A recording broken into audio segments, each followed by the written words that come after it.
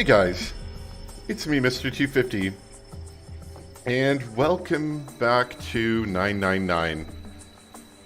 We're going to be finishing up today, I believe. We are in the true ending route, so if you are trying to avoid spoilers or you haven't seen this game before and you are concerned with potential spoilers, this is like the last 2 to 3 hours of the game, the true ending and everything, so would highly recommend not watching this if you're worried about that sort of thing. But if you are here, in fact, to see the end of the game, well, we'll definitely be doing that today. And with 100% less technical problems than ever before, I hope. So, anyway, we last left off, this is a spoiler warning, by the way. We last left off getting all the way down the route to the true ending, and you only played half her out. We got all the way down to the true ending where we'd normally get the axe ending.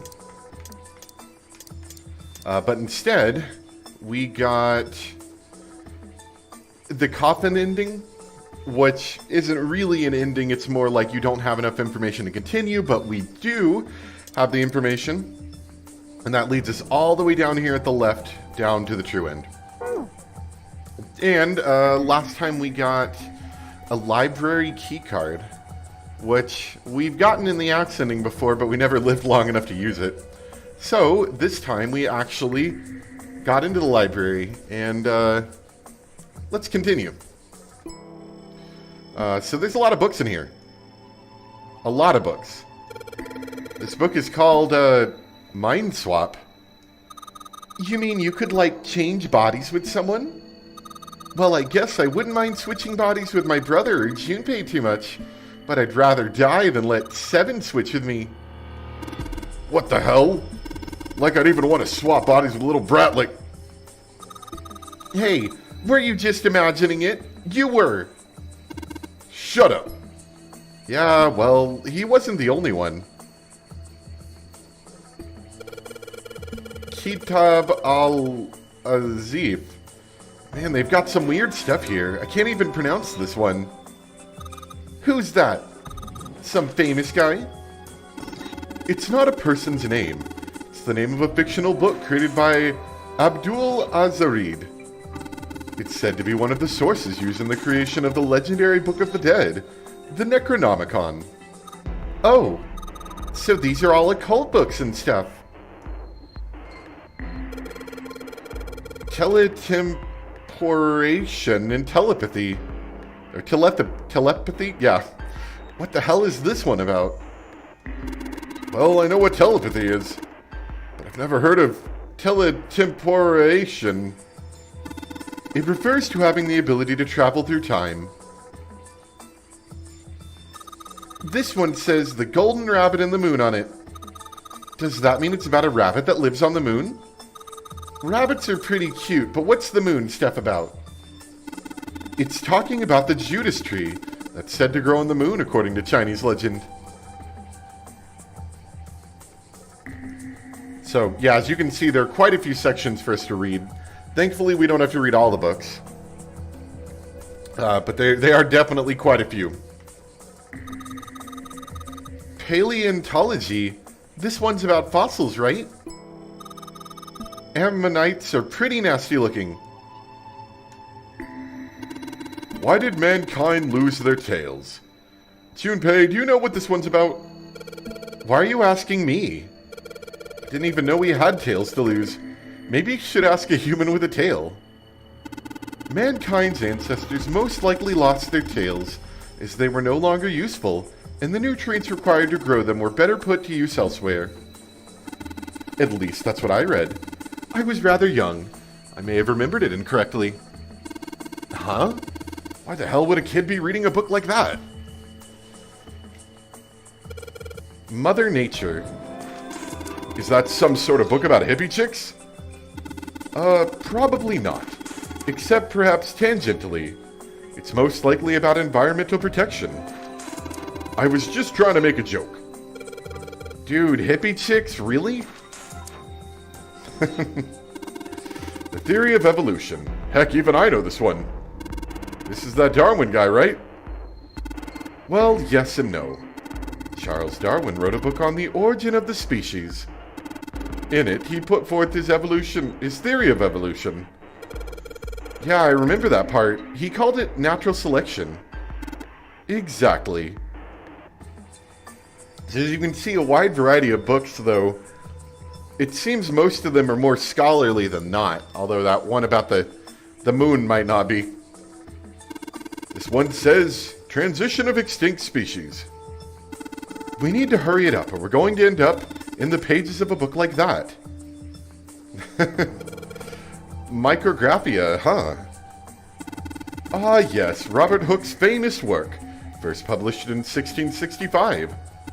He built a microscope and examined insects, inorganic substances, and other things too small to be seen in detail by human eyes.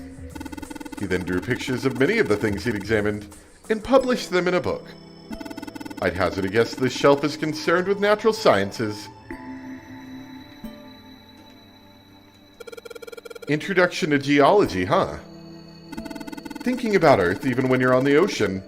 Kind of romantic in a way, I guess. Did we read this one? No, Creatures of the South Seas, huh? I wonder if this one's got pictures of colorful fish and stuff. Theories of the Cambrian explosion? Did a bomb go off near somewhere called Cambria? Wrong kind of explosion. Roughly 500 million years ago, during what is known as the Cambrian period. Research suggests that the variety of living organisms increased by an order of magnitude. Why that happened is, however, still something of a mystery. There are a number of those theories. This book is most likely a collection of them. Alright, so we did the left two quadrants here. No, we did that one as well. Okay, so it looks like it's left and right. Energy theory, huh? I don't even understand the title. Looks like the shelf's all science and technology. This looks like something potentially important. Are property values going up out in space too these days? Man, guess times are tough for aliens too. This one says cosmic inflation. Alright. Here's the Faraday's law of electrolysis. I believe that's going to be about electrolysis in an electrolyte solution. These particular laws were set down by Michael Faraday. Nothing up here? Okay. Nothing up there. Theory of general relativity, huh? Oh, I know this one. That's Einstein, right? Yes, that is.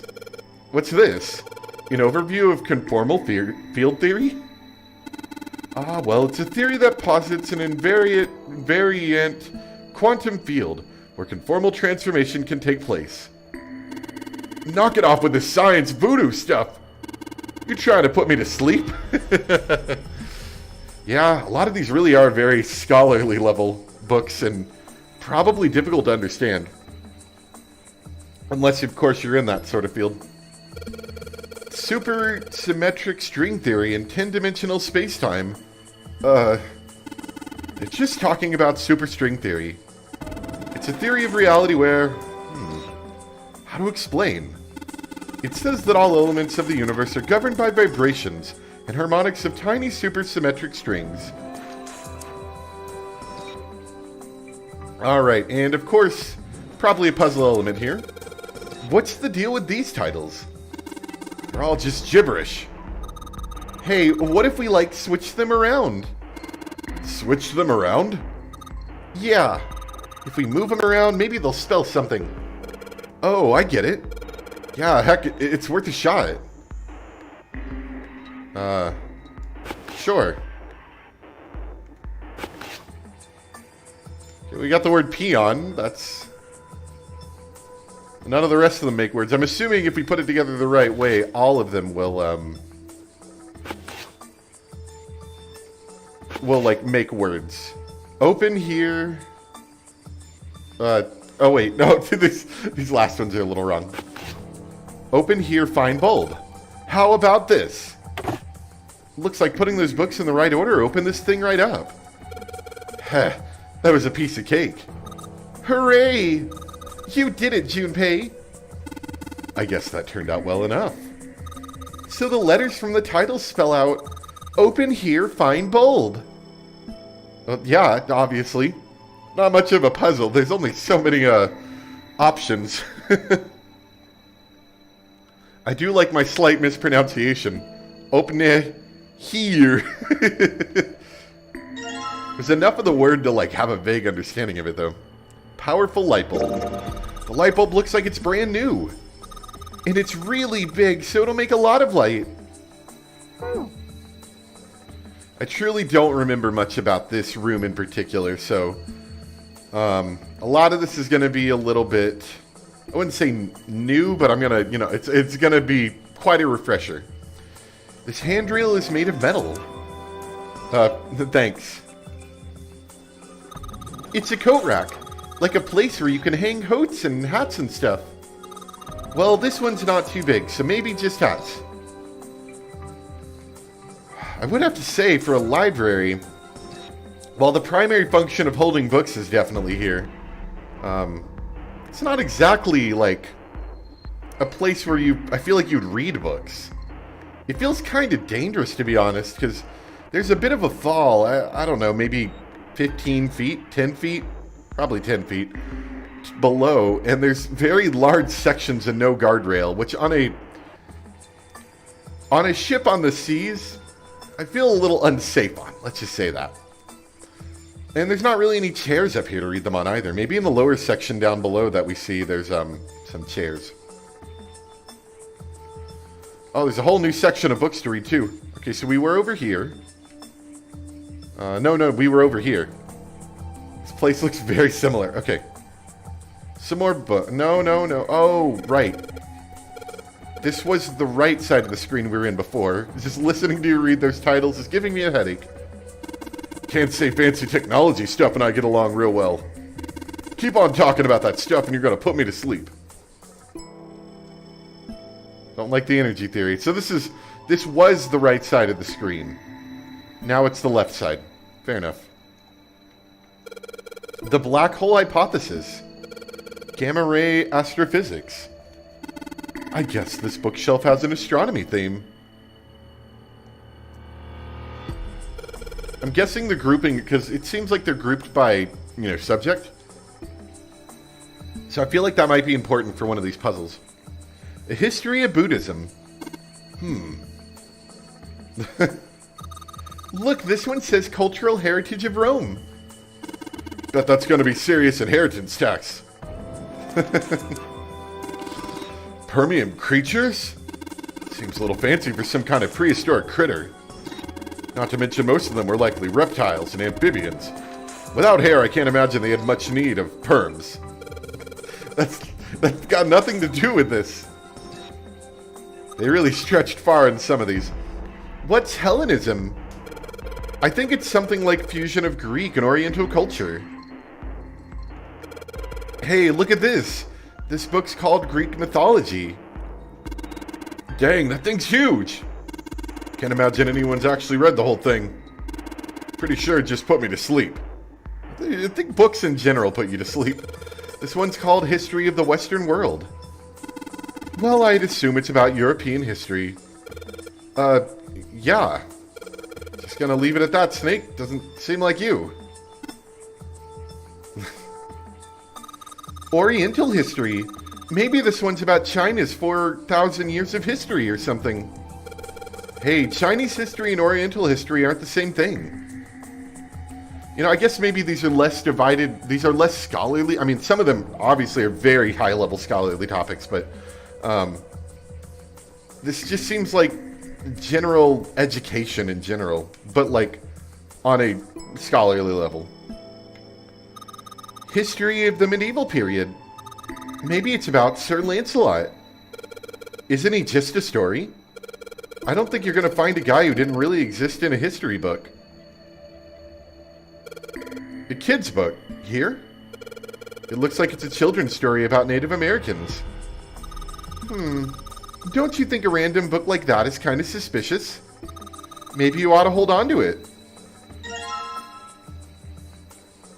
Cowboys and Indians. This one has some Native Americans on the cover.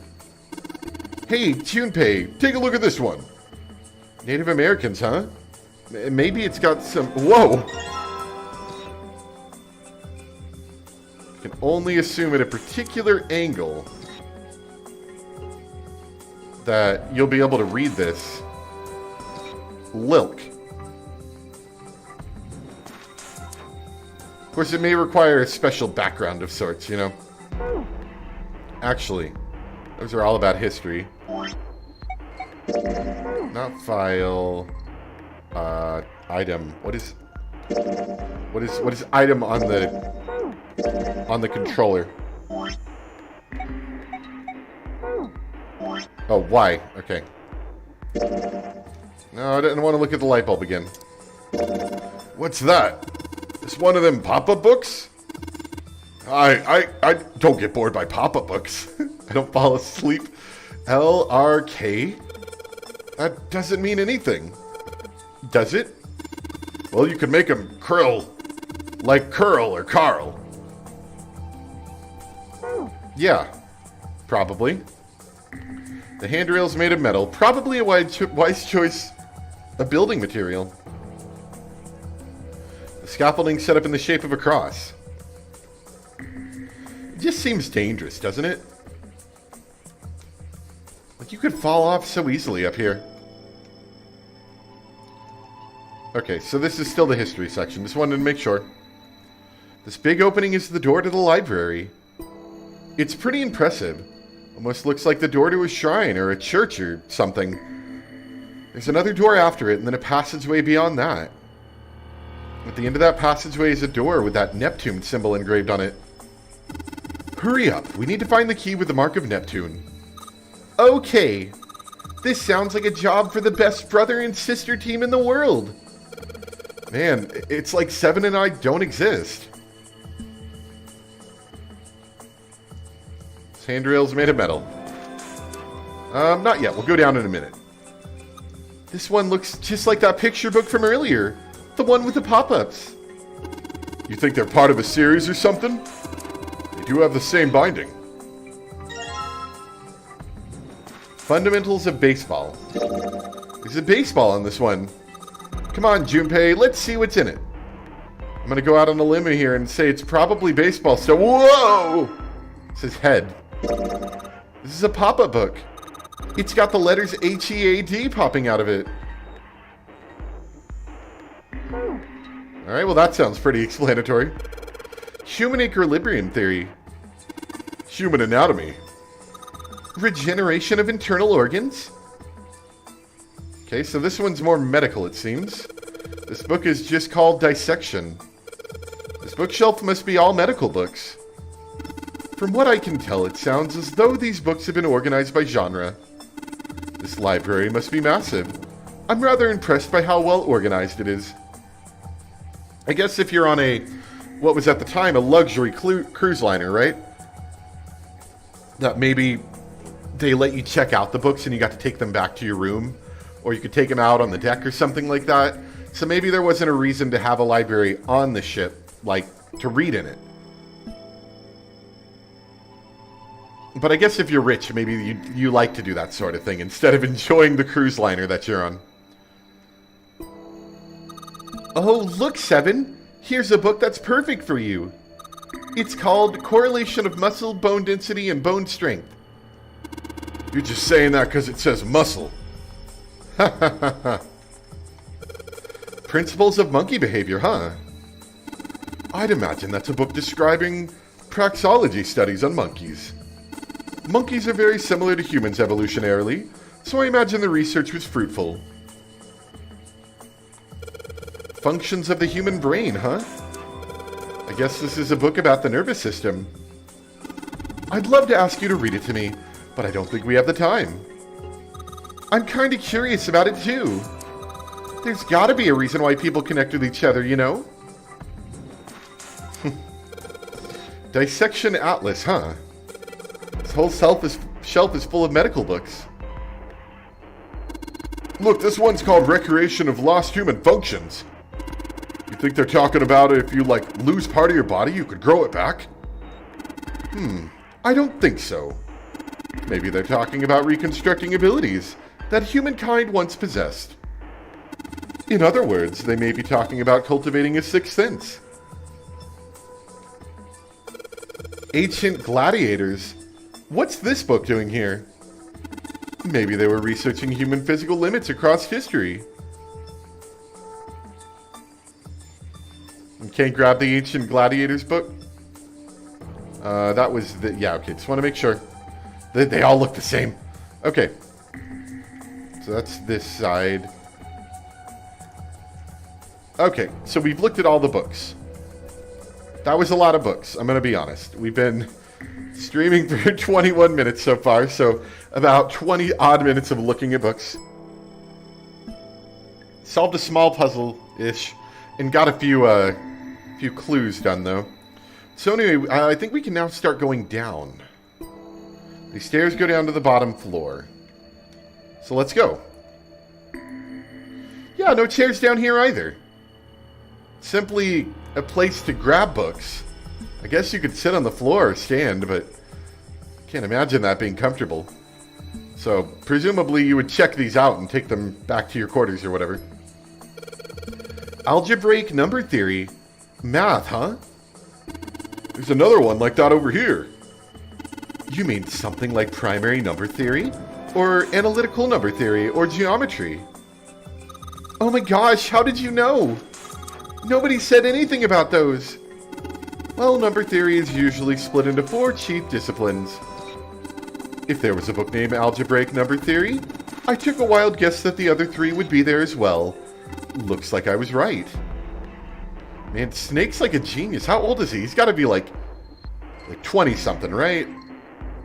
He doesn't look like he's severely old. I can't imagine he's more than 30. And he's done a lot of reading for someone who can't see very well. The Pythagorean Theorem. This is a famous one. Sounds like there are a number of math books in this section. Yeah, so this is all math over here. Owen, huh? Owen isn't enough to go on. Perhaps it's about the English Revolutionary. Dad Kind. What the hell is this? Wasn't that a German mathematician? Oh, really? That's a name? Maybe it's a complication of his work. Compilation, even. Not complication. Lieberness. This book is in German. It looks like it's the complete works of something. I've never heard of it. Well, if Snake doesn't know what it is, I don't think we'll ever know. I mean, we could look in it. Of course, it's in German. Sheldrake? Sheldrake? Isn't Sheldrake... Who's Sheldrake? That sounds familiar. I don't know what off the top of my head. This one's Goldback's conjecture. Conjecture? What's it about? Like magic or psychic stuff or something? Right, I bet it's about jewelry, isn't it? It may have an odd title, but it's actually a very respectable mathematics book. It deals with one of the unsolved problems of additive number theory. Sorry I said anything. Look, let's not get into this right now, okay? That's a weird book, Junpei. Indian mathematics. Ha, that's funny. Why is that funny? Because it's Indian? I don't know. It says, Riemann's hypothesis. What is there to hypothesize about with a Riemann? Isn't it pretty straightforward? Riemann? Heavens, no, there are many factors. Length, girth, lubrication, or lack of. It's an exciting and rapidly growing field. Whoa. Okay. Anything else? Yeah, I guess some of these give you a little more text when you read them. But I feel like a lot of these aren't actually going to be important to us.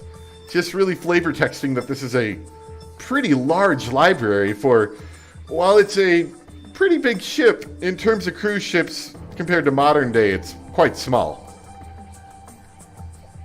And I'd argue that a lot of modern cruise ships, being that they're more about the adventure of being on the cruise ship and all sorts of stuff like that, I'd kind of wager that they either wouldn't have libraries or they wouldn't have very big ones. I feel like a library is just a thing I wouldn't see on a cruise ship. I don't know. Never thought about it. What's this? Origin of Japanese folklore? Looks like there are a bunch of books about Japanese culture here. Mostly ones about folklore, though. Well, folklore can cover a wide range of subjects. History, urban life, religious trends, environmental changes, oral traditions. Folklore can cover all of those things, if you know where to look. This looks pretty deep. And I imagine that on, well, I don't know, like, would the people on the Titanic or the sister ship be interested in deeply scholarly titles? Some of them aren't necessarily scholarly, but they're definitely a high reading level. And I wouldn't exactly say they're exciting. More educational than anything.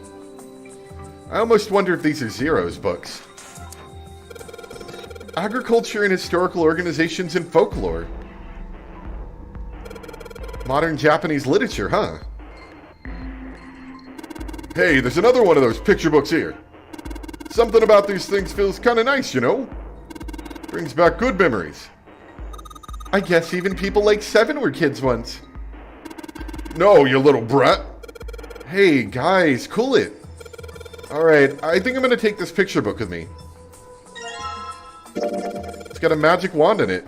Okay. So, what's inside? Well, aren't you going to open it? What's that, Tales of Old Japan? Pretty sure it's just going to have pages inside. Whoa! SE5L? Looks like another pop-up book. This book has an S, an E, a dash, and a number 5 sticking out of it. I might be impressed if I was 5.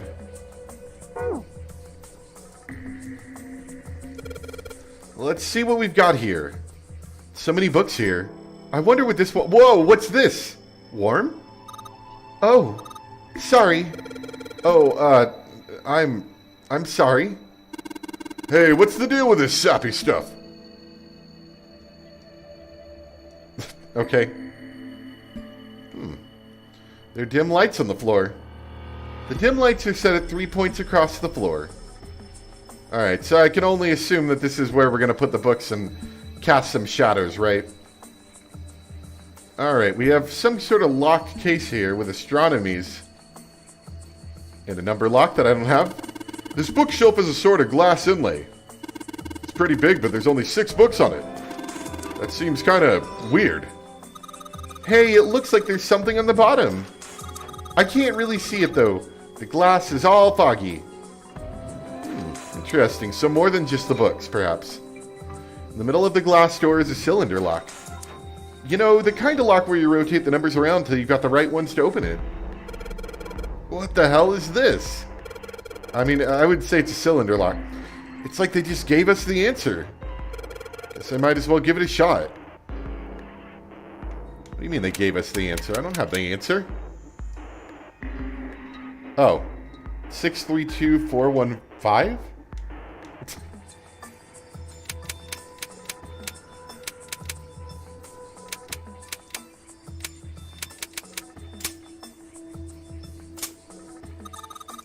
Really? That was easy. You did it, Junpei! Yay!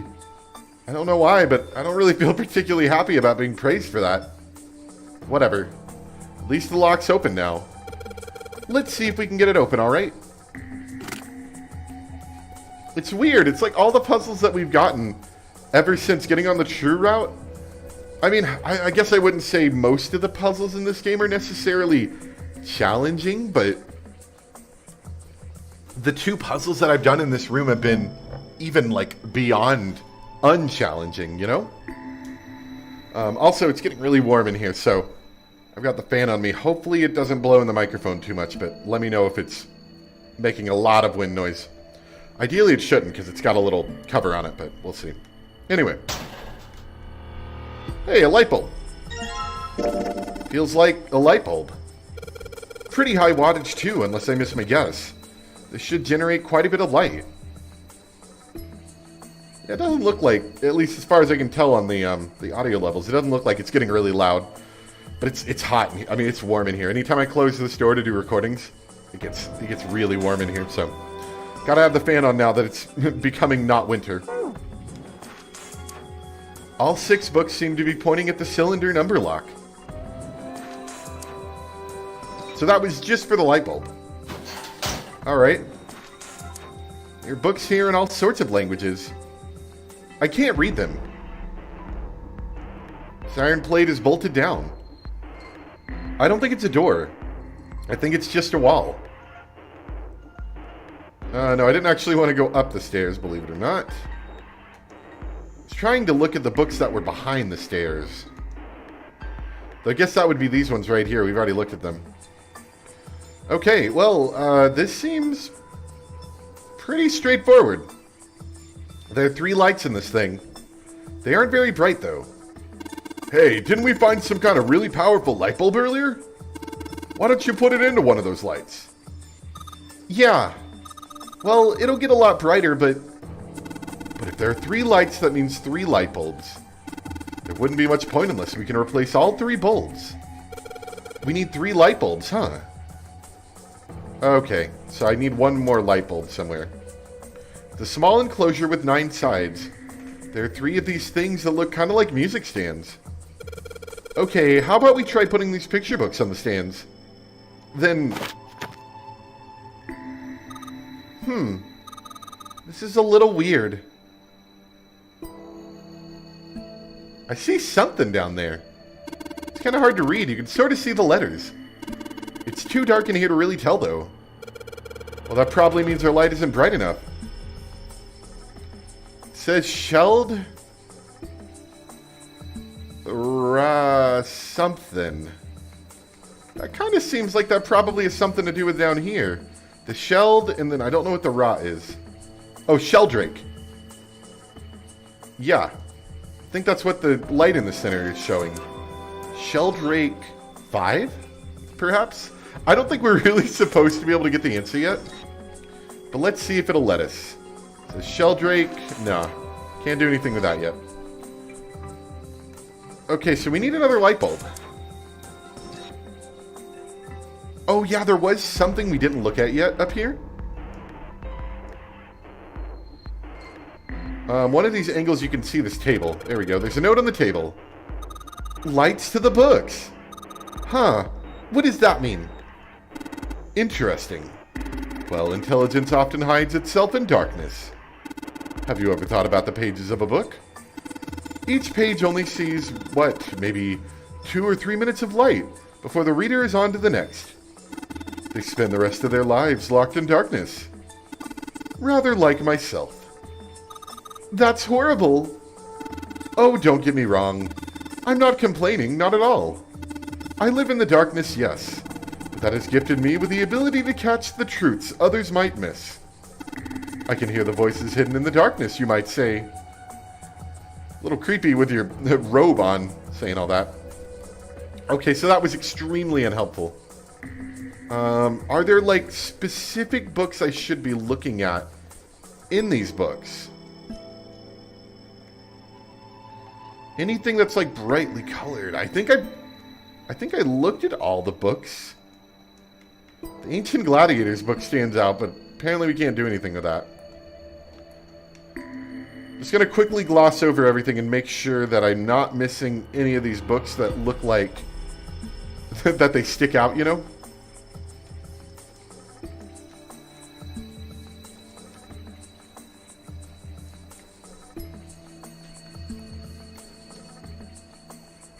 That one you can't look into. So we got the light bulb from here. I don't think there's anything else on this screen.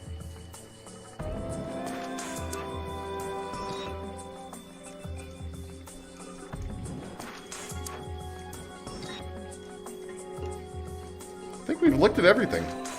There's got to be like one little area that I haven't looked at though, of course.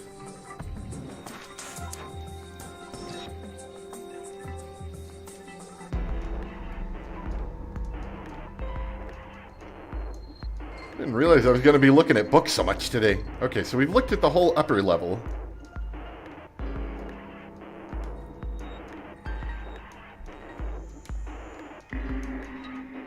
Looked at all this level.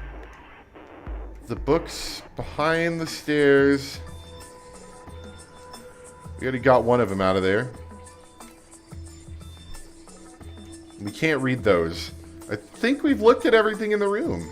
There's nothing else in here, right? Yeah. Alright, well I didn't think it was going to be that fast, but I guess we're going to have to look up the answer to the puzzle, even though it's been very, very easy so far. I didn't think I'd need to do that. Okay.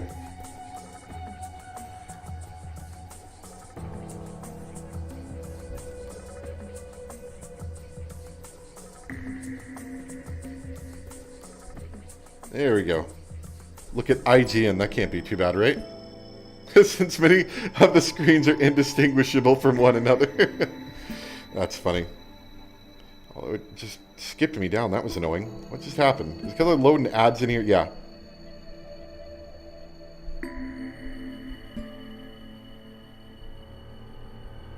Okay, so you need to find 3 bulbs and 3 books. We found the 3 books. Open here, find bulb. That's one of them.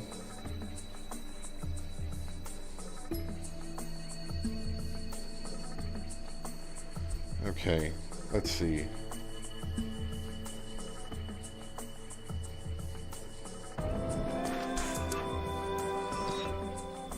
So they're trying to give me instructions based on north, south, east, and west. I believe it's on the upper level that they're wanting me to go to. Let's check out the map. The way they describe it, we were referring to the 4 places you can stand on the upper level as north, south, east, and west. For the cardinal direction where Junpei is currently located, not the wall that you're looking at.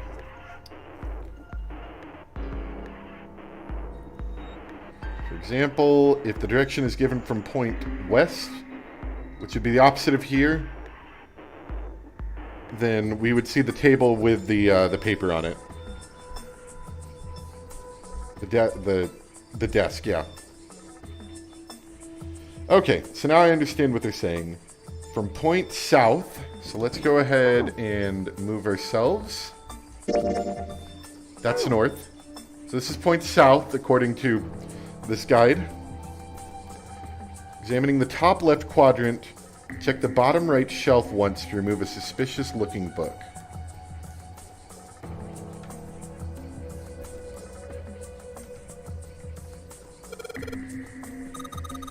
I think whoever set this up wanted us to see the cover, not the spine.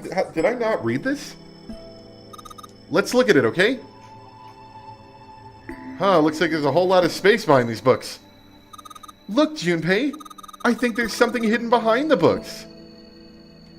There was. Did I not read the rest of these? I guess not. Guess I have some more books to read. Communication and Computer Science, huh?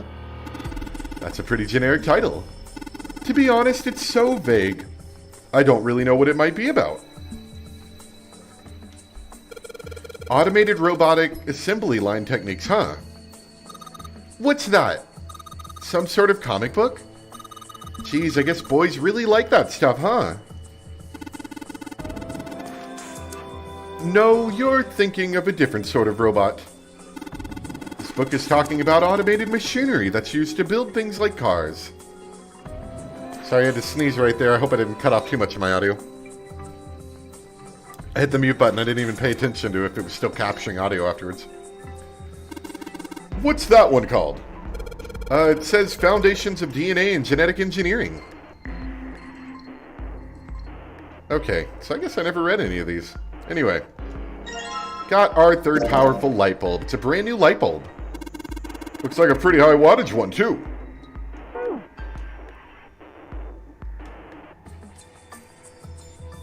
Yeah, I don't know how I didn't read that one. Did I read these? Principles of Monkey Behavior. I did read these ones, so I guess I must have just missed that somehow. Anyway. The bookshelf downstairs. Don't shove! I'm not kidding, don't push me! What the heck, man? I wasn't gonna, but now that you bring it up.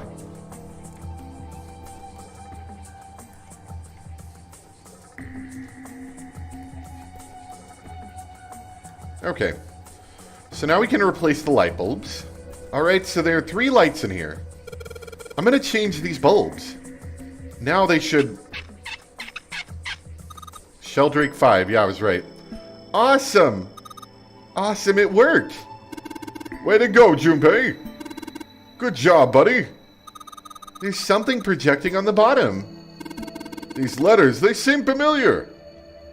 Yeah, they do. Sheldrake 5? I think I saw the rest of his collection somewhere. Yeah, I think it was somewhere around here. Let's go take a look. Okay. Sheldrake. Have you heard of him? Sheldrake, I mean. I feel like I have, and it might have been just from this game. Yeah, Lotus told me about him. Oh yeah, Lotus... I think she did. There's a British biochemist Yeah, there we named go. Sheldrake. He has a rather interesting theory. Morphogenetic fields, which relies on the theory of morphic resonance. So yeah, we heard about that. Really? From Lotus, huh? We heard about morphogenetic fields from quite a long time ago. Well, Clover also said something to me about that stuff. She did? Yeah, what was it? The ability to access a morphogenetic field is affected by a couple of things. The first is epiphany, and the other is danger. That girl. I told her not to tell anyone. You did? Why? Well... Look, man, I didn't push it because we're in a hurry, but I'm kind of sick of this. How about you just tell me, okay? Tell you what? Don't give me that. About the experiment. Ugh. Very well, fine. I'll tell you everything. But not here. Let's move to the top floor.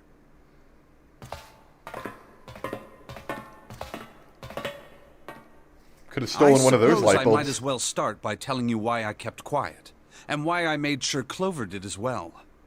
To be honest, the explanation is quite simple. Zero told me not to. I had little choice. He didn't walk up and tell me, of course. He gave me a message engraved on a card. That's a Braille card. It looks just like the one you showed us earlier. So you had 2 cards. No, only one. Huh? What do you mean? I thought that card just had some rules for the nonary game on it. Yes, it did. And those were the rules I read you. However, they were not the only thing on the card. There was something I didn't read. Well, perhaps I should say, there was something I couldn't read. And that was? Tell no one of the events that took place 9 years ago. Tell, and I activate your sister's detonator. Ouch. It's a threat on our lives. Oh. Well, what about Clover? Did she get a message from Zero too? I don't believe she did. But doesn't it strike you as strange that Zero would shut my mouth, but not hers? Yeah. To be on the safe side, however, I told her it was best not to tell anyone. Still, apparently she told you. That girl. What's wrong with her telling me? I figured some stuff out with the things she told me. I mean, it looks like the whole activate her detonator thing was just a bluff. She's prancing around downstairs happy as a clam now that you're back. That's very true. I've decided I can trust you. I've decided to tell you the truth. The chance that Santa is Zero is very high. I feel I can assume Santa doesn't have the time to observe us at the moment. And at any rate, even if he were, I very much doubt he would kill us. Why? Clover told me about the 4-leaf clover, about the words. You know the words? If he knew about that, then he was in my group during the first experiment. I'm sure of it. He wouldn't kill us. You knew the leaf words? No matter what the situation was. Hey, Snake? Yes, I know. You want to know what happened during the experiment. Oh boy, here comes some exposition. Yeah. How much do you know? Clover told me about... I see. The morphogenetic field in the experiments 9 years prior. How the experiments had taken place simultaneously at 2 locations, one being the ship and the other being a building in Nevada. And the girl that died during the experiment. She told you all that, did she? At any rate, I now know how much you've learned. All that remains for us to determine Is who did this and why, right? yes. Can you tell me what happened? Yes. The people who organized the initial experiment were from a company called Cradle Pharmaceuticals. There were 4 of them running the show. Gentaro Hongo, Nagisa Nijisaki, Teruaki Kubota, Kagechika Musashido. Hongo was the CEO of Cradle Pharmaceuticals. Definitely looked a lot cooler in this picture. Nijisaki was his right-hand man and did the lion's share of the planning. Kubota led the company's research and development division. Musashido was their majority stockholder. He definitely looks like a man with some money. It was these 4 people who planned the initial experiment. Let me simplify it for you. Hongo designed it, and Nijisaki put it all together. Kubota developed the technology required, and Musashido provided the cash. So it's Hongo, Nijisaki, Kubota, Musashido... Of course, more than 4 people were required to conduct an experiment of this scale. To that end, they organized a top-secret team to assist them with their research. All in all, they gathered 10 people or so. Those 10 completed their team, and they were able to begin the project. They named it the Nonori Project. The purpose of the experiment was to research the prospect of controlling a human mind through sheer will. The vessel, I suppose you could say, for this control was the morphogenetic field. Huh. Why did the glycerin suddenly begin to crystallize? Why did the crystal structure of EDT undergo a sudden change? Why did the rats improve their puzzle-solving skills with each generation? Experiments with humans produced the same results. The more people who knew the answer to a question, the more there were who could answer correctly without having seen the problem before. Why is that? How could it happen? The answer is that the shape of the answer has been stored in a field invisible to the naked eye. And through that field, the resonant event transmits information related to that answer. That's essentially the idea behind morphogenetic fields. But that's just a theory. Can't bring yourself to believe it? Yeah. Let's say someone killed another person because the devil told them to do it. Whether the devil exists or not has no relevance to the murder. They believe the devil exists. Whether or not he does is immaterial. So what matters here is that Hongo believed in the morphogenetic field. That's right. But I still don't get it. You said they wanted to figure out how to control people, right? That is what you were saying. Yes. So how are they going to do that with a morphogenetic field? I'll keep it simple. Let's suppose 10,000 people have solved a certain problem. The chance of you knowing that answer, even if no one has told you, will go up. Let's have another example, shall we? Say 1 million people were to do a handstand right now. Tomorrow, the chances of you doing a handstand would be higher, even if you had heard nothing of this hypothetical mass handstanding. Mankind's thought process and actions are all part of a resonant event. All of the resonant events encoded in the fields are projected onto you. Of course, this assumes you believe in this theory. Do you follow so far? Yeah.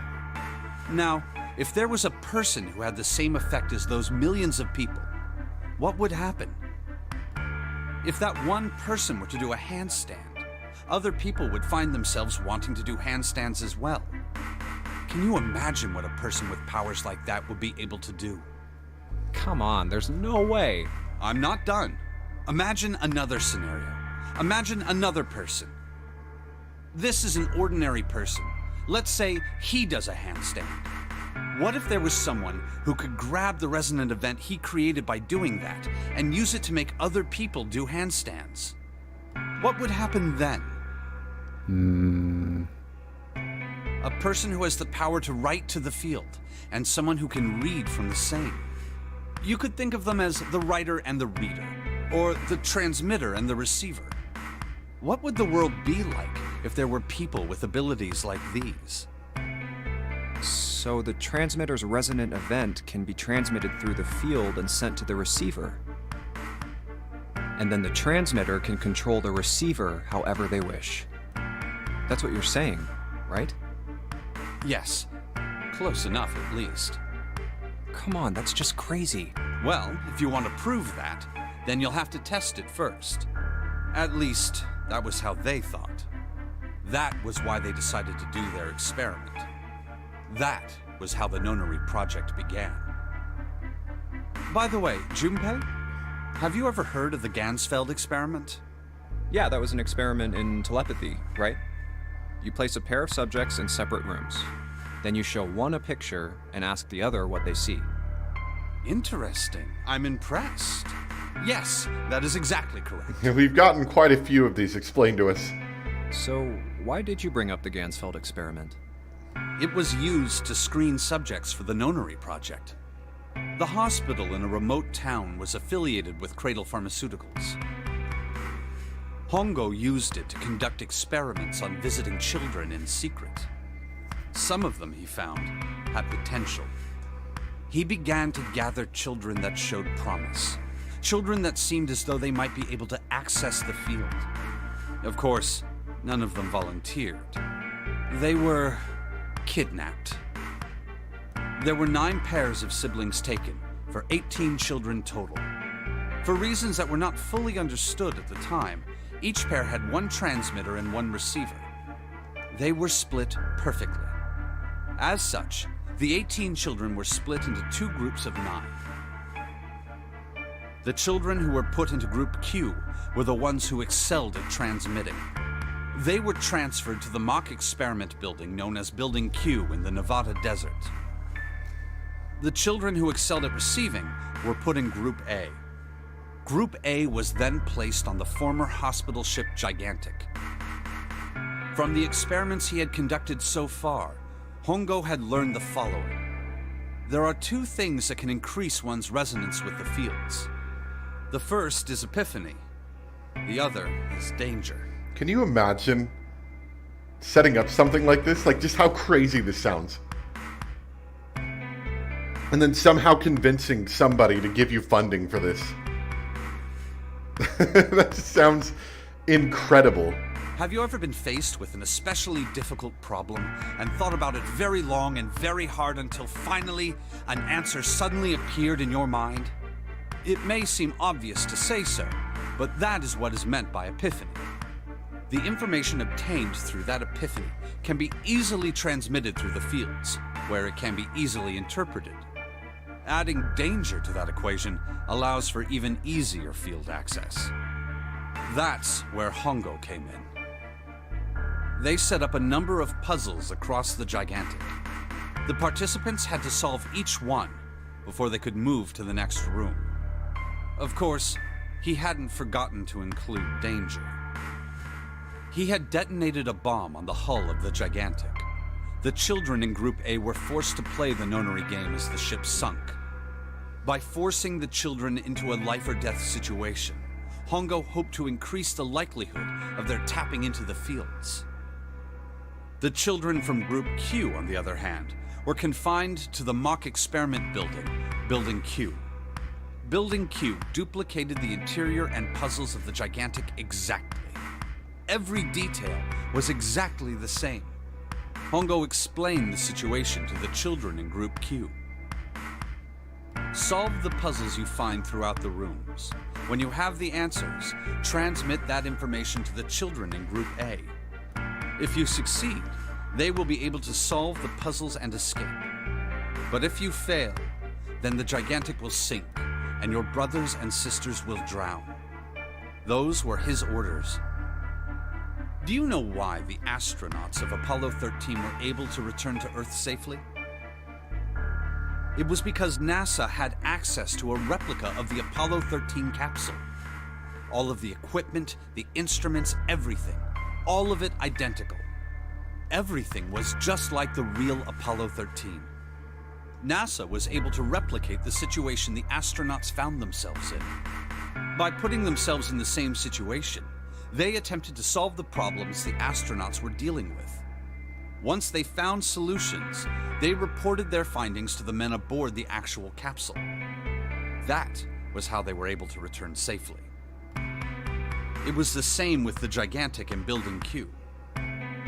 The children from Group Q had to use the power of Epiphany to solve the puzzles they found and transmit what they learned through the fields.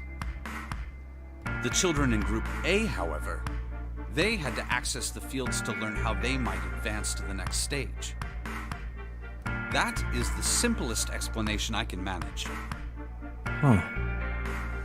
Hey, Junpei, Snake! How much longer are you two gonna sit around on those bony asses? Yeah, as far as I know, we're running out of time here. Get down here already!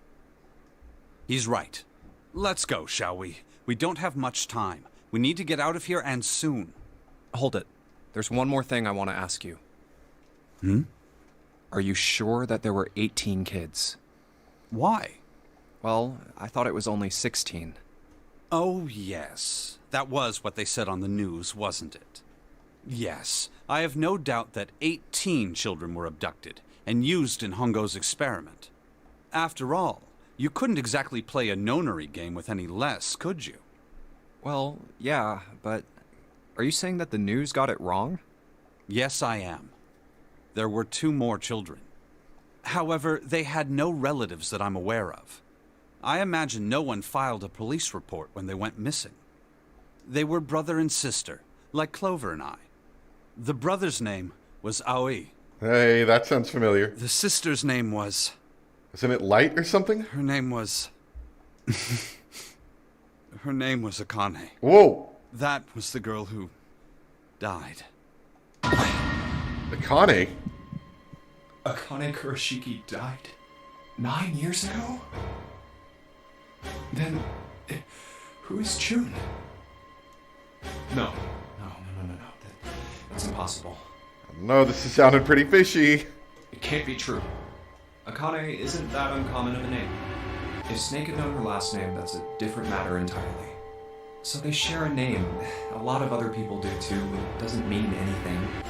It was someone else. Of course it was. It has to be. Is something wrong, Junpei? Your breathing sounds strange. Oh, no, it's nothing. I'm fine. Let's get back down there, all right? I couldn't do it. Why didn't I ask? What's her last name? Probably because Just couldn't we don't get want to the words know. to come out. That would certainly lead to some weird situations if we really found that out. Alright, anyway. If you remember, Sheldrake 5 was what we had written down. Now, I don't see why we couldn't have taken this book out and found out, maybe. Why we had to wait for the puzzle to tell us. But then again, there are a lot of books here, and we couldn't necessarily have known that it would have been in this particular book, so maybe it's a time sort of thing, you know? Sheldrake, this is it. This is what the shadow picture was pointing to. But didn't it say 5 at the end of the shadow picture? Yes, I think we need to find the 5th volume. Well, would you look at that? There's a big red button behind this book. I guess we should press this button.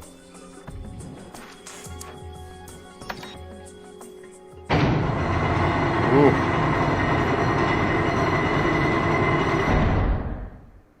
That's definitely impressive. What was that sound? It sounded like something really big was moving. It came from the top floor. All right, let's go check it out.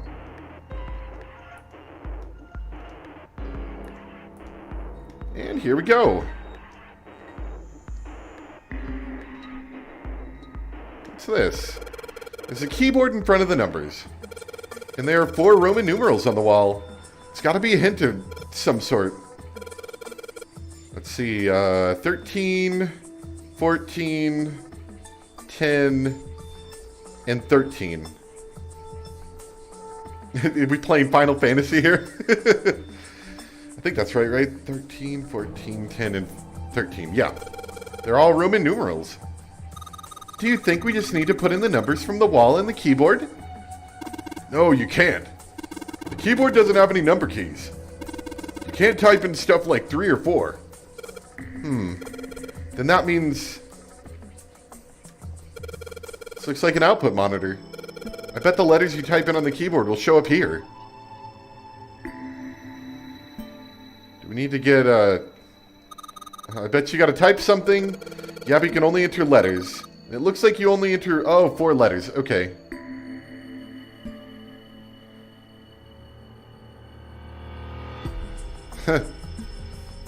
What? Hold on. 4 letters. They wouldn't mean like Z-E-R-O, would they? No, I don't think that would be the case because the 13 and the 13 would be 2 different letters. Or would it be the same letter? Let's see how it works. I guess you need to hit enter once you type in the letters. You can erase what you typed in with clear. I don't think that's the case, but let's just try 0 and see what happens. Nope. Dang it. I just don't get this. What the hell is the point of these Roman... What is Snake doing? These Roman numerals, if you convert them to Arabic numerals, you'll have 13, 14, 10, and 13. True. But this keyboard only has letters, and we can only enter 4 letters. Then why don't you just convert the numbers to letters? Convert the numbers to letters? What was that? Did I write it down? I think I wrote it down over here. I still have my paper for some reason. Let's see. So... 13 was D. Nope. 13 was D. Was 13, 14, 10, and 13. 14 is E. Is it dead? 10 is A. Yep, it's dead. Alright, fair enough. Yay! You did it, Junpei. It's unlocked now. Good job, Junpei. Whoa there, don't get too excited. Password was dead, remember? Just makes me think whatever's waiting for us isn't good. So what? Jeez, you're such an old lady. We can't be worrying about stuff like that. I mean, come on, we got it to unlock, didn't we? Let's go, hurry up. Alright. Alright, Handle, it's time we got this over with.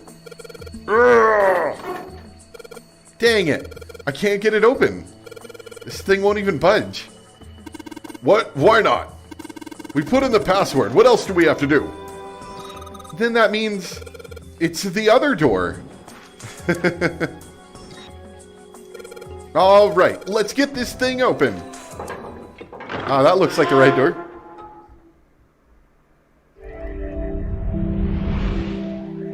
Too much knowledge in there.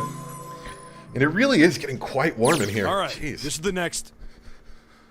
I almost wonder if I need to get another fan. Ugh, the door! Did that just close on its own? Don't tell me we can't go back. I don't know. Let's see. You should have put something in the door, 7. Damn it. It looks like it locks automatically. Is there any other way out? Well, there's another door over on the right. There's a card reader next to it.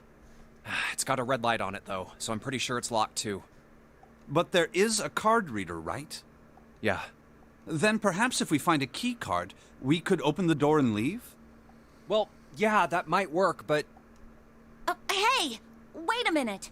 Are you saying we're gonna have to search through this room for one little card? Oh, man. There's a lot of stuff in here. Looks that way. No way! For real? Well, we can sit down and wait to die, if that's what you prefer. I rather doubt that, however, so it would be wise to start looking. We haven't much time. Let's find that key card. Oh, and the Neptune key as well. We won't be able to get through the hallway without it. All right then, let's begin. It's definitely pretty messy in here. seek a way out. Alright, so this, as far as I know, this track only plays in this room. And it's pretty cool. I like this one.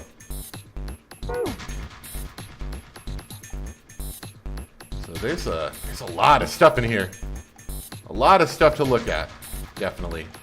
So let's start at the entrance over here. Hey, Junpei, isn't this a nautical map? Yeah, I feel like I've seen this before. Let's take a look at that. We have seen this before. This is the original one. There's another one. That's not what I wanted. Study nautical table. Nautical table from the study. It was found in the drafting table. The faded line on the right edge must be connected to the line on the left edge. So, as far as I can tell, this looks like the route from the other map, but it's, like backwards. Oh, listen to that spooky music.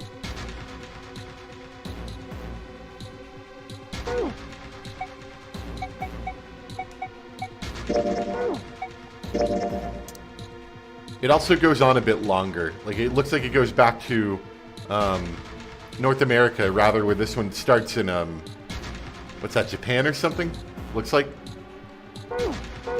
Anyway, I'm sure that'll be helpful. A drafting table.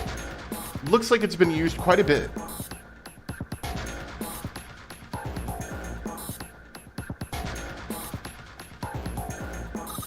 It's a chair.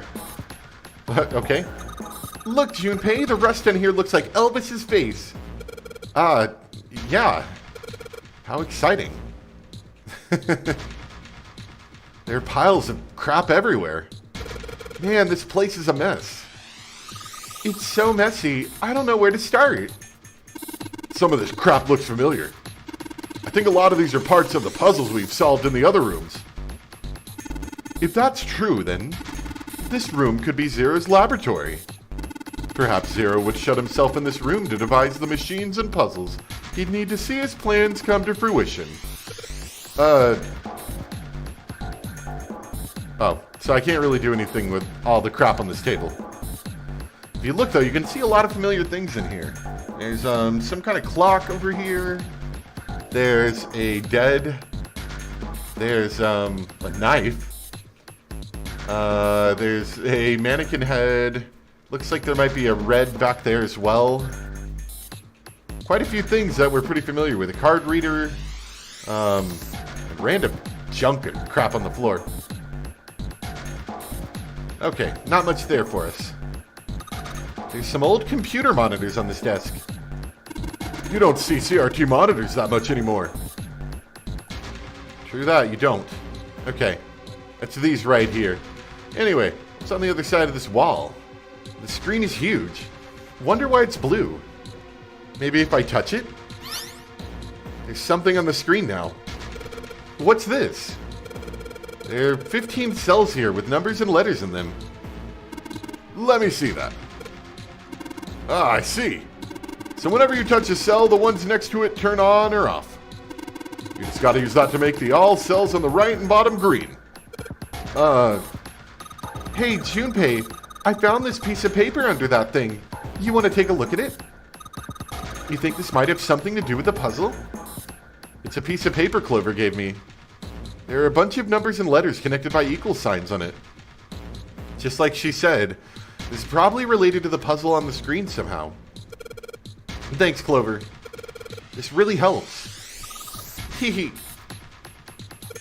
Alright, let's go back and try again. Anyway, it looks like I just need to make all of the cells all green. Oh no.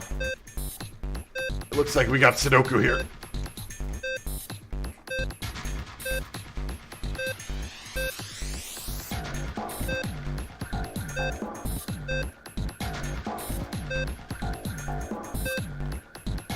Do we just need to get them all lit? No, that's not the case, actually. It appears there's certain combinations that are important.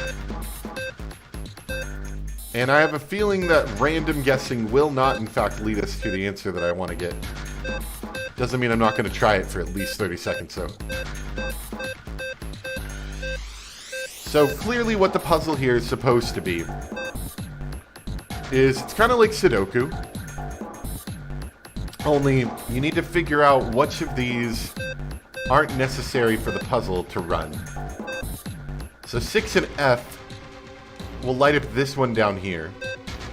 I'm assuming that I use that same chart where A is 10, B is 11, and so on, but it could be a different one. It also appears that anyone that you hit will invert all adjacent squares as well. So that's kind of important as well to figure out what particular order to hit these adjacent squares in. Doesn't seem like I'm going to get lucky on this one, though. Got quite a few of them lit. Anyway, we're going to back off that for now. This is a lot harder than I expected.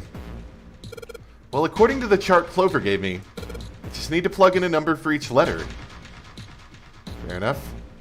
Before I try this again, I should really look over the instructions. I touch any of the 9 cells that aren't the all cells. When I touch a cell, the cell I touch and the ones next to it change. So I just have to touch the right cells to make the all cells all green. Oh, I didn't mean to do it again. I'm going to leave this one for a little bit. I probably will have to look up the answer. I do distinctly remember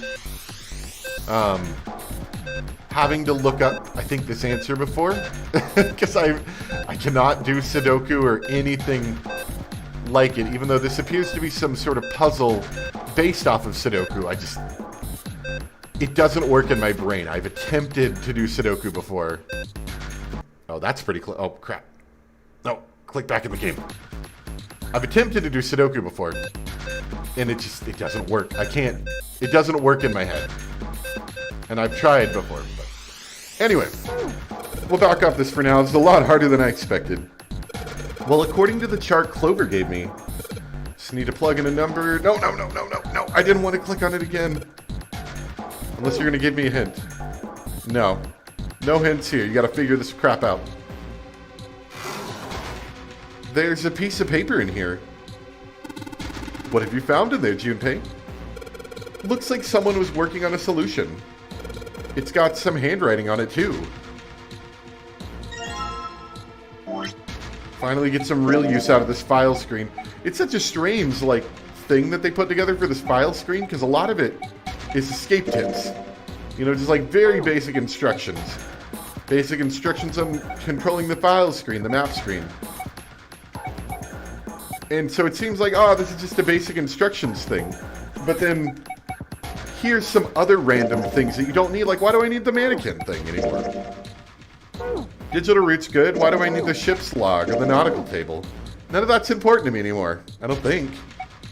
It's just strange what items they decide to put in the file versus what items they decide to give you as a clue. I guess they can't really give you file clues as clues too much unless they put it on a scrap of paper or something.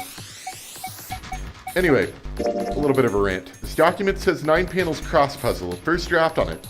It was found on the filing cabinet in the small cluttered room. Since it says first draft, presumably it was improved upon in a second draft and then a third and so on.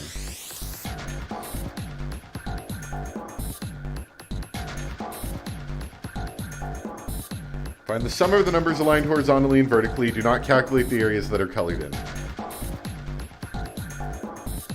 Gotcha. So anything that's grayed out is not included as part of the puzzle.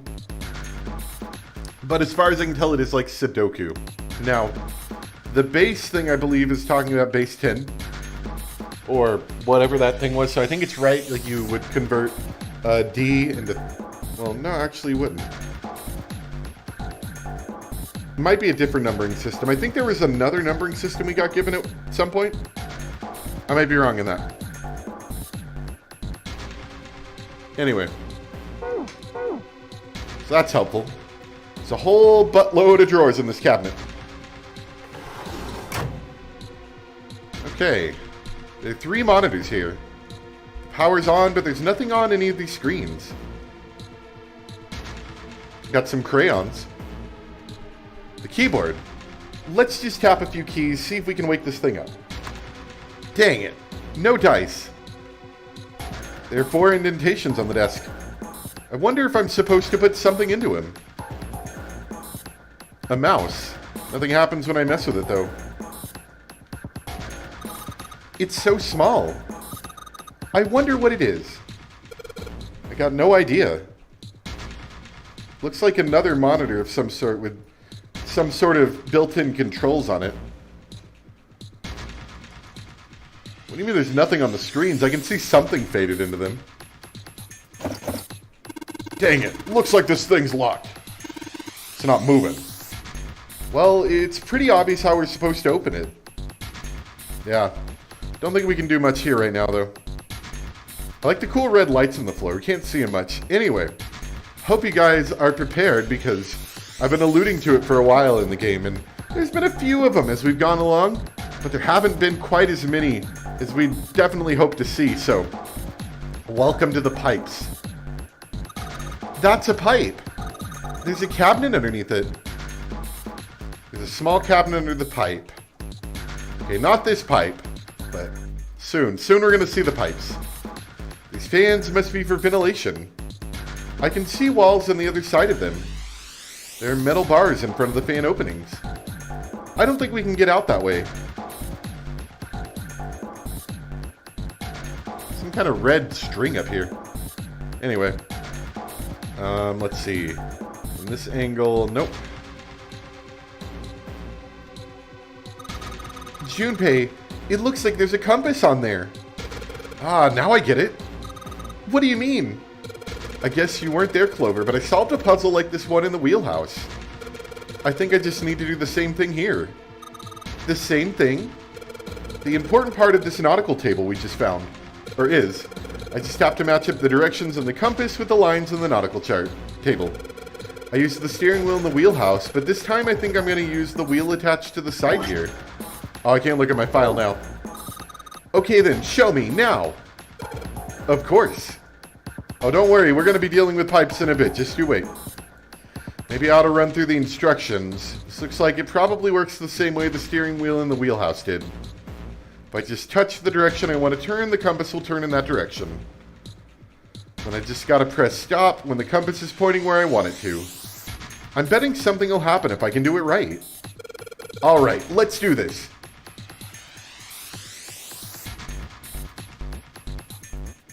Okay, so they gave us a hint, thank goodness. So we're starting in, what is that, Europe? Something like that? So, the first direction we would take is, or no, yeah.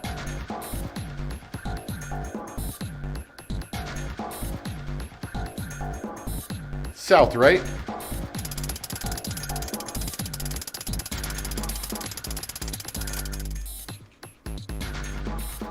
Then west. That was the wrong way. I hope it lets me just keep turning the wheel until we turn west. That would be southeast.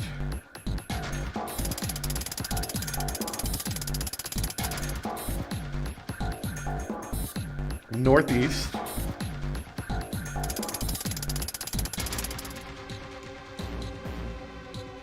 East.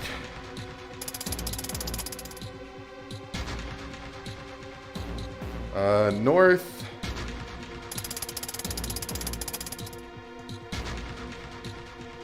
And then east.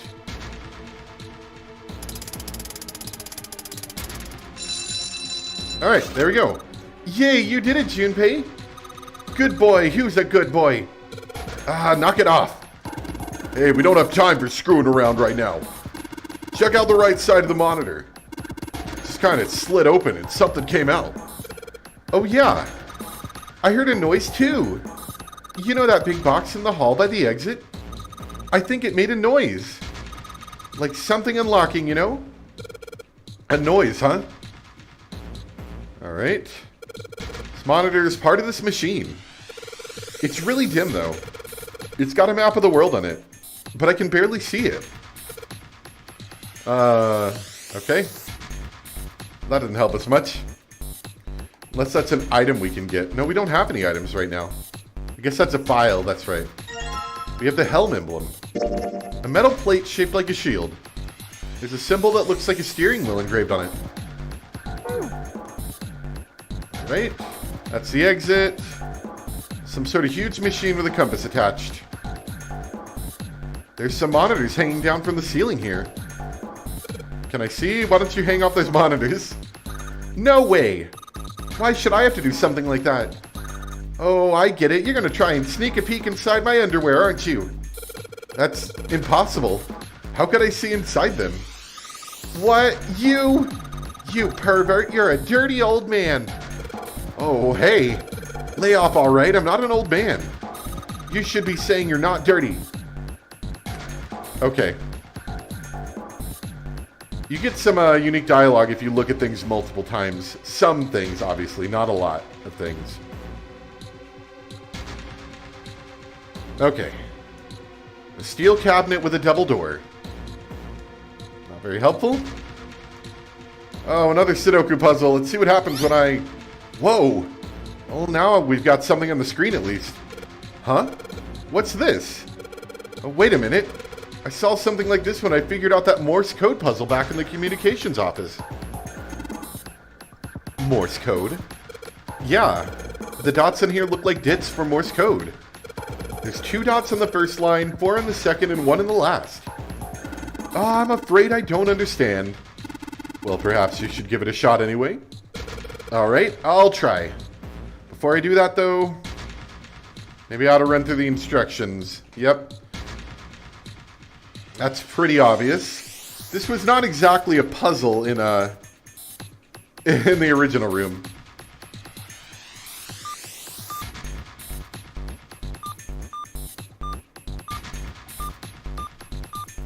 Oh, I don't know what the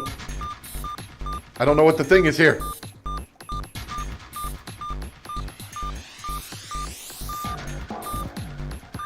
Yeah, I don't know what the thing is here. No, don't do it again. You don't have to give me the instructions every time. I guess you don't want to leave anybody behind, but still. Alright. Some more red lights in the wall. It just seems kind of scary, doesn't it?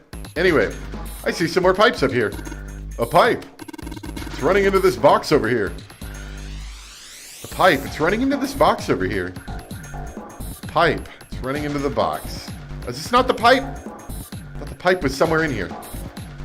And this isn't the pipe. Where's the pipe? Oh, I think I've located the pipe. A pipe. A pipe. A pipe. There are 3 pipes here. Give me a P. Give me an I. Give me a P and an E. What's that spell? Pipe. What the hell are we doing? That's your pipes. I thought there was more than that. I'm a little disappointed. I feel like I hyped it up too much now. Ventilation fans. There are metal bars over the openings, though. We can't go through them. Okay. There's some pieces of red paper on the middle shelf of the cabinet. There's something written on these pieces of paper. Looks like we've got 3 sheets of the stuff. Really using that file screen. Got to get the money's worth out of it. The Morse code chart. It was found on the steel shelf in the small cluttered room. There's Morse code keys for the letters A to I. Okay. I am going to save myself time from having to write all this. We're just going to take a few photographs with my phone. And then when I need to, I can pull them back up. Okay, that's J to R.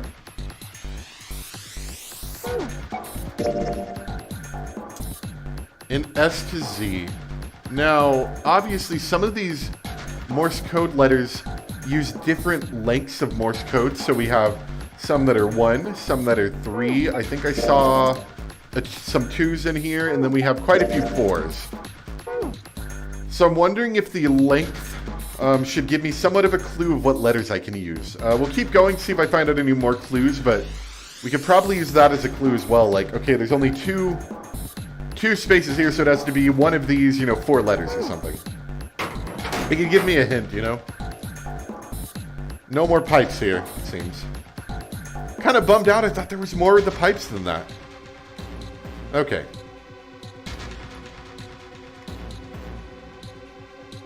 The metal shutter looks pretty sturdy. It's framed with black and yellow warning stripes. Alright, let's open it. Oh, crap. That's pretty creepy. There's a coffin in here. A coffin? A coffin? Oh man, the seven thing... Yeah, he's all pale. He's thinking the same thing I am. No way. Could this be? I'm sorry, but what's going on? It's a coffin. I wonder if there's a vampire in it. Right, I guess Clover and Snake don't know the story. Man, I can't bring myself to tell them. Well, at any rate, let's have a look around. In the Forest of Knowledge, something like that is where Alice sleeps or something like that. There's a metal plaque in the coffin. Snake's touching it. All ice. Ah, the two machines. Gulp. Crap. Man, this is serious. Oh, well, let's open it, shall we? Clover, if you could give me a hand. Okay. I got it. Ready? 3, 2, 1. Ha! No luck. It doesn't seem to be ready to open. Yeah, but it's not like it's screwed shut or something. Yes, I believe it's locked in some other way. Hey, Seven, do you think you could open it with your superhuman strength? No, What's wrong? I think I'll just pass on this one, okay? What the heck? Very well, we'll just have to give up on the coffin for now. Let's look around the room a little more, shall we? Alice sleeps in a small chamber past the Forest of Knowledge beneath the navel of the Gigantic. Is that actually true? Guess that's where we would be, more or less. Let's close that up for now. Man, I thought the pipes are going to be more important. Well, I am a little bit bummed out. I thought there was more dialogue. I guess I just found it pretty humorous at the time and didn't really think too much more about it. The side of the machine, the rest makes it feel rough. Well, we can definitely see a lot of the rooms we've been in up here. These monitors hang down from the ceiling. Each screen shows a room of the ship. Wait, I saw another pipe up here. The pipe. Fluorescent bulbs fill the room with harsh white light. There are piles of crap everywhere. This is pretty impressive mess. If we try and search every one of these, we're going to be at it till the cows come home. Well, that doesn't seem too bad. We won't have to go bring them in ourselves, then. Don't you get smart with me, kid. How about we deal with this area later, okay, guys?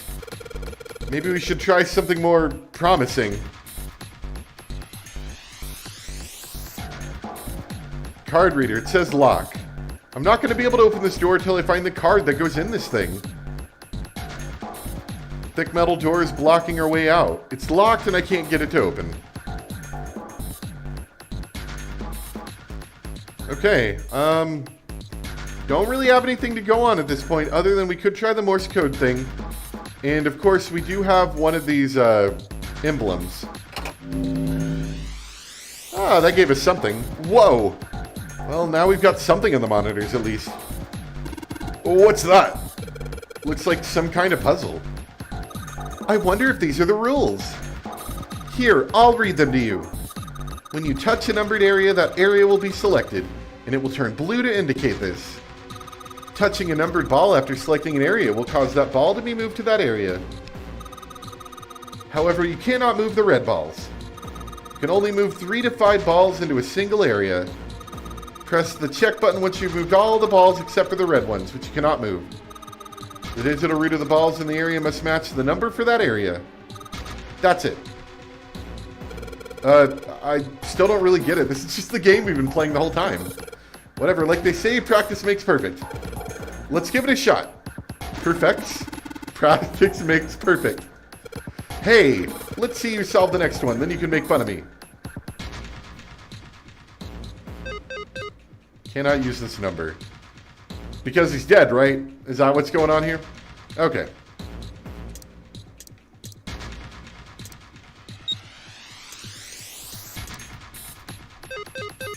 Okay. So we're going to have to... now, I'm going to be honest, I've never been particularly good with the digital root thing, like just figuring it out on the fly. But let's think for a moment what I have here. 4, 5, 6, 7, 8, 9, 10, 11. So we either need to hit 6 or 15.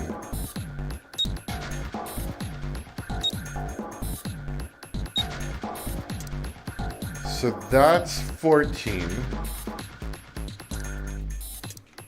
Alright. Does that work?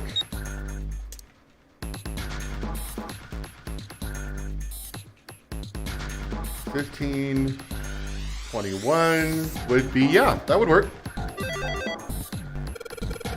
Really, as far as I know, as long as you get one of those, the other one's going to be right. And it doesn't really matter which one you do exactly. There's probably multiple answers for that. Okay, this is it, right? But nothing's happening. There's still 3 more indentations left empty. I imagine something will happen when they are all filled. Doesn't that seem likely? Fair enough. Okay. So, I think maybe we can give this one a try. Oh, that's nice of them to give them to me so I don't have to take the pictures. So there's 2 characters in the first one, 4 characters in the second one, 1 character in the third one. And as far as I can tell, there's only 1 screen, so that would be 3 letters. So 2 characters in the first one could be A, I, N, A, I, or N.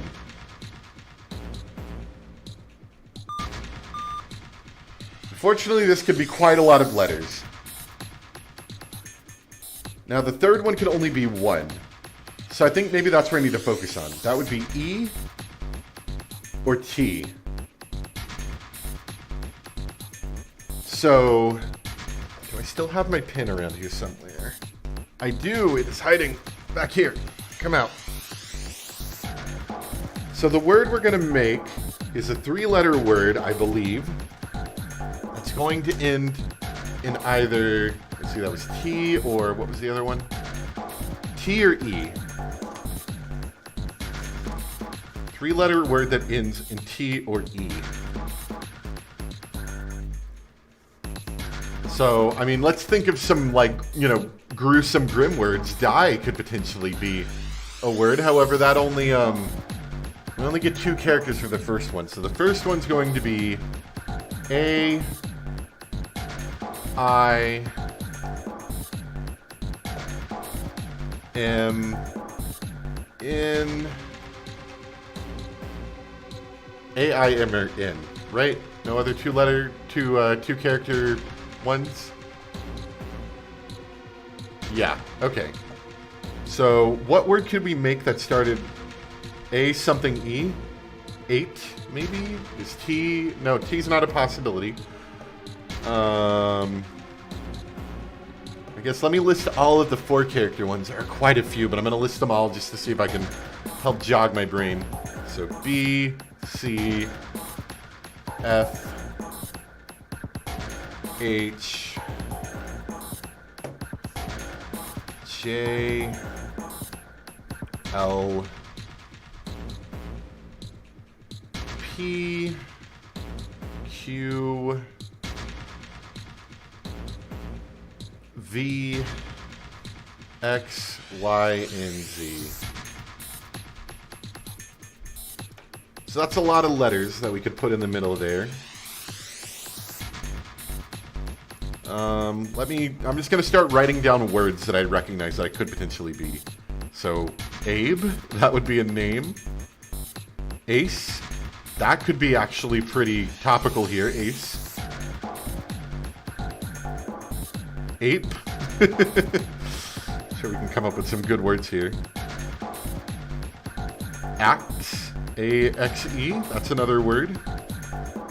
I'm sure there maybe are, like, potential clues here, but I actually kind of like this. It's fun. Okay.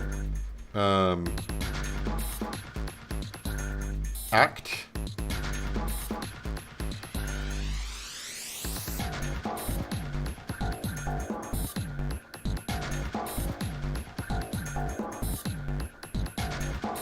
So that's all for A.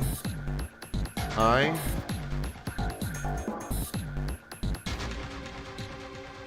Ice. Oh, that would be a good one, a good topical one as well.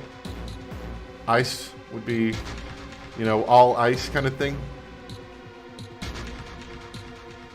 We could just start trying some of these and see what happens. Let's try the topical ones. Let's try Ace first.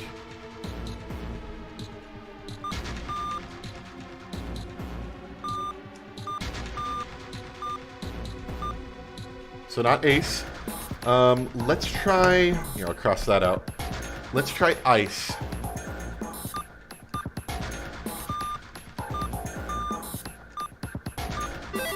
Ice, okay. I could have kept going, but I was like, yeah, that seems like a pretty topical word, so let's just try it. Because that's the kind of thing they do in this sort of game, is like, oh yeah, let's give you a word that's like related somewhat, even though it doesn't mean anything for your puzzle, it's just like kind of like a clue almost. I see. It seems you have solved the puzzle, Junpei. Excellent work. The answer was ice. How did you know? All I had to do was listen to the sounds the machine made. After that, it was a trivial matter to decode them. Ah, yes. I believe I heard a noise from somewhere on the right of the device. Oh, excuse me, after you solved the puzzle. It sounded rather like something sliding open. Do you see anything that could have made that noise? Alright, we have the code emblem. Metal plate shaped like a shield. It has a weird pattern engraved on it. I don't know how to describe it. Considering where I found it, it's probably a code. Alright, well that gives us something else to do, though I feel like we're going to get stuck in the Sudoku thing. Alright, I guess nothing happens if you put that in there. Junpei, don't you think you put it the wrong one there? Oh, okay, I see. 1 steering wheel, 2 cross, 3 mysterious circle, 4 waffle pattern. I didn't know they were numbered. How was I supposed to know that? Is it on the item itself? No, how am I supposed to know that? Okay. Oh, I see. Yeah, I can't see the symbols. I don't know what they're talking about. But anyway, we need to do the cross next. And then the waffle pattern last. Guess we're going to have to do the Sudoku thing. Okay. Let me... Sorry, let me pull that one up really quick. Study, here we go. This is not a terribly useful article. Why is it not showing me the answer?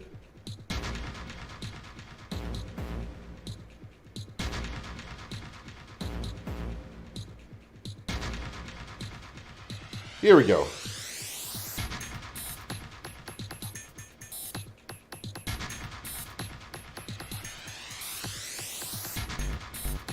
Unlike some of the other puzzle-heavy rooms, the solutions aren't hidden. You just have to work them out.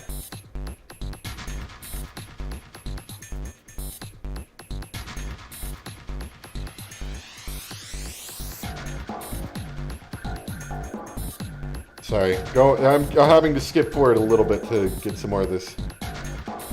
Magic square-esque puzzle. The goal is to finesse the visible values in the squares so the rows and columns sum up to either 10A or 21L. Oh, I see. So they're not all the same value. 10A or 21L. If you're looking to do it yourself, puzzle is in base 22, but the same principle applies. Alright, so, even though I could, I guess, keep working at it, the other problem is, while I sort of get the idea that you need to get, I need 10 up here for the top, so I can sort of figure that out. The other part of the puzzle is trying to figure out how to not accidentally invalidate something else you put in. You know? Because then once I start clicking on some more of this stuff, then other stuff stops being lit. So I can already tell I'm going to get frustrated, so we're just going to get through it. So let's see. Tap the center box. Top left. In the middle right. That's easy enough. You did it, Junpei! You're so smart. You seem to have done an excellent job and solved the puzzle. Just what I would have expected of you, Junpei. Hey, come on, you're embarrassing me. Whoa, whoa, don't get cocky, kid. We don't got time for that. Look at this. Check out the right edge of the control panel. The lid slid open and something came out. Yeah, okay. There was something else. I heard some kind of noise from behind the shutter. You think maybe the coffin's unlocked now? What? Oh. Oh yeah, let's grab this too. A metal plate shaped like a shield. There's a cross engraved on it. It's like Crusaders over here. Let's check out that coffin first. Alright, fine, I'll open it. Okay, Junpei, you can do this. It's just a box. It's just a box. Oh, holy crap, this is a coffin. There's going to be something horrible in there, I just know it. Okay, okay. Deep breaths. Here we go. It's empty. Ha ha ha ha. Oh man, there's nobody in there. Can't believe I was scared of something like that. What do you mean nobody? Were you expecting someone to be in there? It's a long story. Ask Junpei about it sometime. But just like Seven said, there's nobody in there. There's something in there, though. Well, two somethings, actually. What is that? Hey, there we go. There are two things on the bottom of the coffin. Looks like we've got a plate with an emblem on it and... The Neptune key! Yes, we finally found it. Now we can get through the hallway. That's correct, Clover, but we do need to get out of this room first, you know. Yeah, I know. Okay, let's get the hell out of here as quickly as possible. I don't have any objections to that. I don't think we'll use the Neptune key in this room. It's really important though, so I'll keep it in my pocket for now. As far as this other thing goes... Coffin emblem. A metal plate shaped like a shield. There's a sort of crosshatch pattern on it, like a waffle. The waffle pattern looks just like the lid of the coffin. Alright. Let's get out of here. So, we now have all the emblems. Let's put the emblem of the cross. I don't know how I'm supposed to know the order, other than them telling me. Hey Junpei, something just showed up on the screen. This puzzle sure looks like a lot like the last one. Yeah, but there's more of those red balls you can't move. The numbers for each area are different too. Looks like it's got the same rules as the last one though. You sure you don't want to double check that? No, I'll be fine. If I get confused, I can just look at the screen over there, right? Anyway, like they say, a picture's worth 1,000 words. Let's give it a shot. Isn't that a picture's worth 1,000 words? Hey, shut it. At least I'm trying, alright? Alright. Now, of course, this is just a simple puzzle, but it is a little, scary, noting that these numbers are all seemingly applied to, like, real people, like living people. And the red, I would presumably mean from the 9 one being read before, that they're dead. Why would Ace be dead, though? Unless that's referring to maybe a different puzzle. Anyway. To continue on, let's see, 4, 5, that'd be 9. And then, can't do 1, so maybe 4, 3, that'd be 7. Need another 3. 4, 2, that's 6. Plus 4, no. 7 plus 3, but that's not 2. So I can't do that one, I don't think. We might need to hit, what would be the other one for 1? 19? Yeah, we might need to hit 19. 8, 7 be 15 plus 4. Let's try this. There we go. You really only need to find out one side. The other side's assumedly going to work, you know, otherwise there wouldn't be a solution to the puzzle. That's awesome, Junpei! I love this face he makes. There's only 2 left now. You can do it. Alright, code emblem. Let's put the emblem of the secret code. Dang, this puzzle looks a lot like the last one. Looks like the rules are the same, though. Don't you think you should double check it? I'll be fine. If you can't think of anything clever, please don't strain yourself. You might hurt something. Ah, shut up. Just give me a break, alright? I'll think of something. Alright, so we have 3 missing numbers. So that would be 3 and a 4 we'd have to do now. Guess this sort of shows what happens when you kill people off. It makes it harder and harder to get through the doors. Assuming you can't, of course, grab someone's bracelet. Anyway, 7 and 7. Didn't think so. Let's see. 16, perhaps? I don't think we can get it. Yeah, we can't make a 7. So 16 would be our next highest number. And that would work for either of these, to be honest. Let's see.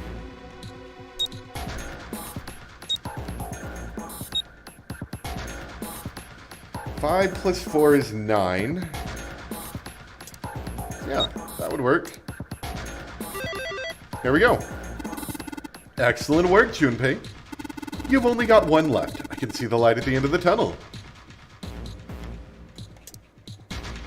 Let's see what happens when I put the emblem of the coffin into this indentation. This is the 4th one. This puzzle looks a lot like that last couple.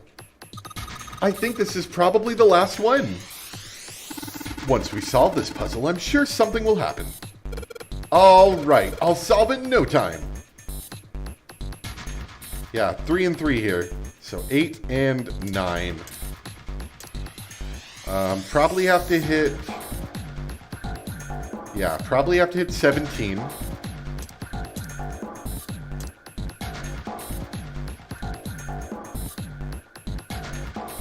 That'd be 16 with a 5. So 8, let's see, yeah. That's 17. And that's only 2, but are they gonna let us do that?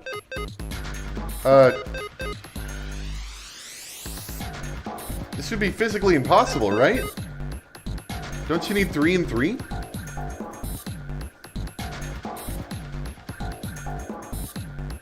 Is that the puzzle here? That, like, oh, you can't solve this because you've killed too many people?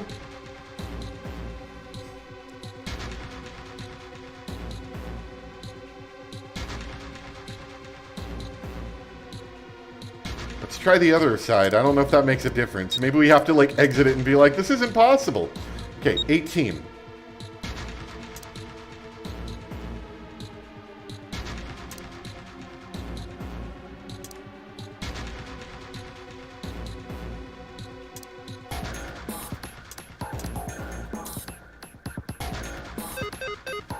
Nope.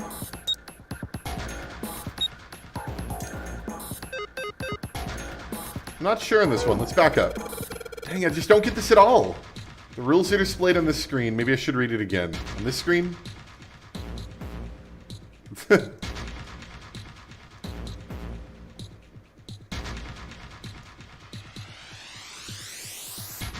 Yeah, 3 to 5.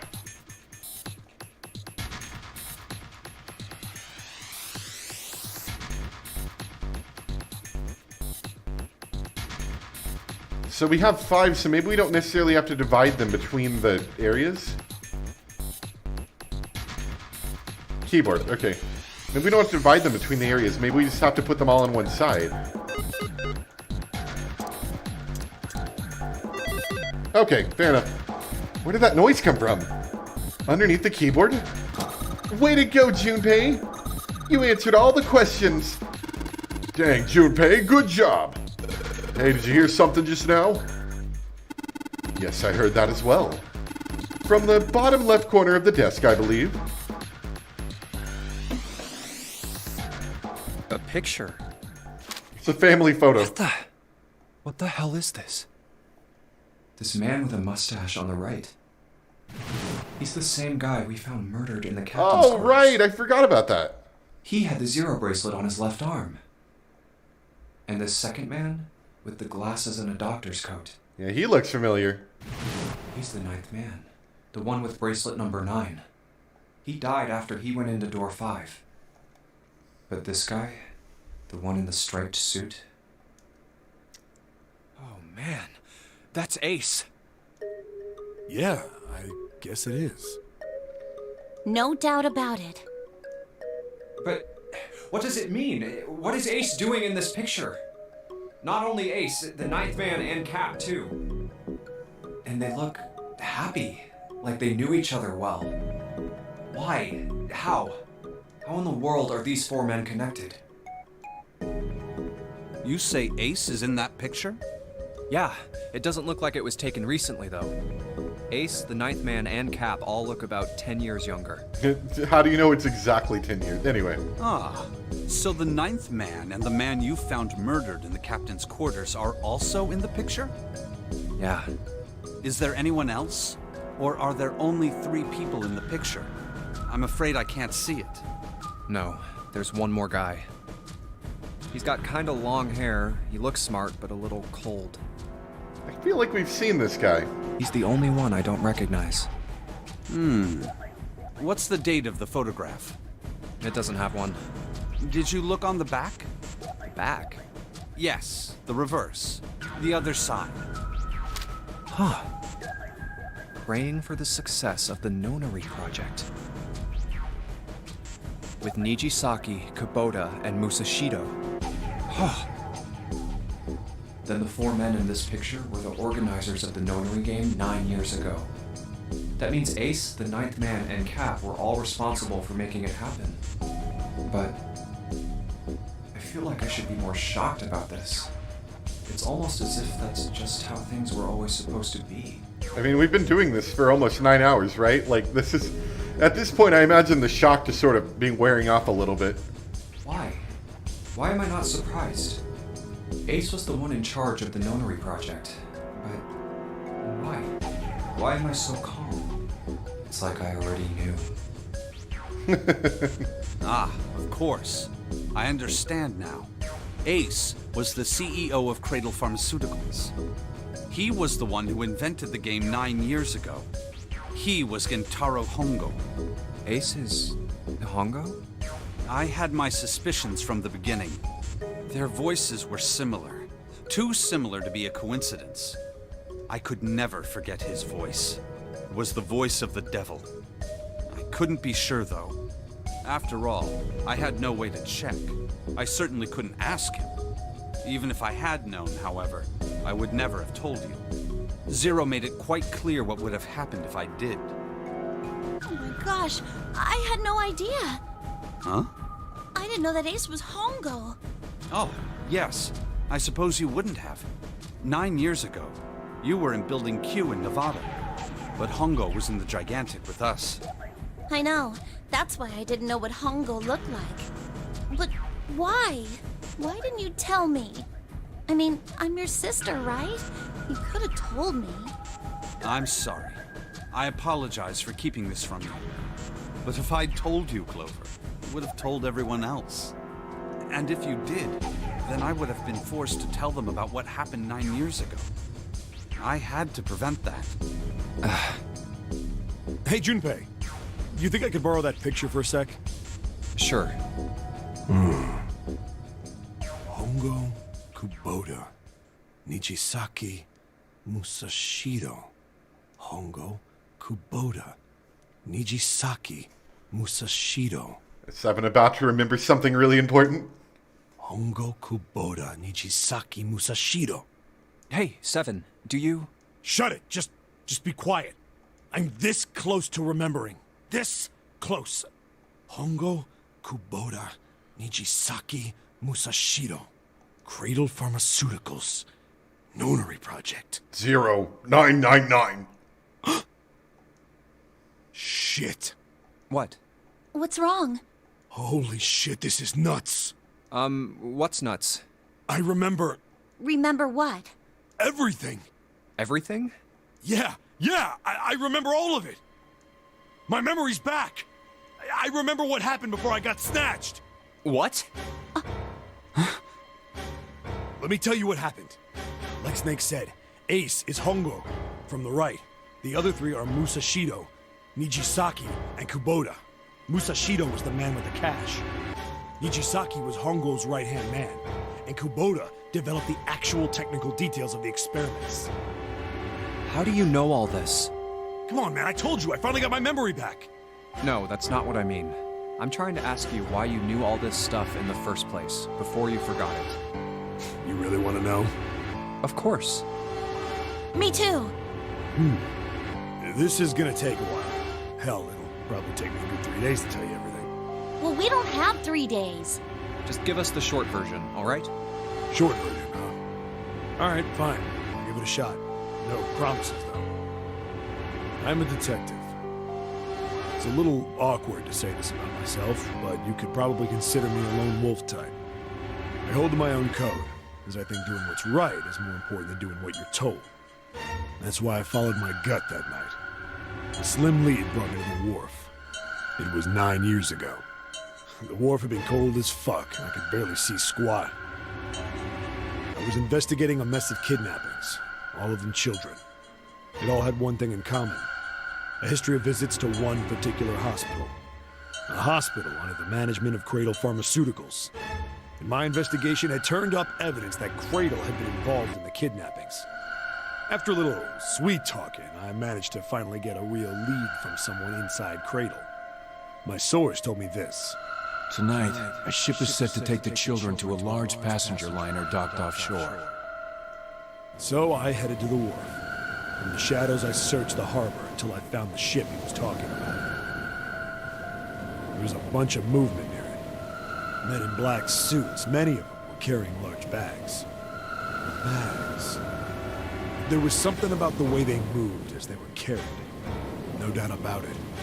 There were human beings in those bags. I moved before I realized it. I came out of hiding with my gun already in my hand. Don't move. I felt metal touch the back of my head. Drop the gun. I could kill you right now. It'd be easy to get away with it, too. Just tie an anchor to your feet, and no one would find you for a week. That what you want? The fish here would love a meal. I kept getting the cold metal thing into my skull. There was nothing I could do. I did what he said and laid my gun on the ground. Then suddenly, there was a sharp pain in my neck. A needle. A drug? That was my last thought. My face hit cold concrete. I was out like a light after that. I woke up on a hard floor. Damn it! Shit, my head hurts. I did a quick once-over of the room. Where am I? A small, shabby bed, a dirty sink, a toilet with no privacy. I'd seen it countless times as a cop. I'm in a cell, huh? Facing the toilet was a door set into the wall. I was still pretty woozy, but I made my way over to it. I pushed and pulled on it, but... We've already gotten this story, but, you know, I guess maybe as a refresher, it might not be bad.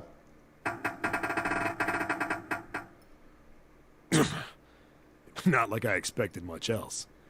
Would be dumb enough to put me in a cell and leave it unlocked. Threw myself against the door a few times, but it wouldn't budge. I knew it. I gave up and made my way back to the bed, and sat down. Huh. I sat there for a very, very long time. Who knows how long. Then, I heard a faint voice. The voice was far away. I couldn't understand what it was saying. But I could hear one. It was pretty high, probably a little kid. Huh? No, it was several. I hear 5, or 6, maybe more. Where? Where are they coming from? I pressed my ear to the wall and tried to listen through it. No, that's not it. Left. It's coming from under the bed? I hauled on the metal frame and flipped the thing over. And there it was. The bed had hidden an air vent under it. The hole in the wall was covered by a metal grate. I dropped flat on the floor and peered through the grate. I couldn't see shit, but I knew it in my gut. This was where those voices were coming from. Hold on. Why are there kids here? But then what my inside man told me popped into my head. Tonight, a ship is set to take the children to a large passenger liner docked offshore. Whoa, whoa, whoa. Am I on that ship? It didn't matter. All I knew was I had to get to those kids. I checked out the metal grate. Could I fit? I stuck my fingers in and grabbed it. And then...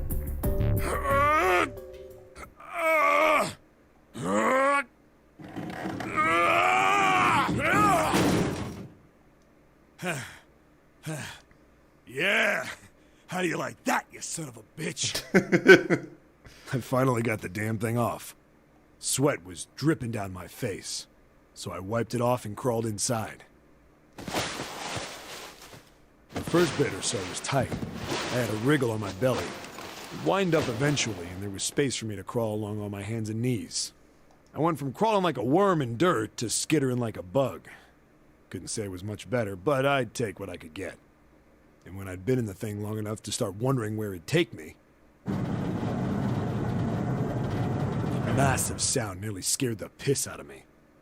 It was like a heavy metal door had just been slammed shut. Then, there was a voice.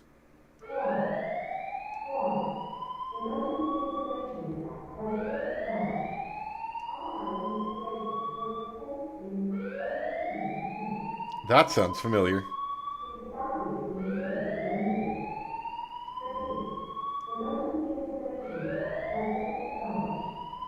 What? I wasn't sure what it meant, but anything with incinerator is bad news. Then, almost as if that was a cue, I heard a mess of young-sounding voices. A bunch of them were straight up screaming in terror. And all the sounds together made a howl that made the hair on my neck stand straight up. Damn it! What the hell is going on here? I scrambled through the duct as fast as I could. I made a giant racket, but I didn't care at that point. I soon found a metal door on the left side of the duct. The kids were screaming on the other side. I found it. I yanked the handle and threw the door open. I almost ripped the metal off its hinges. What the hell is this place? I couldn't believe what I saw. The room had a dome up top. There had to be about 9 walls, all the same size. And the ceiling was an upside-down funnel, almost like a chimney. I looked down. There they were, the kids I'd been searching for. They all gawked up at me, suddenly silent, for the moment, from surprise and fear. Scared of the room or me, I couldn't tell. Probably both, actually. Not like I can blame them running into a mug like this when they're already scared shitless. I snorted at my own dig at myself and turned to the kids. Don't worry, kids, I'm not your enemy. I'm one of the good guys. All of them stood there, frozen. Well, except one. He was a boy, slightly older than the others, in a private school uniform. Who the hell are you? He stepped forward and glared at me suspiciously. I'm a detective. I'm here to rescue you. It looked like they relaxed some the second I got the words out. How are you gonna help us? Where's the exit? There isn't one. The doors we came in through won't open, and the door over there... He kinda cut himself off. I think he was considering something before he changed his mind. Anyway, there's no point. We can't all get out of here. If we don't get out of here, we're gonna be burned to death. Burned to death? Can't you hear it? That voice said the incinerator's gonna start up soon. So... Well, this kid sounds like a nerd. The voice spoke again. Incineration will begin in 15 minutes. They only had 15 minutes. I looked back down at the kids. Looks like a good 20 or 30 feet to the floor. No way I could pull them up. Too big of a distance for any of us to reach. What the hell was I gonna do? But then I got an idea. Wait right there. I'm gonna be right back. What? Where is he going? Are you just gonna leave us here? Yeah, you nerd. They just got frightened again. I'm not the best at that kind of thing, but I tried to reassure them with a smile. Don't worry, all right? I'll be back, I promise. So just stay calm and wait right there. Got it? I didn't wait to hear them respond. There wasn't time. I had to hurry. Well, as fast as a guy could on his hands and knees. Didn't take me long to get back to my cell. Still no way out of there, but I had a plan. I needed something from the room. When I got it, I dove back into the hole and took off towards the incinerator. Then... Sorry to keep you waiting, guys. I tipped out the doorway and dropped down the rope I brought with me. Back in the cell, I'd torn the bed sheets into strips and tied them together to make a rope. It was sloppy, but it got the job done. All right, just tie that around yourself, okay? I'll pull you up one at a time. Right. Huh. Wait a sec. Something was off. There were more of you before. Where'd the rest of you go? The boy in the uniform answered. I let them go on ahead. We opened the number 9 door and they left. What? You're telling me you opened that door? That's what I said. Then what the hell are you doing here? We couldn't go with them. Why not? Look, the only people who can go through the numbered door... He was in the middle of explaining when...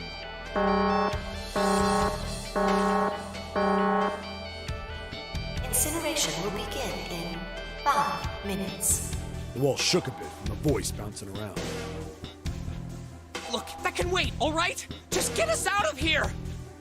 Right! I grabbed onto the rope. The first one I pulled up was a girl with a ponytail. Next was a girl with a red necktie. A boy in a jacket came after. He said he'd climb up on his own. The boy in the uniform was the last up. Like the other kid, he climbed up the rope himself. He looked pretty scrawny, but I guess he was stronger than he looked. He moved fast, but when he was almost to me, we heard some knocking. Everyone looked at the door. It had a thick, square window set into it. On the other side, an angry face was staring in. You're ruining my experiment. God damn it! What's going on here? Why is the room empty? Where the hell are those fucking kids? A little upset.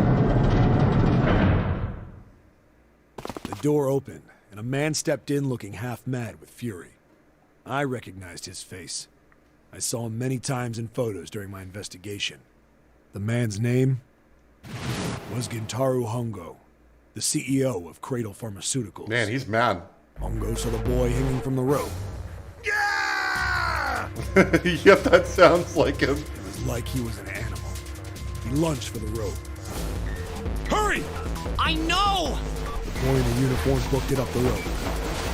You son of a bitch! Get back here, you little shit! 15 feet. 10. The second I could reach the kid, I grabbed him. I hauled him up and tossed him into the duct behind me. No! No! Hongo had lost it. His face didn't even look human. It was like the bastard pulled off his fake face. He was really a terrifying devil or some kind of damn monster. Yeah, we're definitely familiar with that one. I quickly reeled in the rope, leaving a furious Hongo yelling at me from the floor. You fucking bastard! You won't get away with this! How dare you compromise this experiment! Experiment? What experiment?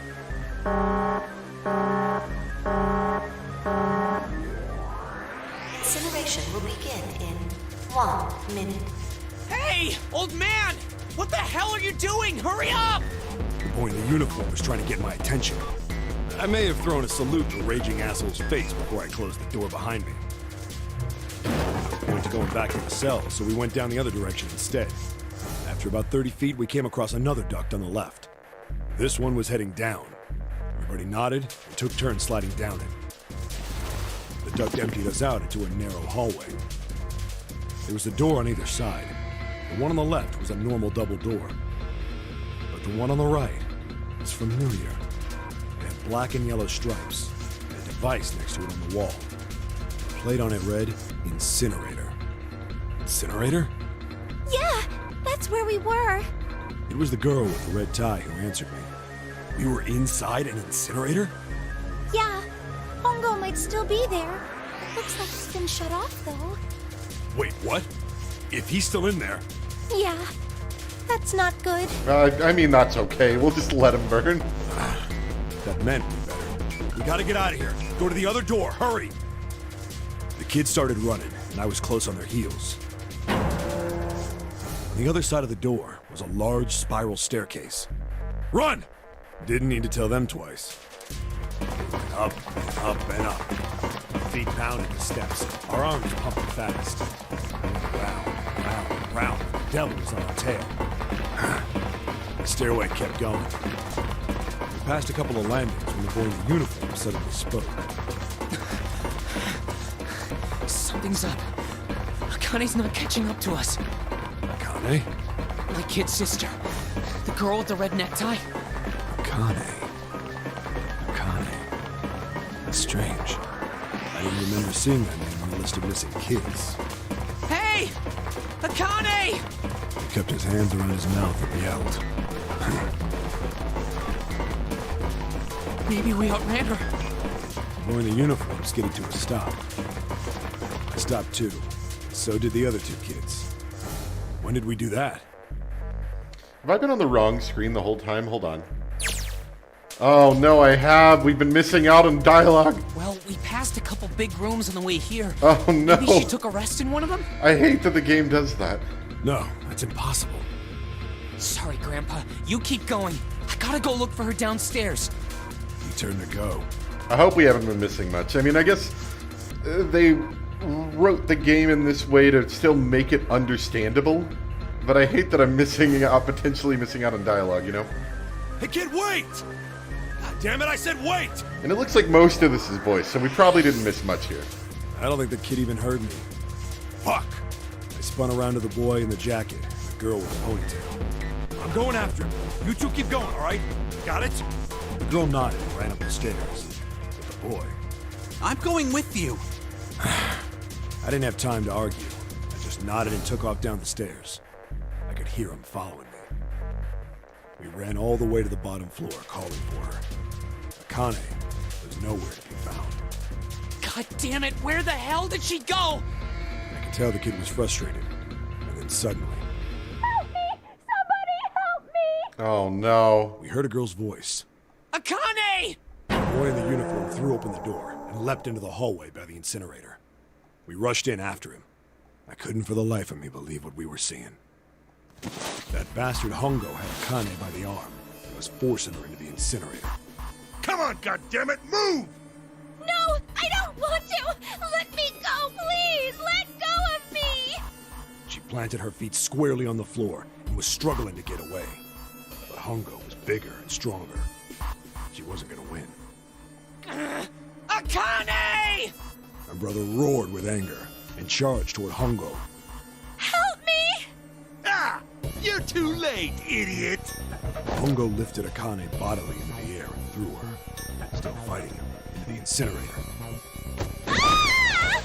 Before we could even blink, Hongo had leapt through the door after her. We saw him land inside. And then, the door slammed shut. We ran to the door. We did everything we could think of to get the thing open. But... Ah! Fuck! It's no use! The goddamn thing won't move an inch! He started slamming his fists against the door. He was close to shattering his knuckles with how hard he pounded on it. Akane! Akane! Are you okay? You came back! Her voice was muffled, but all of us could hear the sheer terror in it. What should I do? I think I'm trapped in here! Where's Hongo? He went out the other door! What? Warning. Warning. Emergency incineration command has been acknowledged. Automatic incineration will take place in 18 minutes. Please evacuate the incinerator immediately. I'm gonna murder these kids whether you like it or not. Repeat. Emergency incineration command has been acknowledged. Are you fucking kidding me? So we just need to go back in the air vent, right? Or I guess we slid down it. Maybe it's too slick to go back up. It's the same damn thing! Are you there? Yeah, we're here. Just hang on, all right? We're gonna figure out a way to save you. His words would have seemed like a sick joke to her if she'd been able to see how white and bloodless his face was right then.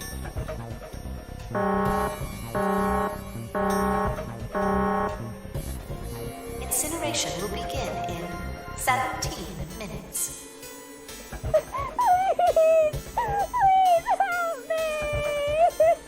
I'm really scared! I don't want to die! I don't want to die! I don't want to die! It's gonna be alright. I'll figure something out. I promise. I promise, okay? You hear me? I promise! It was torture listening to her sobbing on the other side of the door. Her brother was nearly crying himself. He could only stand there, fists clenched so tight his knuckles were white.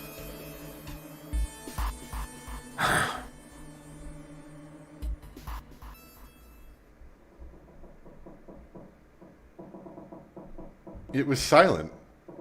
All they could hear was the creaking of the boat as it shifted in the water. They waited and waited, but Seven didn't continue. What happened then? Junpei couldn't wait any longer. He had to know. Seven looked at the floor. Come on, man. Put yourself in my shoes. It doesn't end good. You think I want to remember that? Then... Yeah. Shit. If I'd known it was gonna be like this, I almost wish I hadn't remembered. Seven shook his head. But there was something Junpei had to know. Hey, are you sure? Huh? Look, I don't want to ask this either, but there's something I don't get. So if you could just tell me, did that girl, Akane, really... Seven stared straight ahead at nothing. Yeah, I'm sure. There wasn't anything we could do. After a while, the countdown ended, and we heard something... burning. The fire stopped, but we still didn't move.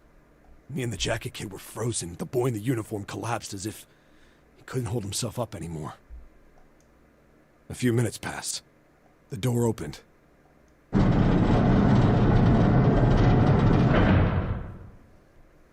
The boy in the uniform tripped over his own feet running in. We followed, too numb to speak. The air in the incinerator was hot.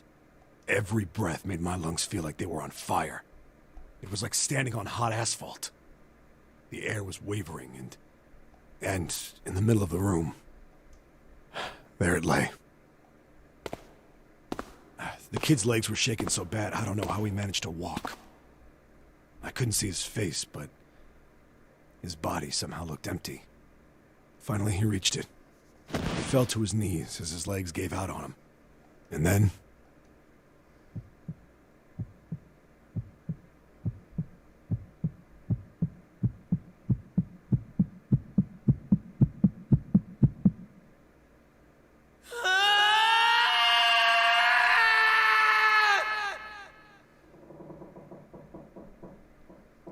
Junpei felt a cold lump form in the pit of his stomach. A feeling of sickening anticipation washed over him. He could feel his body shivering. He desperately did not want to know the answer he feared he knew already, but he had to ask. He had to know for sure. Can I ask you one more thing? What's that? The girl, Akane. What was her last name? What does it matter to you? Just tell me, okay? Please? Seven looked at Junpei curiously and ran his tongue quickly over his dry lips. Kurashiki. Her name was Akane Kurashiki. Well, that doesn't make sense, right?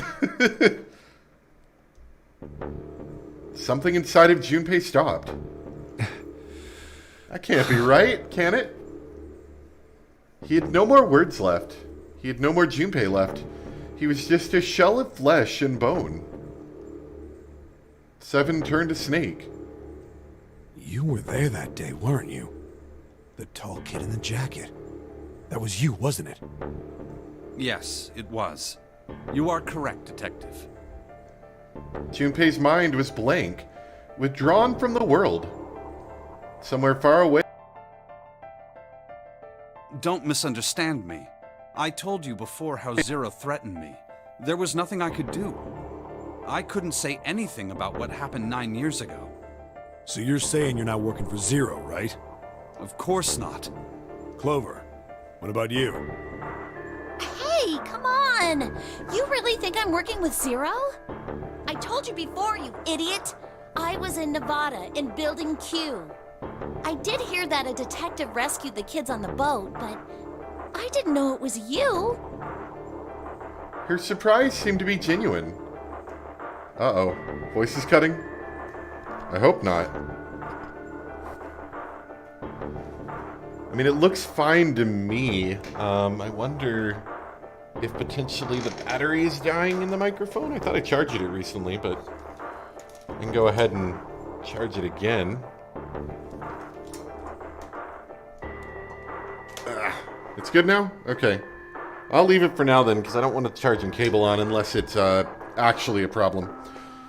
Her surprise seemed to be genuine. Seven regarded Clover for a moment and rubbed his chin thoughtfully. Well, I guess I believe you. Clover nodded. All right, let me ask you another question. He stuck his hands into his pockets and took a few steps. Then he stopped and turned to face them again. Santa's real name is Aoi Kurashiki. He's Akane's brother. You know that?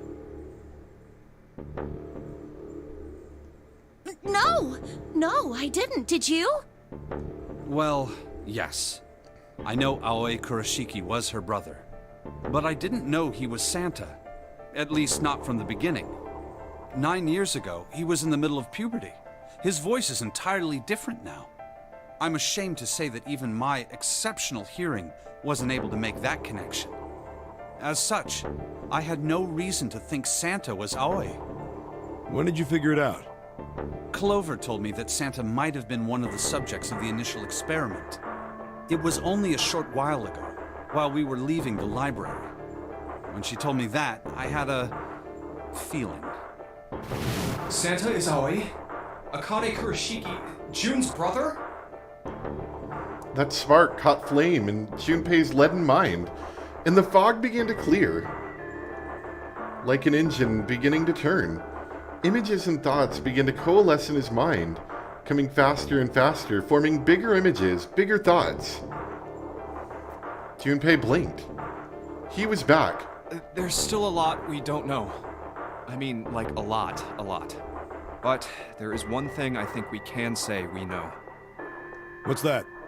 The body we found in the shower room.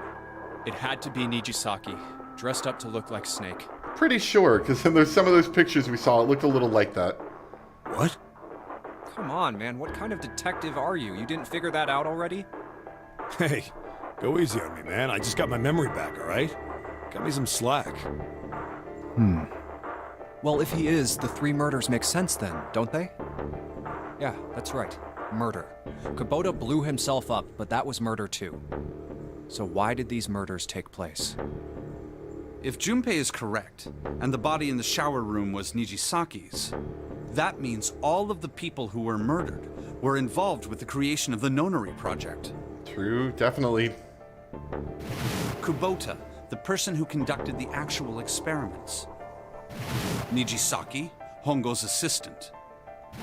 Musashido, the man who financed the project. You mean this was all just revenge? Kind of what it looks like here. Santa is Zero. He's getting revenge for the death of his sister. That's why he killed them. No, I don't think Santa actually murdered anyone. In fact, Junpei didn't think. He knew. He couldn't explain why or how, but he had no doubt that Santa had killed no one. Perhaps the madness of the last several hours was finally driving him insane, but Junpei had ceased to be surprised at his sudden knowledge, and had even begun to accept it. If I'm right, then it's not hard to figure out who the next victim's gonna be, is it? I'm pretty sure I don't have to tell you. Yes. Yep. Right. Snake, Clover, and Seven all nodded. The next target will be Gentaro Hongo. The person who planned the Nonary project. In other words, Ace. There was a moment of silence. What? And then the room shook. From far away, they heard the sudden rush of water. What the hell's going on here? It must be 6 a.m. Our time is up. Shit! Come on, we need to get out of here. How? Yeah, we don't have... Oh, there's the card key. I was going to say we don't have the card key. In the drawer that had held the picture was a key card. Junpei grabbed it. I'm betting this sucker opens the exit. Come on, let's go. Alright. Key card 0. Card with a 0. 0. Dang it, Zero's just screwing with us, isn't he? And what's that file we just got? Picture taken 9 years ago. Don't need that now. So let's see if we can go ahead and get out of here. Alright, let's just swipe this card. Junpei, look! It's unlocked! Yeah, now we can go back to the library. Hurry up, Junpei, we don't have time. Let's go. Very well. Alright, let's go. I don't know why my voice was cutting. I hope it's not a serious continuing problem. I do really like this microphone, just the whole being able to move around it being wireless and all, but that's one of the problems that could come up from it potentially from time to time is potential cutouts, though that's the first one I've really heard myself. Well, heard about. The door opened and they stumbled into the library. Huh. I think the shaking stopped. It would seem so, but we are yet to be out of danger. I'm going to give you guys 15 more minutes. Hurry it up. You're right. Let's hurry. They ran across the hallway. This exit needs the Uranus card, too. Straight for the large metal door. Next to the door was the Uranus card reader. Hey, Junpei. Yeah, I know. They slid the key card through and the door rumbled open. All right, it's open. Let's go. Out of the library and into the hallway they ran. At the end of the hallway was a door. Junpei reached into his pocket to pull out the key as he ran towards it. Okay, Neptune Key, let's see if you work. He turned it. Yes! I think it unlocked. The lock clicked. As one, they shoved the door open and poured through it. In front of them was another great metal door. Above it was a metal plaque. It says incinerator. So this is the incinerator. This is the first time I've seen it from this side, but yeah, I think so. Then there ought to be a lever near the door. Yeah, right here. Junpei ran up to it. Pull that and the door should open. Got it. As he spoke, he pulled the lever.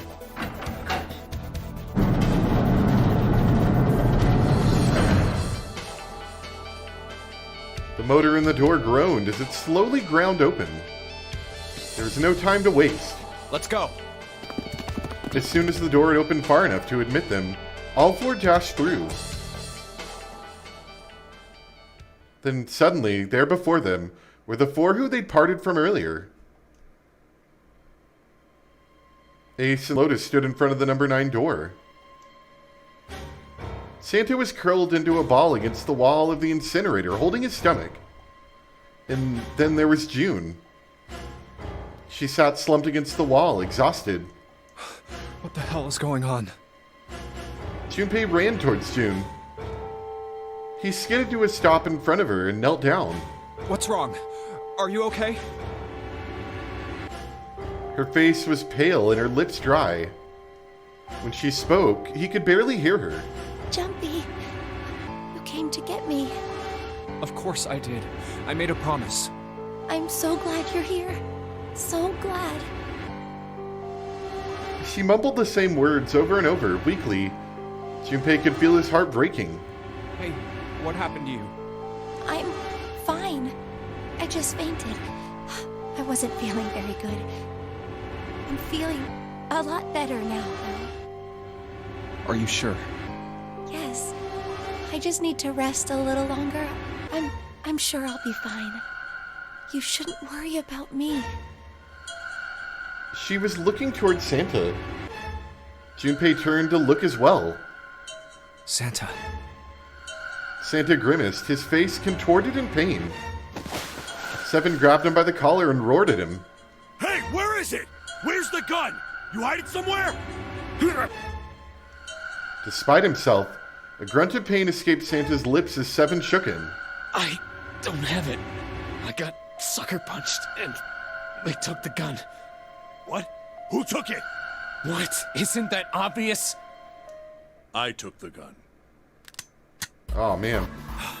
This is Ace. great. Now we don't have to redraw any of this. He did indeed have the revolver in his hand. It was pressed against Lotus's temple. Ace had her pinned to him with the other arm, and she was shaking visibly. Her fiery attitude was gone, replaced by fear. She didn't dare speak. There was sweat in her forehead, and when her eyes weren't flicking up to the gun pressed against her, they seemed to desperately want to say something. Just what the hell do you think you're doing, Ace? Or maybe I ought to say Gentaro Hongo, CEO of Cradle Pharmaceuticals. Seven's deep baritone rumble shook the walls. Ace sneered. You have me at a disadvantage, and I don't like that. You know me, but I don't know you. Do you have any idea how much I've suffered? Can you even begin to understand my pain? The pain of prosopagnosia, right? Junpei's voice was casual. Or at least it was trying to be. Another irritating insect. And how do you know that, Good question. Junpei couldn't say. He just knew. Another unexplainable mystery. No matter. If you don't want to answer, it makes no difference to me. This is a waste of time anyway. It's time for me to go. Behind Ace, Junpei could see the red. It was placed in the small indentation on the wall. Quickly, Ace placed his hand on the scanner. First is 1. Give me your hand. It beeped and he forced Lotus's hand onto it as well. 8. And with this... Then at last he reached into the pocket of his jacket. He pulled something out and pressed it against the panel. That would be the 9 bracelet. The third asterisk appeared on the red. 9. The thing he had used for the final verification was the bracelet with the number 9. The ninth man. Kubota's bracelet. 1 plus 8 plus 9 equals 18, which is 9. I believe I've won this game. His smirk made Junpei's blood boil. I've had quite a time playing with you. I must thank Zero, I suppose. Wait, what? And, you know, I was thinking about it now. Why wouldn't he have recognized all of his friends? But it's the prosopagnosia thing. And the fact that they wouldn't necessarily be wearing the same clothes, so he didn't really know. Although, I think the first guy that got killed, the ninth man, I think he knew, maybe? I can't remember. Ace doesn't know who Zero is. Junpei's eyes flicked towards Santa. He hadn't moved since it entered the room. Santa was still holding his stomach and groaning as if in immense pain. Junpei wasn't sure if it was real pain, but he wasn't sure it wasn't either. What the hell are you planning, Santa? At any rate, this game ends now. I will escape, and the rest of you will have a slightly less pleasant ending. I suggest you enjoy your final moments. Goodbye. Wait! Ace, of course, paid no heed to Seven's request, and laid a hold of the lever on the red. With a sickening sense of finality, he pulled it.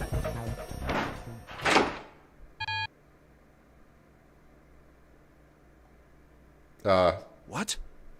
Why isn't it opening? One more time. Lotus tried to take advantage of Ace's confusion and managed to twist herself out of his grasp, but... At the last second, he grabbed hold of her wrist and shoved it onto the red. Now open! He waved the number 9 bracelet over the red and then his own bracelet as well. He pulled the lever a second time. No! What is this? Why? I love his angry voice. It's pretty good. The digital route should be 9. It has to be 9. Then why? Why isn't it opening? Ace's fury and confusion had overridden all other thoughts. He had set down the revolver. It was just below the red. Now! Seven chose that moment to act. He moved far faster than a man of his bulk should have been able to, and he launched that bulk straight at Ace.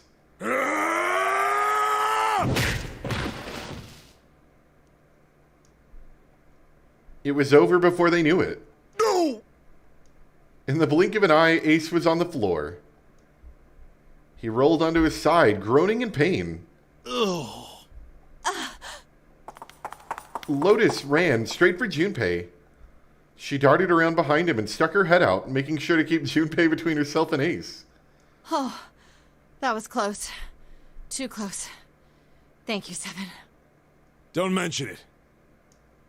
Seven stood over Ace, his breathing slow and heavy. Just one punch ain't enough for this piece of shit. After what he did 9 years ago, I ought to rip him to pieces. But if a suspect can't talk, they ain't much good. Once he's locked up in a cell, we're gonna have a little chat. 9 years ago? Then you must be... Yeah, you finally figured it out, dumbass. Oh. Ace planted his hands on the floor and shook his head. Junpei walked towards him. He stopped and looked down at Ace with pity on his face. Ace. Hey, why don't one of us go grab the gun? I think that'd be a good priority right now, right? You killed Kubota, Nijisaki, and Musashido, didn't you? Wait, Nijisaki? He peered at Junpei, genuinely confused. Oh, right. You don't know yet. All right. We'll just go through them in order then. Let's start off with Kubota. You talked to Kubota and managed to convince him to go into door 5 alone. You killed him without making it look like you killed him. The way I figure it, you had 4 motives. 1. In the nonary game, the number 9 is dangerous. Whoever had the 9 bracelet could join whatever team they wanted. Adding 9 to any number doesn't change the digital route. Yep. You can just basically be an add-on character to any of these. That number 9 could do whatever they wanted. You wanted to remove that threat as soon as possible. 2. You wanted the number 9 bracelet for yourself, so that you could make use of its power. In fact, you did use it in the murder of Nijisaki. 3. Even if his number hadn't been 9, Kubota was a problem. He knew your past. He knew what had happened 9 years before. You needed to silence him before he told anyone. 4. But last, and perhaps the most disturbing, you used Kubota as a test. You wanted to know how serious this nonary game was. Was it truly life or death, or simply a harmless prank? You convinced him to break the rules so you could see what would happen. That was why you killed Kubota, but he was only the first. Next was Nijisaki. While everyone was off looking for the missing parts for the Reds, you ran into Nijisaki near the big hospital room.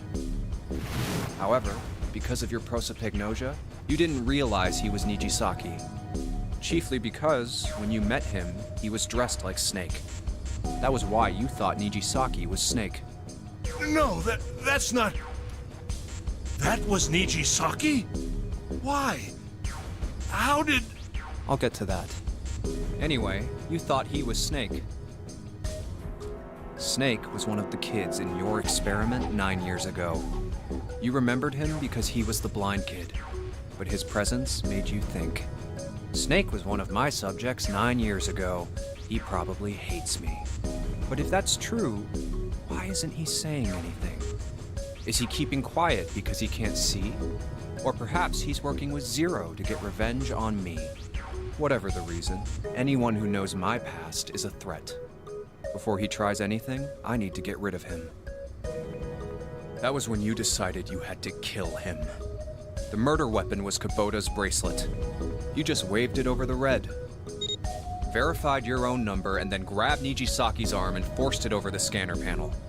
Then, when the door opened, you kicked him in. 9 seconds later, the door closed. And then 81 seconds passed. And poor Nijisaki was dead. Then you mean to say Snake is still alive? Yep, he's right over here. Sorry to disappoint you, but I'm as good as new. Thank you for killing the wrong man, but I can't say I like knowing that you wanted me dead. Although, to be honest, even if you hadn't tried to kill me, I would still hate you very much. Well, I wouldn't blame you. Ace's self-derision was frustrating, but Junpei kept his emotions in check and continued. Last but not least, let's talk about Musashido's death. When Clover and I were investigating the chart room, you came over to talk to me. Do you remember what you said? Oh, a pocket watch. Might I take a look at it? I handed it to you, and you left the room. You had been in charge of the Nonary project. Of course you would have known the solution to every puzzle, which would mean that you also knew how to get out of the wheelhouse. All you had to do was place the watch in the indentation on the door to unlock it. He's already played through the game once, so he's just speedrunning it. With the door open, you could enter the captain's quarters. Musashido was there. Conveniently placed next to him was an axe that practically begged you to kill him with it. You picked up that axe and buried the blade deep in the other man's chest. Did you know that was Musashido? He wouldn't have been wearing the same clothes, so maybe you didn't. One blow was all it took. And then you returned to the chart room as if nothing had happened. There was something I wanted to speak with you about, Junpei. Could you come with me for a moment? Ace, why do you have blood all over your clothes? I had no reason to say no, so I followed you to the wheelhouse. When we stepped inside, remember how you slipped your hand into my vest? You pulled out a piece of paper, the one I used to cheat during the vote. Oh yeah, guys, I cheated during the vote. That wasn't really what you were after. Your true purpose had been to slip the watch into my pocket. It wasn't a very good plan. Had way too many holes, and someone saying the wrong thing could have brought it all down around you. You must have been desperate. But what made you willing to risk it all to do it? Ace. That was the only thing Junpei hadn't been able to figure out. Musashido's murder is the only one I don't understand. You obviously did it. Because of this. Slowly, Ace reached down and pulled something out of his pocket. It was a folded up piece of paper. What's with the paper? Just read it. Huh. Junpei took it and opened it. Let's see. This is what it said. Number 1. I'm going to punch you in the face. There are 2 ways you might survive this ordeal. The first is to win the Nonary game. The second is for you to confess your sins of 9 years past. I have prepared a camera in the captain's quarters. The images captured by that camera will be streamed through a satellite and distributed across the world. Simply look into the camera and repent. Once you have confessed everything, I will release you from this ship. To make your confession more credible, I have left you a witness in the captain's quarters. Perhaps he will confess with you. The decision is yours. Do as you please. 0. When I awoke in that room on D-Deck, I found that in my pocket. Gotcha. Okay. And, well, he didn't want to confess, as you can tell. That was why I chose door 1 when we voted. If I went through that door, I knew I could get to the captain's quarters. As you said, I knew how to enter the wheelhouse. My plan was to find the pocket watch before anyone else. If I could, then my alibi would be set. At least, that was the plan. Unfortunately for me, you got to it first. That sleight of hand was the best I could manage on short notice. You meant to kill him from the beginning, then? Musashido, I mean. I only knew Musashido was the witness after I reached the captain's quarters. I asked him, and he answered. He seemed groggy. Perhaps he had only just awoken from sedation. I suppose Nijisaki was in much the same state. He seemed confused and disoriented when I encountered him. But yes, you are correct. I intended to kill him from the beginning, even though I didn't know who he was. I proceeded to the captain's quarters in order to remove this so-called witness. Ace had confessed everything. What energy he had left him with the truth. What energy he had left him with the truth. Okay, right. What energy he had left him with the truth. And he sagged on his knees. I don't know why, it just didn't click in my head. Although he had confessed, his sins were not forgotten. Junpei felt revulsion for the pathetic man on the floor near his feet. But in among the revulsion was a hint of pity. After all, Ace had not been the only person who murdered those 3 men. Junpei spoke quietly. Ace, you figured it out, haven't you? You were being manipulated. Yes, so it would seem. I was little more than a puppet, in many ways. Everywhere I went, everything was already prepared. The Reds in the large hospital room were dismantled. Nijisaki was dressed like Snake. There was an axe in the captain's quarters. Musashido was delirious from the anesthetic, so he couldn't fight back. Nijisaki as well. In retrospect, I can't understand how I could have fallen into such a simple trap. It's just because you can't tell who people are from their faces. But yes, this was a trap. It was Zero's trap. And I fell for it, hook, line, and sinker. I did everything he wanted me to do. Yeah. By manipulating you, Zero was able to kill 3 people and keep the blood off his own hands.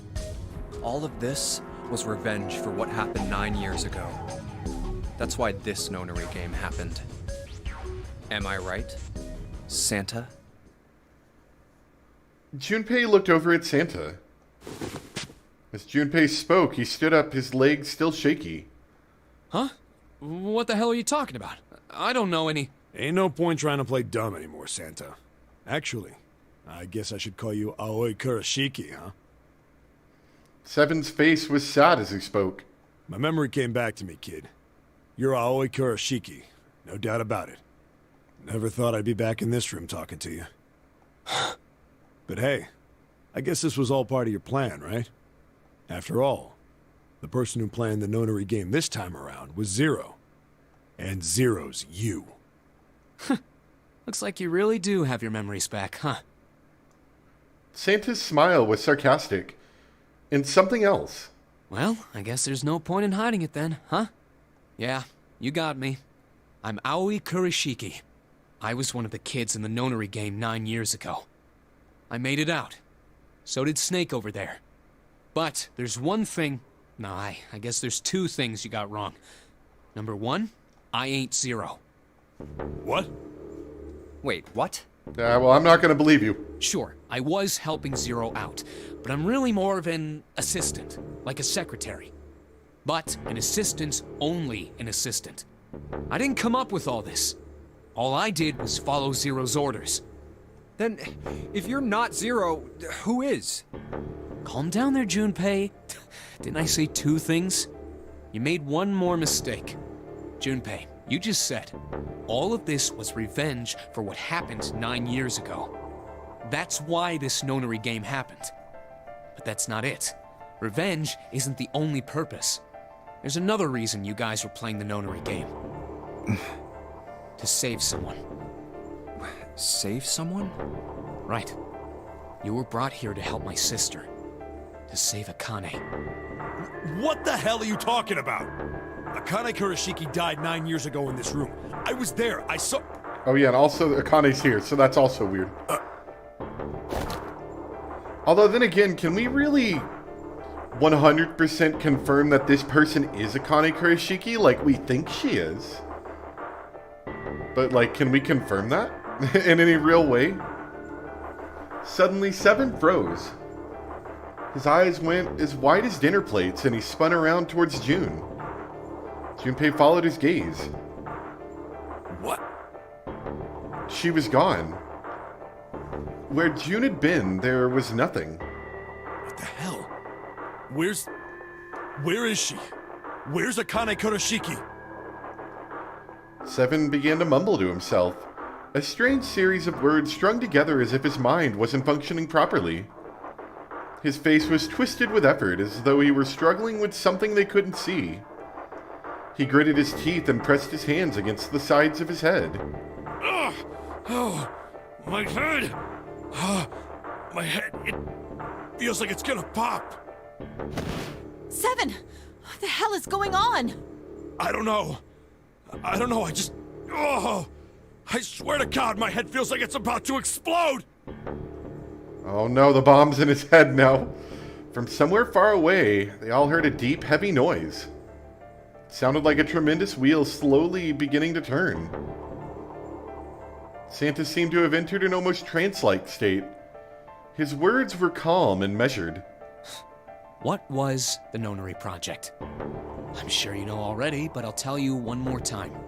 It was a project designed to test a particular phenomenon. And what was that phenomenon? For two organisms to communicate with one another in the absence of physical contact. The morphogenetic field theory. Could human beings use these invisible fields to exchange information? That was what this experiment was conducted to determine. There were two separate locations. One was the Gigantic, and the other was a building in Nevada called Building Q. The 9 children trapped in Building Q were faced with numerous puzzles, copies of identical ones on the Gigantic. They were told to send their answers into the morphic field set and transmit them to their brothers and sisters on the Gigantic.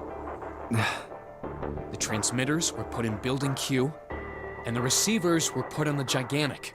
Each sibling pair was supposed to be split up, but there was a mistake. Akane was a transmitter. She should have been in Building Q. However, for some reason, she was placed on the Gigantic with the receivers, like me. Perhaps she was mistaken for someone who was supposed to be in Group A. Whatever the case, Akane ended up on the Gigantic. I think I've told you enough. You get it, don't you? I'm pretty sure you know where this is going, Junpei. Where what is going? Don't play dumb. You know things you shouldn't. Things you couldn't. How did you know Ace had prosopagnosia? How did you know why Ace wanted to kill Kubota and how Nichisaki was killed? Were you surprised when you found out Ace was Hongo? And what about the coffin Snake was trapped in? How the hell did you open it? Well, that's... The answer to that is easy.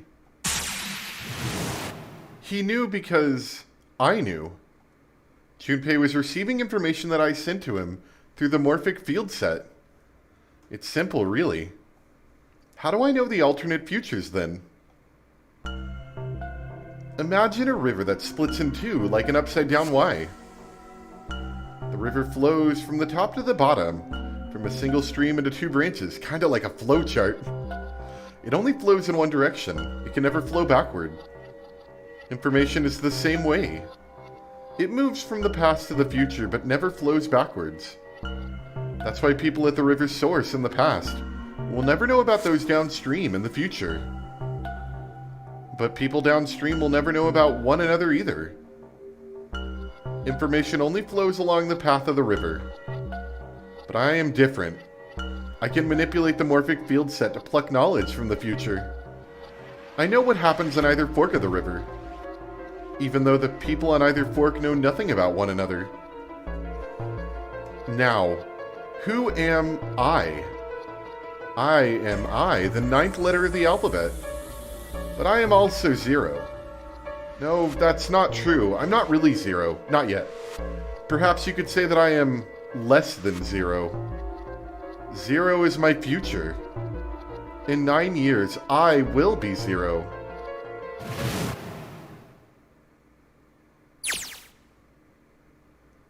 Where did she go? June. No, Akane. And it doesn't look like I can swap. Santa! Yeah, doesn't look like I can swap to the other text viewer. Why is Clover... Oh. Freeze. Santa's got the gun. Guess he picked it up when we weren't watching. Santa's got a good face here. Looks like he's turned the tables on Ace, though. Wonder how he likes having a gun to his head. Get up. Sure isn't about to take that gun off him for a minute, is he? Ace isn't putting up any kind of fight. I mean, I don't think I would either, but he just looks drained. I guess he's going for the door, huh? He doesn't need to verify to go through that door, but... Hey, what's your plan, Santa? What are you doing? He can't get through any numbered doors with just 2 people. What the hell is he thinking? Didn't I tell you? I'm Santa Claus. It's time for me to go make a wish come true. That's it? That's all he's gonna give us? What the hell does that even mean? They're out.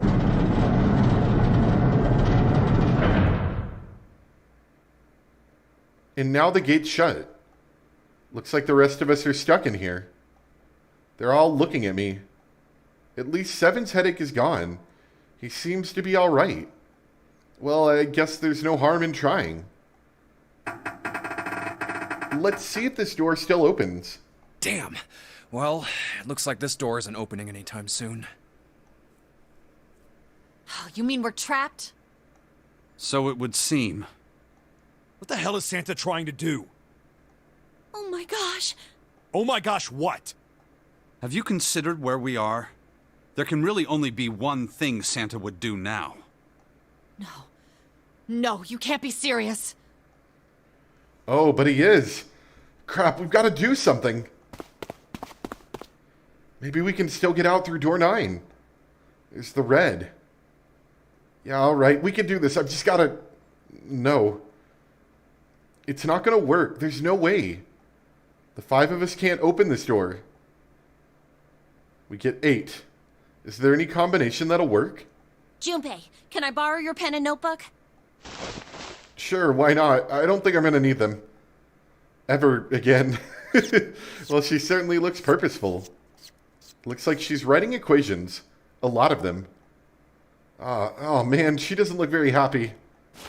What? Hey, no need to be ripping pages out like that. Jeez. What the hell are you doing, Clover? Give me that! Alright, at least 7 got it away from her. Maybe now I can get a look at what she was writing. Let's see.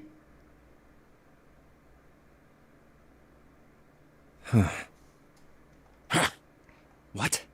And there's no other way? Lotus. Looks like she'd figured it out, though. She's pretty good at, doing these in her head. Man, this is just too cruel. It's okay. Go. Lotus. Come on, you know we can't do that. Oh, don't give me that. I'm sure you'd love to get rid of me. God damn it, you idiot! Whoa, where the hell did that come from? Looks like she expected that about as much as I did. Without... if you're not... Look, it'd be bad, alright? For a cop, he sure doesn't have much confidence. Bad? Yeah. If there weren't assholes like you around, I'd be out of a job. Uh-huh. Look, I'm just not leaving you behind, alright? End of story. 7. He's right.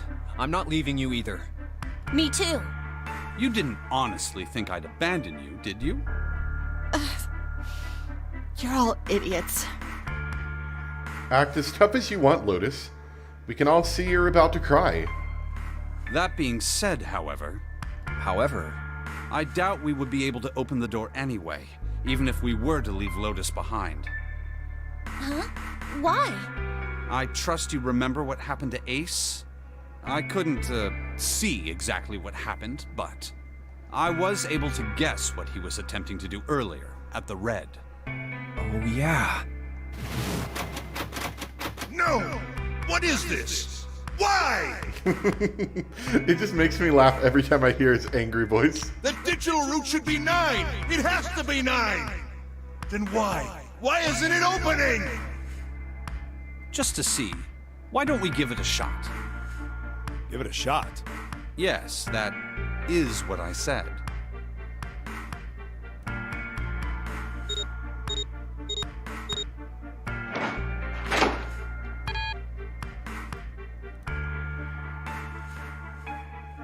You were right.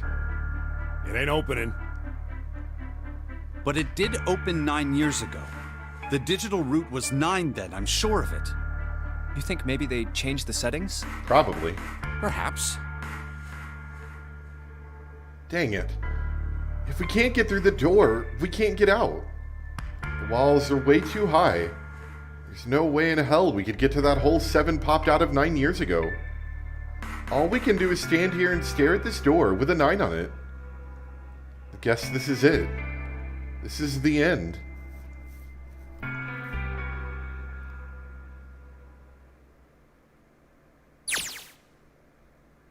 Akane Vision? I was watching. Can we switch out? Wait, can we swap out of Akane Vision? No. I'd watched everything that was reflected in his eyes. I was listening. Every sound that vibrated in his eardrums, I heard. Smell, taste, touch. I felt everything he felt. I knew. I knew everything about him. What he was thinking, what he was feeling, what he was sensing. All of his feelings and worries and fears became mine. My mind, my consciousness was inside of him. Through the morphic field set, we were resonant, and we were as one. I was him, and at the same time I was an observer. It started with a tremendous noise like a clap of thunder. That was approximately 9 hours ago. A bomb had gone off on the ship we were on. That was when my resonance with him began. My resonant event melted into him as we became one, inside of Junpei. Somehow I found myself in Junpei's mind, 9 years in the future. But I didn't lose myself. I was living in 2 realities at once. One was the present, and the other was the future. Perhaps you can think of it as 2 movies showing on the same screen, at the same time. Eventually it becomes difficult to separate them and determine which movie is which. However, if I concentrated, I was able to focus on one or the other. That was why I was able to grasp what was happening in front of me. Come on, over here! Look at all these dorks. That was my brother Aoi. He was yelling. I followed him. Around me were 7 other children. They all looked like they were about my age. Come on, hurry up! We ran down a long, straight hallway and burst into the large hospital room.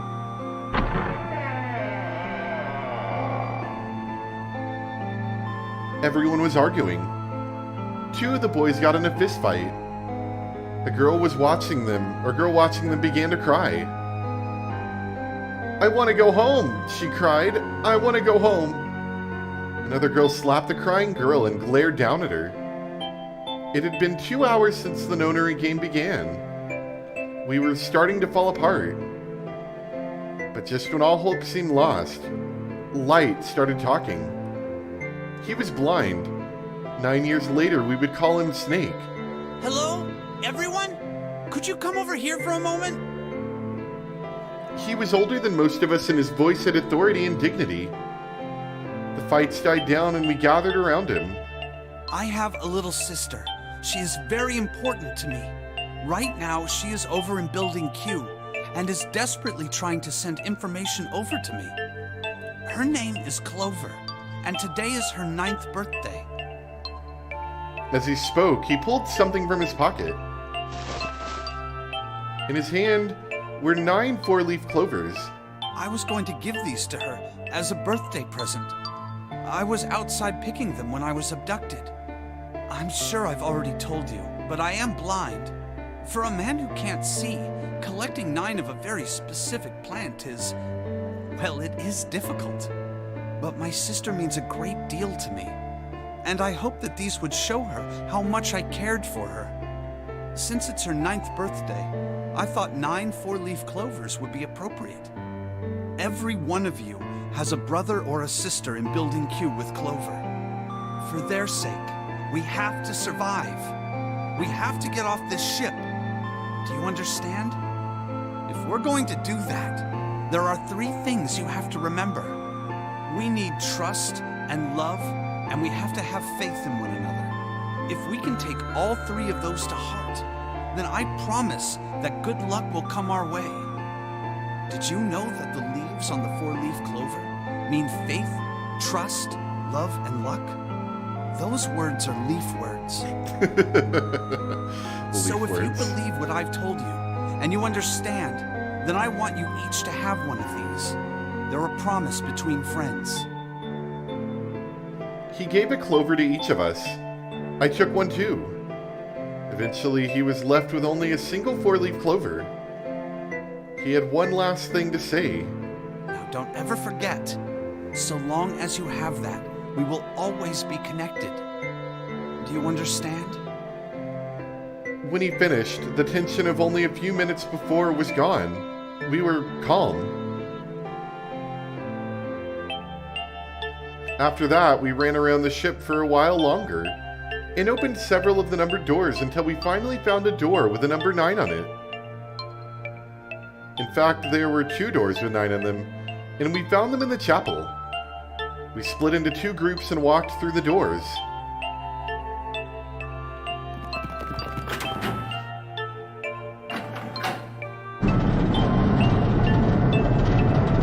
Fortunately, the incinerator was actually an incinerator. Before long, we all found ourselves in a room with a ceiling that looked like an upside-down funnel. For some reason, this room had another number 9, but this time it was the only one. But if there was only one door, that meant only 5 people could escape. What are we gonna do? There aren't any other doors. We began to panic. Then, as if things had not gotten bad enough already,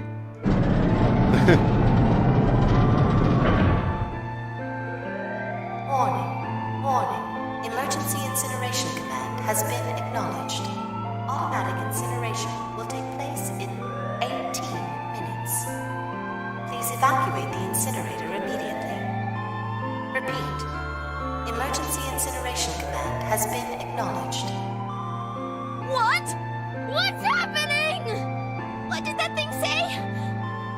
That didn't sound good. my brother Aoi swallowed hard and answered, I think it means this room is gonna burn.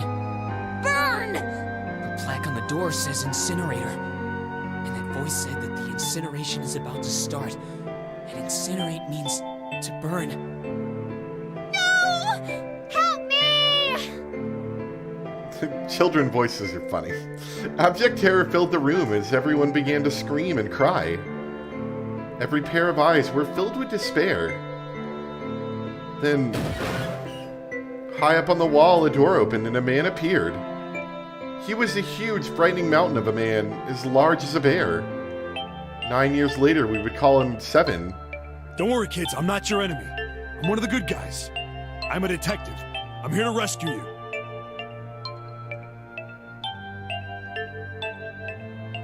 The rest happened just like 7 said it did. The 4 of us who'd stayed behind were saved by 7. We crawled through the vent, away from the incinerator, and slid down into the hall. We came out on the other side of door 9. On the wall opposite the door was a set of double doors. We went through those and began to run up the spiral stairs. As we ran, I led the way. Behind me were Nona, my brother Aoi, Snake, and 7. The other children, the ones who'd gone through door 9 before us, were up ahead. I could hear them cheering each other on. We ran and ran and ran. We leapt across as many stairs as we could and kept running. The stairs spiraled upwards like a tornado. Eventually, I pulled ahead of the rest. Perhaps Nona had slowed them down. I didn't want to lose them, so I slowed down as well. I didn't stop, but I glanced over my shoulder from time to time to see if they had caught up. That was when I realized. Oh no, where is it? Did I drop Jumpy's present? Oh my god. I knew I had it with me when we passed through the vent. Then, had I dropped it as we slid out? I had to go back. I had to. But I knew I couldn't tell the others. They would stop me. I was sure of that. I didn't stop to think. I simply moved. I ran to the central hall, the room that connected to all the other areas of the ship. I hid in the shadows, and moments later I felt a rush of wind as they ran past me, up the staircase. I waited until they were out of sight, and then I ran. I moved as quietly as I could, down and down and down. Finally, I reached the bottom deck. I ran into the hallway and looked around frantically. There it is! It was just where I thought it would be, sitting under the opening of the vent. I ran over and snatched it from the floor, but as I ran back towards the stairs and freedom,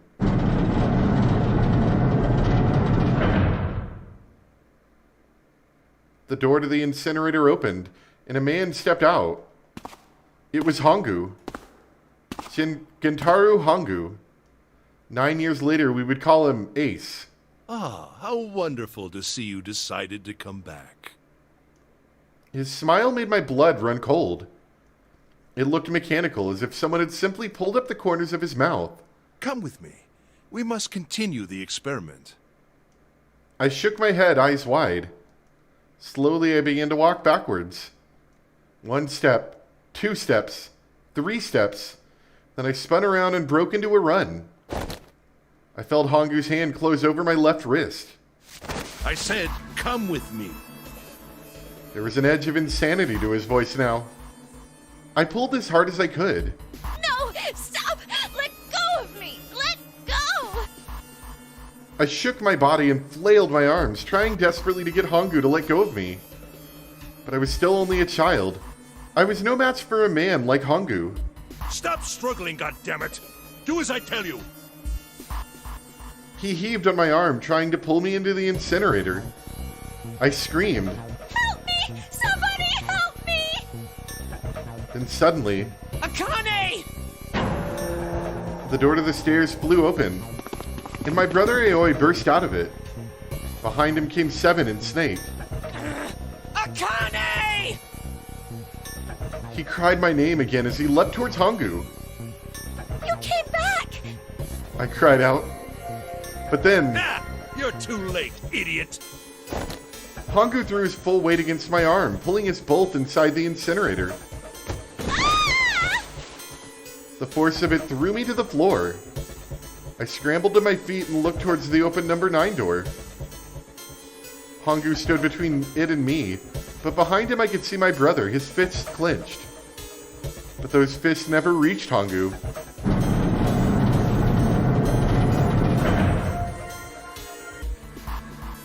With the cold, heartless screech of metal on metal, the door slammed shut. Hongu glanced at me mechanically, his face registering that there was an object there, but not anything that he would consider a human being.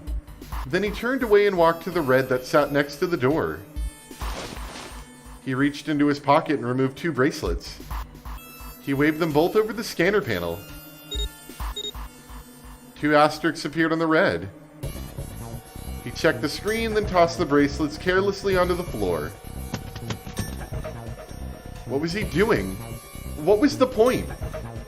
He made no effort to explain himself, of course. He said nothing at all and walked past me as though I were nothing more than a rock by the roadside.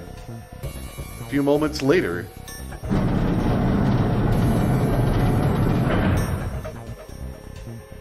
the 2 other doors slid shut as well.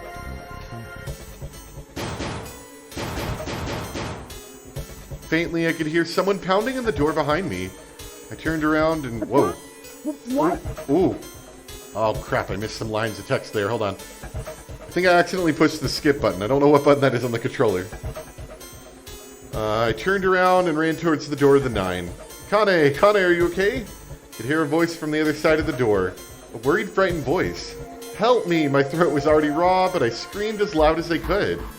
My voice echoed lonely around the empty room. What should I do? I think I'm trapped in here. Where's Hongu? He went out the other door. Then it started again.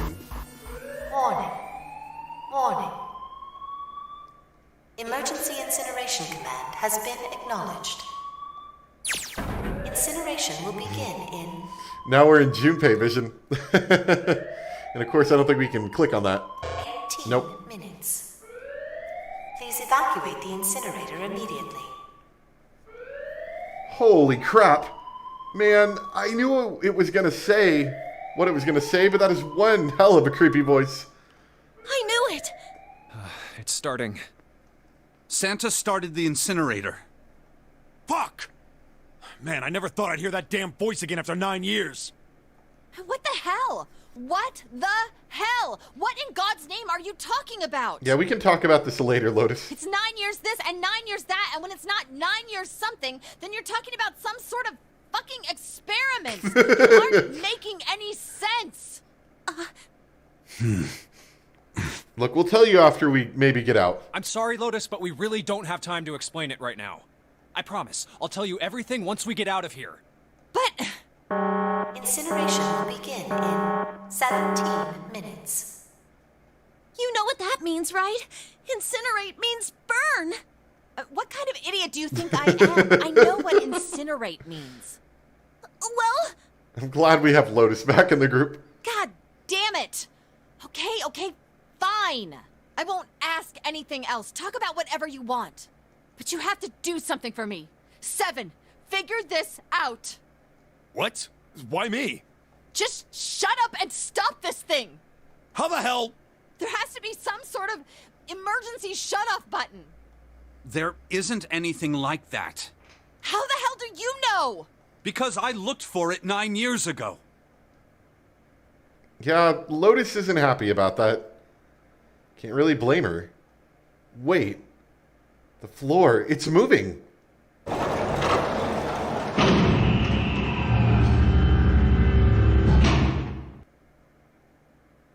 What else can I say about it, but... What the hell is that? What is that? What else could I say? The floor opened and a machine rose up out of it. It looked like a computer. At least it kind of did. There was a monitor, a keyboard, and a cross-shaped device of some kind. Something about the machine scared me, but I forced myself to walk up to it. I was terrified. Tears poured down my face. I wiped them off even as more took their place and forced myself forward. Finally, I reached it. I looked at the screen. It was blank. All I saw was my own frightened face staring back at me from the glass, drenched in tears. All I can see on the screen is a reflection of my own face. No tears, but kind of sweaty. I'm looking kind of freaked out. I know I'm sweating like crazy, but seeing it kind of drives it home. Okay, Junpei, just calm down, all right? Everything's gonna be okay. Ah, man, I wish that thing would just shut up. Incineration will begin in 15 minutes. All right, back to this thing. If it's only showing up now, then it's gotta be important. But what the hell am I supposed to do with it? Hey, move! Yeah. Hey, we're all tense, lady. That doesn't mean you get to shove people around. Okay, it's turned on. There's nothing on the screen, though.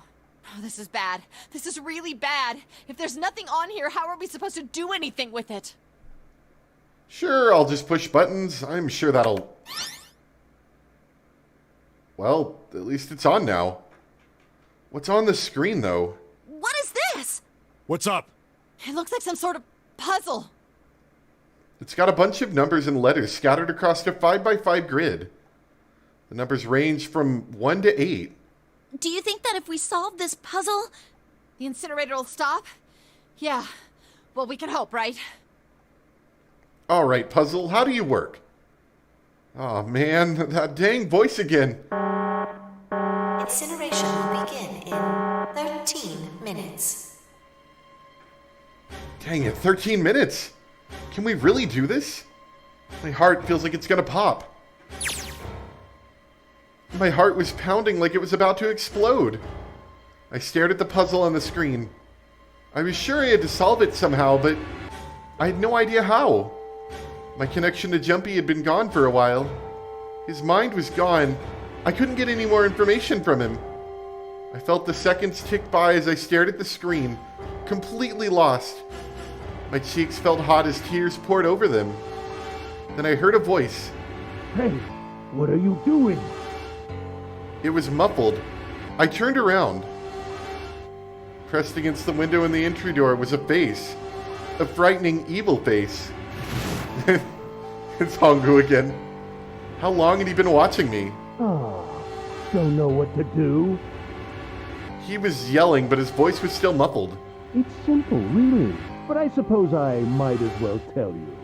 Just solve the puzzle on that machine. I like, he's got a good face there, like his nose is smushed against the glass. His laughter was muffled by the door, but it still tore at my heart, like the claws of a vicious monster. I bit my lip and glared at Hongu, struggling to hold back hot tears. You're a terrible person! I hate you! Oh my! How could you call a gentleman such as myself a terrible person? That's not very nice. I'm quite fair. I don't use tricks or play dirty. You see? I've even left you a way out. A way out? Didn't you hear me? All you have to do is solve that puzzle. Do that, and you can stop the incinerator. What's the point of stopping it? You'll only capture me and make me do this all again. I'm not going to listen to you. If you're just going to throw me back in here, I might as well just die now. My goodness, haven't you listened to anything I've said? I told you, I'm a fair man. Huh? If you solve the puzzle, the verification function of the red will in turn activate. If this experiment is to deliver valid results, there must be a chance of success. If you succeed, you will escape. The verification function of the red? Then I remembered. Before Hongu left the room, he had scanned 2 bracelets into the red. Ah, so you do remember. Right now there are 2 numbers in the red. The first is 1, and the second is 3. Say, Akane, what's your number? I looked down at my left hand. The face on my bracelet showed a 5. That's a 9. I ran to the door with a 9 on it. I grabbed the red and put my hand against the scanner panel. You really aren't one for listening, are you? I hear Hongu's muffled voice from across the room. I've already told you, didn't I? Once you solve the puzzle, the verification function of the red will activate. In other words, if you haven't solved the puzzle, you can't enter your number. What kind of fool are you? Why are you doing this? You could never understand. You don't know what it's like to spend every day surrounded by monkeys. Now start the experiment. Solve the puzzle. I can't! I don't know how! Of course you don't. Isn't that the point? You understand, don't you? Access the morphogenetic field and find the solution. I can't! Then you'll die. You'll burn alive. It's gonna be quite hot in there in a few minutes. I imagine it will be very painful.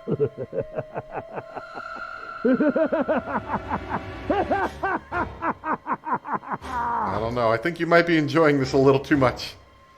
His horrible laugh echoed across the room, and even after his face disappeared from the window, I could hear it. Incineration will begin in 10 minutes. I was crying. Great gulping sobs broken by hiccups that shook my body. I was terrified. I could feel my fear pressing down on me like a tremendous weight. Somehow I forced my shaking legs to carry me back to the device. I stared at the monitor. I can't. I just can't. There's no way. I can't figure this out. What was I going to do?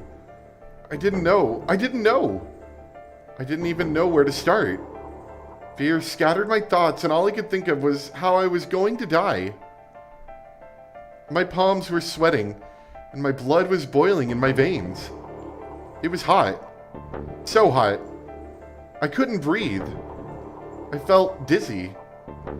My heart roared in my chest, as if it would pound itself to pieces.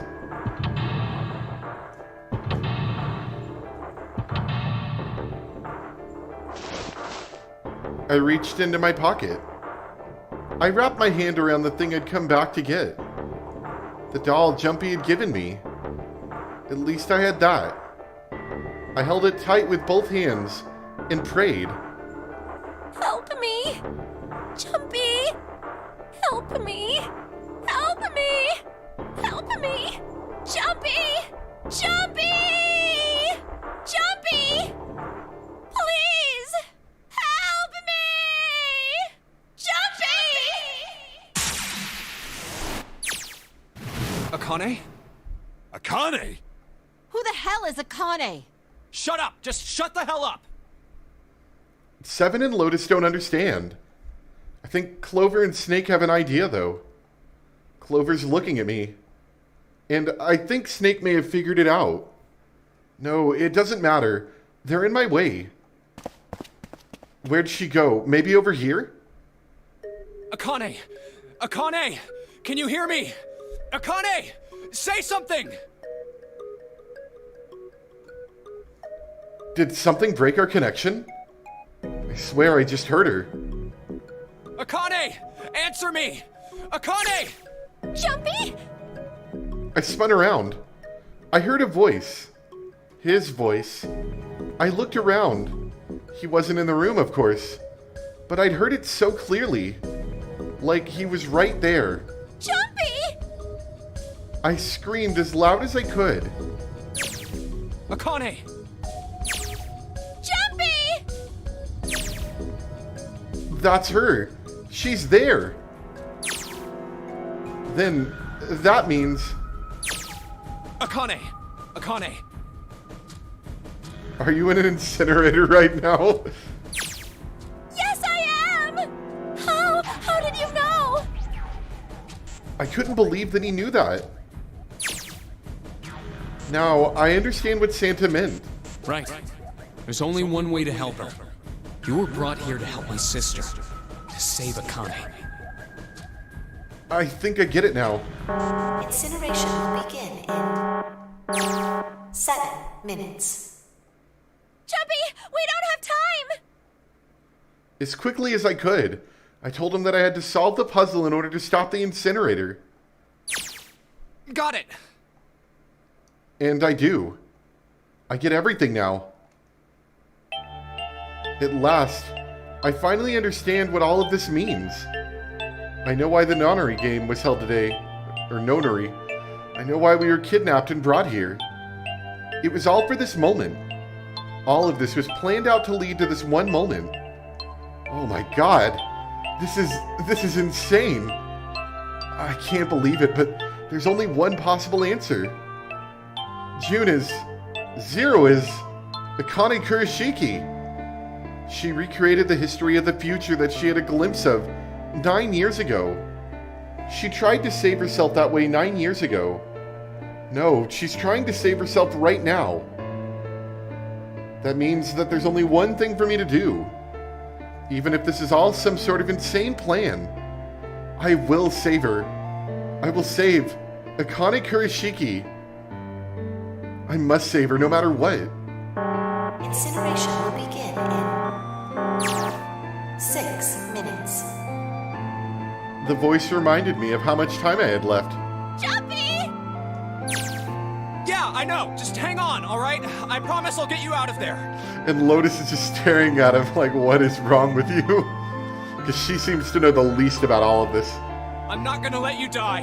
I promise. So don't worry, alright? Just give me a few minutes, okay? Okay. My voice shook as I answered. It was hot in the room. It felt like my heart was on fire. 6 minutes or not, my heart burned with the feelings for him.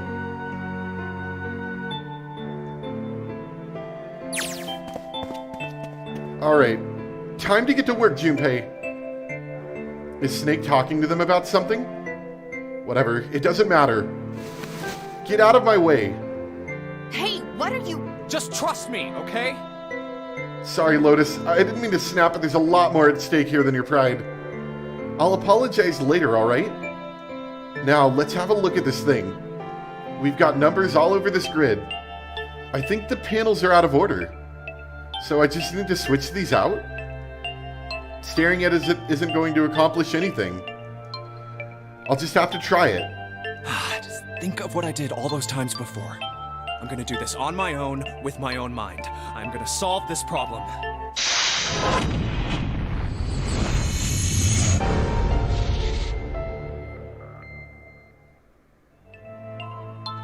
Well, unlike most of these, not a whole lot of puzzle room here. Like, this is the puzzle. When I pressed hint, numbers appeared in the empty spots on the grid. They're all single digits. I get the feeling the numbers change when I switch out the yellow squares. The square at the bottom. Why does it stay blank when I press hint? Pressing the button again makes the numbers disappear. Looks like I can turn them on and off. Then is there some special meaning to there being two modes? What could it mean?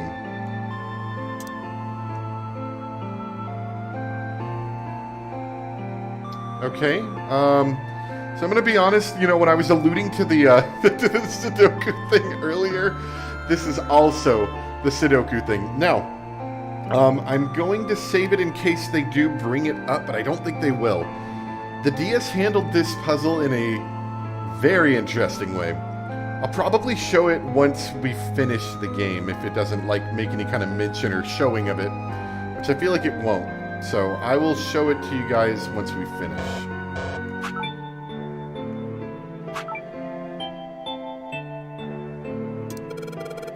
I flip the hip off, all the empty spots look like the one in the bottom right. Does that mean they're supposed to match? Need to make all the numbers in the squares the same.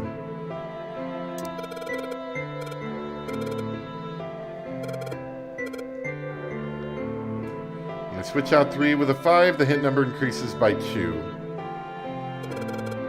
I bet the hint just adds the surrounding numbers. Is it like giving me a digital root or something?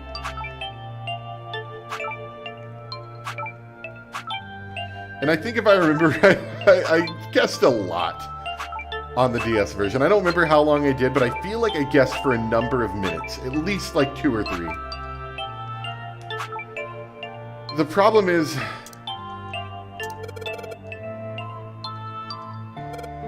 most of the answers should be 2 digits.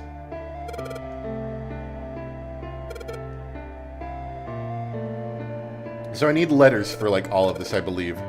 Digital roots.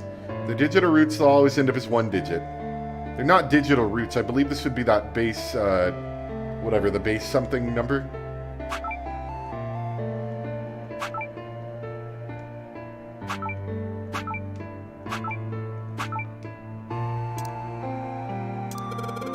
Add the numbers, but there are letters here too. Wait, I haven't used letters as numbers. Haven't I used letters as numbers before? I have. Maybe I need to replace the letters with numbers. Okay.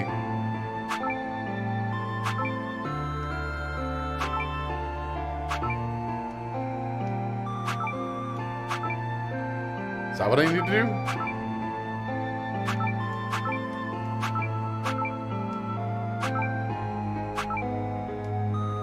No, not really. I think I got the gist of the puzzle up top.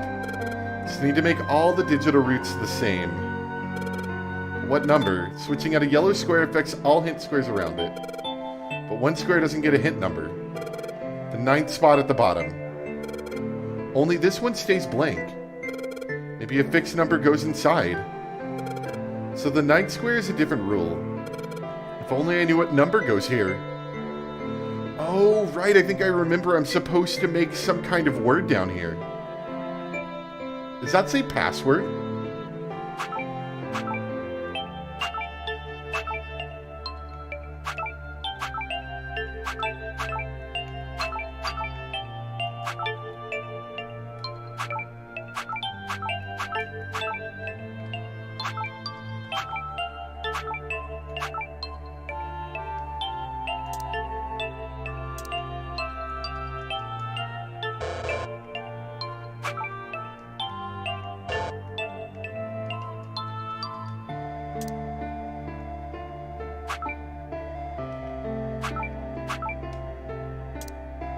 Come on, give me another hint, game. Don't do this to me. I'm changing so much, it's just getting messy. Maybe I should reset. I'll set everything back to its original state. Wait a second. When everything is in its original spot, something lines up in the bottom squares. It looks kind of like it should be a word. Yeah, password, right?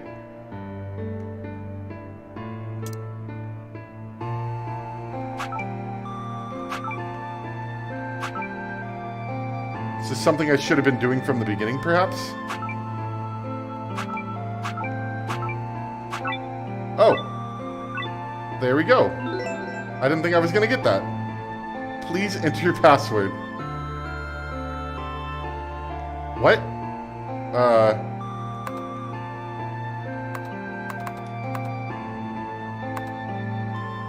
It's the password.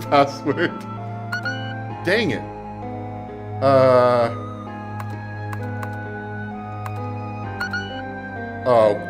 Oh, this is bad. No. Password. I'm inputting a password now then. Are there any hints? What the hell am I supposed to put here?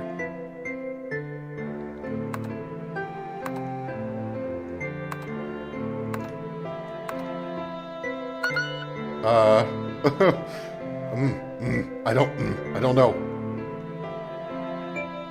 Any other cool words we've used lately? No? The screen appeared after I solved the last puzzle. Maybe the hint was in that one? Well, I don't know what the hint was. Sudoku? I don't even know how to spell Sudoku. Is that it?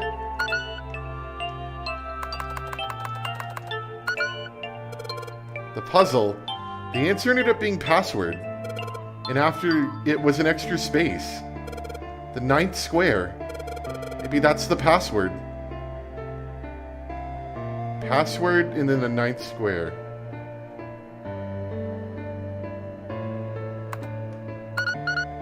What, 9? I was right? Yes, that's it.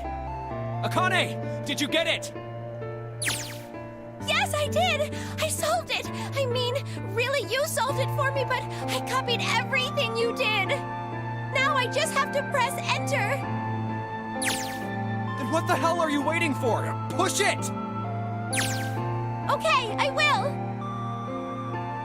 I hit the enter key. Emergency shutdown command has been confirmed. Incineration system has been disabled.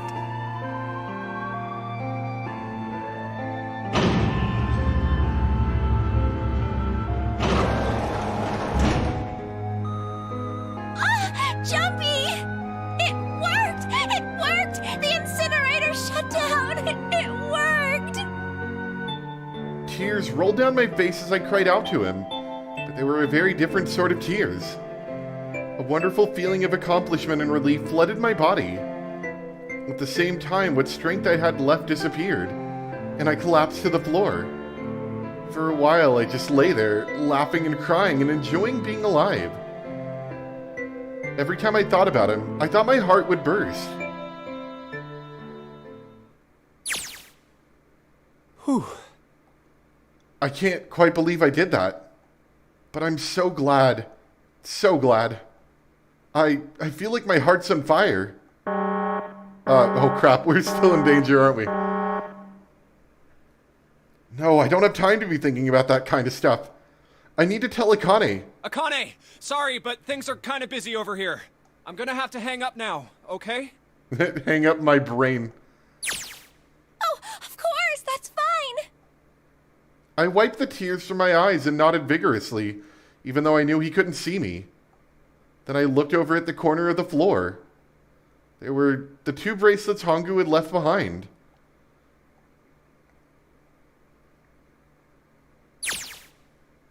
Now. Well, Seven and Lotus don't look particularly happy with me. Not a very nice look to give to someone who saved your lives, guys. Junpei, are you... Okay? Shut it. Right. Oh, so maybe they have a reason to be annoyed. So what if they haven't pressed the enter key yet? Alright, nothing holding me back now. Here goes. Wait. Incineration will begin in 90 seconds. What? It doesn't sound like it's stopping. Nope. What the shit? Why isn't it stopping? Okay, maybe I didn't hit the key hard enough. Just hit it again. And again. And again. Okay, that's not working either. The alarm's still going off. What the hell's going on? I've got all the right numbers in the right boxes. It's perfect. So why isn't this thing stopping? Incineration will begin in 60 seconds. Oh, this isn't going well. Wait, of course. That's what the numbers that showed up after the puzzle mean. 2 plus 4 plus 5 plus 7 plus 8. Snake, Clover, me, 7, and Lotus. Then, door 9. No, that's it. That number on the door isn't a 9. It's not even a number. It is hidden, but an exit can be found. Seek a way out. Seek a door that... Holy crap. Of course. Then we just have to put the right number into the red and... Incineration will begin in 30 seconds. Run, guys! Get to the door! Run! Oh crap, oh crap, oh crap, oh crap. Don't have much time. Man, I sure hope they can just trust me on this one or we are all screwed. Alright, no time to explain. Just go. Quick! Verify your numbers on the red! Verify? Who? What combination? All of us! We all need to verify! Why? You really think this is a good time to ask questions? Just do it! Hurry, hurry, hurry, hurry, hurry! Incineration will begin in 10 seconds. 9, 8, 7, 6, 5, 4, 3, 2. Central gate has been opened. Incineration system has been disabled.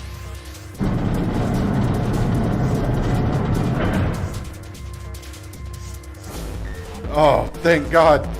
No, no, no time to be happy. Time to go. Hurry! We've only got 9 seconds before the door closes. Go, go, go! Come on, guys, move it. Okay, they're all through. Move it, Junpei. Just in time. We gotta do this again. And there goes the door. No, don't calm down yet. You're not done. You've still gotta find the dead.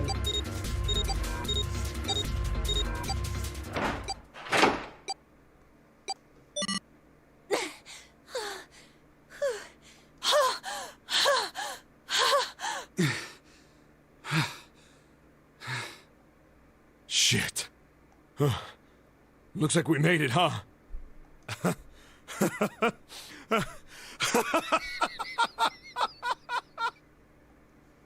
Man, that guy sure can laugh when he wants to. Looks like Clover and Lotus are totally out of energy. Snake is shaking his head wearily. I just want to take a nap, but... Akane? Akane! Can you hear me? Akane! I want to tell her we made it. I want to tell her how good I feel. But nothing.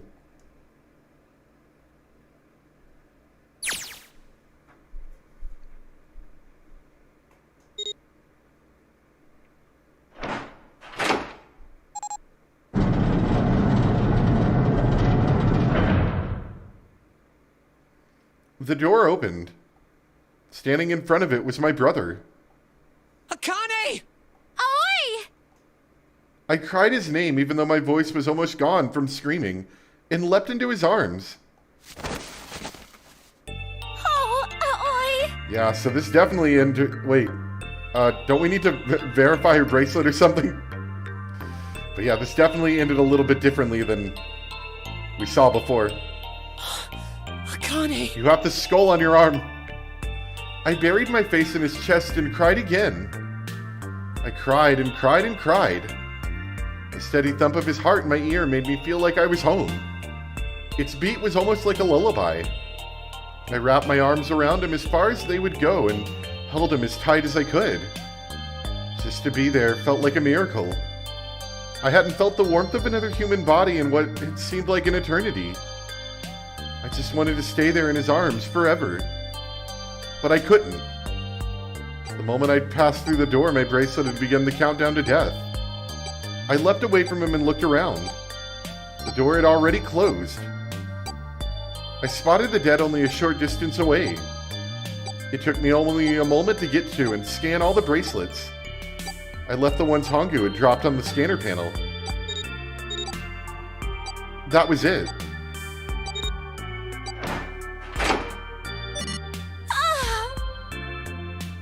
I took a deep breath and looked around again. The huge detective who we'd call 7 in 9 years and Snake, the blind boy, were looking at me. They seemed to have been utterly stunned by my sudden appearance. Their eyes were wide and their mouths hung open. Alright, let's get out of here. If we don't book it, we might run into Hongo again. Aoi was right. It was time we got moving. The mention of Hongo seemed to jar 7 and Snake out of their surprise, and they nodded. We took off running up the spiraling stairs to freedom.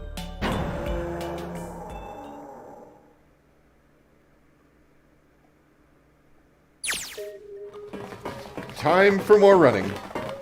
But if they can get us out of here, no wonder we're running so hard. My heart's beating so hard I can barely hear. God, I can't wait to breathe real air again. Huh? Is 7 talking? Hey, Junpei, can I ask you something? What's up? That door, the one with the 9 on it. Why'd it open? Yeah, all 5 of us verified our numbers on the red. 2 plus 4 plus 5 plus 7 plus 8 is 26. That makes our digital route 8. It shouldn't have opened. That's not like you, Lotus. I thought you would have figured it out already. Huh? Why? Because you were the person who taught me about the idea of bases. Bases? Yeah. What are the 2 numbers in base 2? 0 and 1. How about base 10? That goes from 0 to 9, right? Then how about base 16? 0 through F. After 9, it starts at A and goes from there. B, C, D, etc. You're right. In other words, A in base 16 is 10 in base 10. B is 11, C is 12, D is 13, and so on. So, what about it? You don't get it? What if we keep going with that pattern? What if you go way past base 16 all the way to base 27? Base 27? Yeah. Well, the numerical digits are the same. So, I guess you'd add alphabetical digits. E is 14, F is 15, G is 16. H is 17, I is 18, J is 19. K is 20, L is 21, M is 22. N is 23, O is 24, P is 25. Yeah, and? What comes after that? They're talking really calmly for all this running upstairs they're doing. Q. 26. And what does that mean? Wasn't a 9 on the door. It was a Q. A fucking lowercase Q. What a twist, right?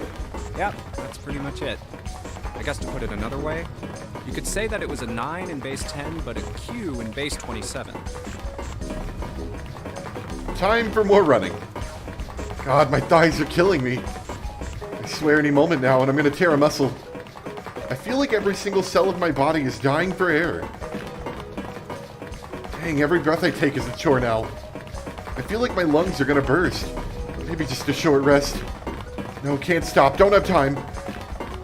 Come on, legs, there can't be many more of these steps left. Let's run, run, like a bullet down a rifled barrel. Like a tornado cutting through a sea of clouds. I feel like we're running along the back of a giant coiled dragon. Finally.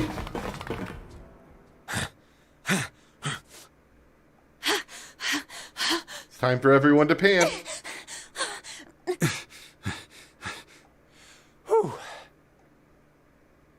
Jesus, I can barely breathe. No, Junpei, no time to rest. Pull yourself together, you're almost there. All right, I'm gonna open it. Yeah. Yes, we're finally here. Please do. Sure, you look like a big heavy door, but you're the only thing standing between me and my freedom. But even more important than that, you're the only thing standing between me and Akane. You're gonna open, and you're gonna open now.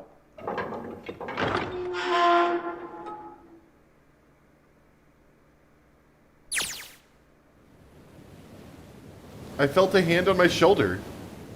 It was Aoi's. He gave it a small, reassuring squeeze. I was so happy I felt like I could melt. My heart was at peace. And not only because my brother and I were back together again. Thanks to the huge detective, all 9 of us who had been kidnapped. We're finally able to escape from the gigantic. On the distant horizon, we could see the faint outline of the ship as it sank. It gave a thunderous roar as it finally slipped beneath the waves.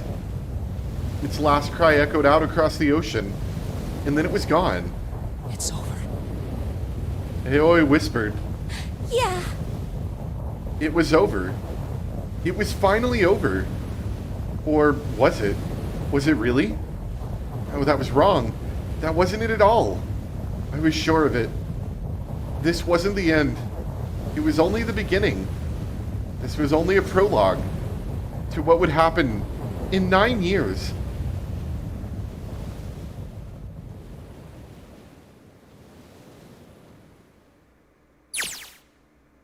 Yes, finally air. Yeah. Dang, that sun's bright. I can barely see anything. Huh? I gotta admit, this doesn't look quite like... Wait. No way. You've gotta be kidding me. What? It can't be. This is...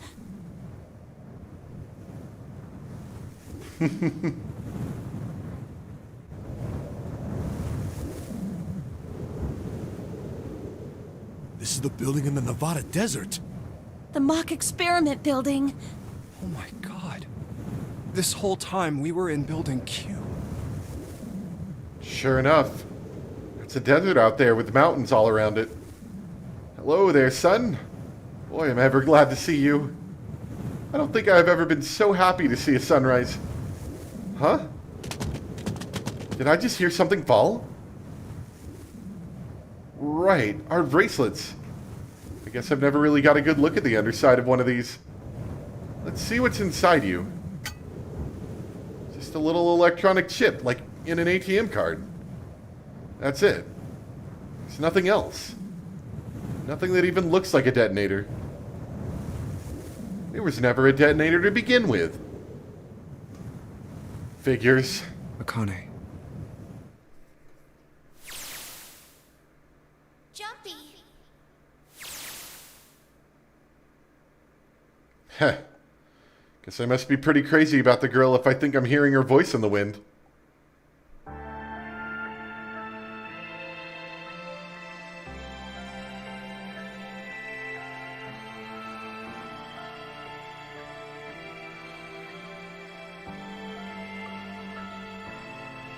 And that's it. That is 999.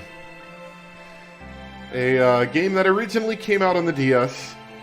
And in just a bit, I'm going to show you guys just a little bit. Not too much, just for anybody who hasn't seen it. Show you a little bit of that ending in the DS version. Just from my Let's Play that I did a number of years back. Because that's the one thing, is that the game originally came out on the DS, and it actually took advantage of the DS, if that made sense. In a really unique and interesting way that you kind of can't get from it in any other format, you know, like the phone version, or on here, you know, in the PC/whatever version. I think it's on the Switch and stuff like that, maybe. They try their best to emulate the same sort of feeling, you know, but it's not the same. Not that I would say it's a bad story. Like, it's still a good story, but you just lose a little bit of, like, after the story's over, realizing what happens. Like, oh, that's what that was.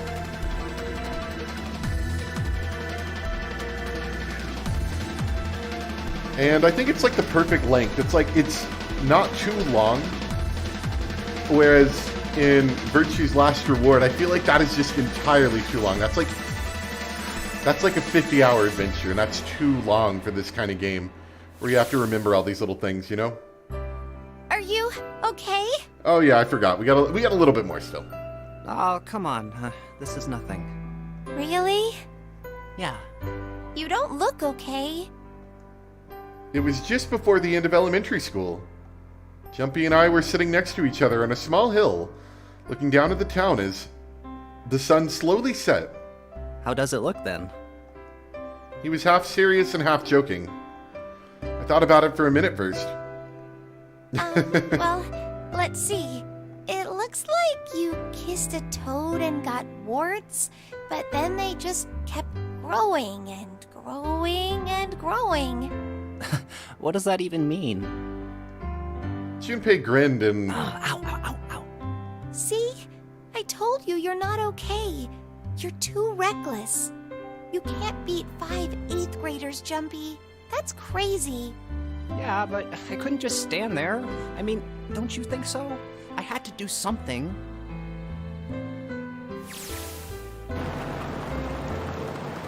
Look at the Nevada desert go past. For an SUV, this thing is a pretty smooth ride. Sure was nice of someone to leave it out here for us outside the building. Keys in the ignition and gas in the tank. Almost like it was a present, you know? Anyway, we jumped in and now here we are, screaming across the desert. Lotus is over there in the passenger seat. Snake and Seven and I are all squeezed into the backseat here. I still can't believe we let her drive. Woohoo! This is so fun! This is so awesome! Driving is so great when there's nothing around, and there's no speed limit. Hey, Clover, watch those bumps, all right? This car jumps even a little, and I think I'm gonna get crushed to death. Hey, shut it. I can't help if I'm big, all right? Suck it up. Why don't you drive, Seven? I'm a cop. I ain't gonna break the law. He doesn't have an international license. Yeah, but you could have sat in the passenger seat. Oh, hell no. There's no way I'm giving this seat up. And Clover, there's no need to slow down. The car Santa and June are in should be somewhere down this road ahead of us. Yeah, I saw some fresh tire tracks going out. There's no doubt about it. Then we've got to hurry if we want to catch them, don't we? Sure thing. Oh! Dang it, she doesn't have to drive so fast. Man, I didn't even think a car like this could go this fast. We're sure throwing up a lot of dust.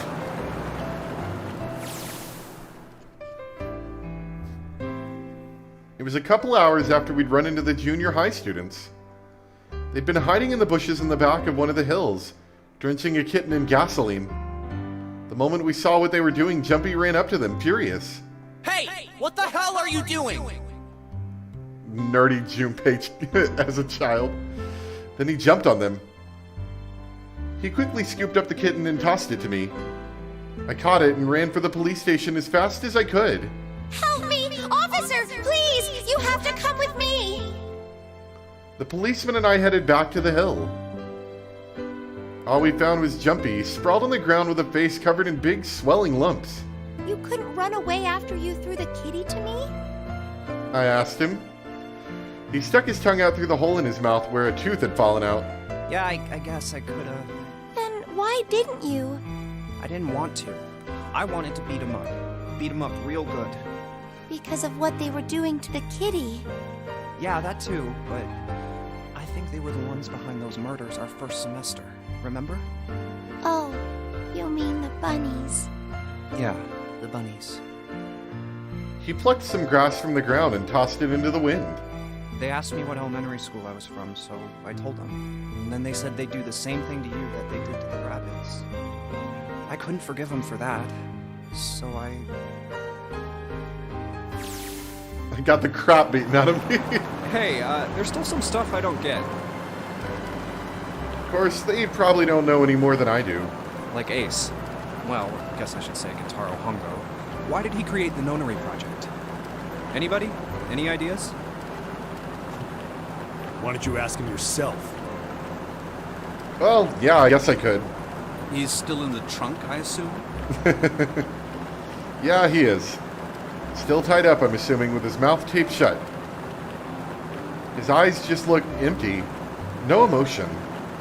He looks like he's just given up. I wonder if he even cares what happens to him anymore. Hey, were you listening to us?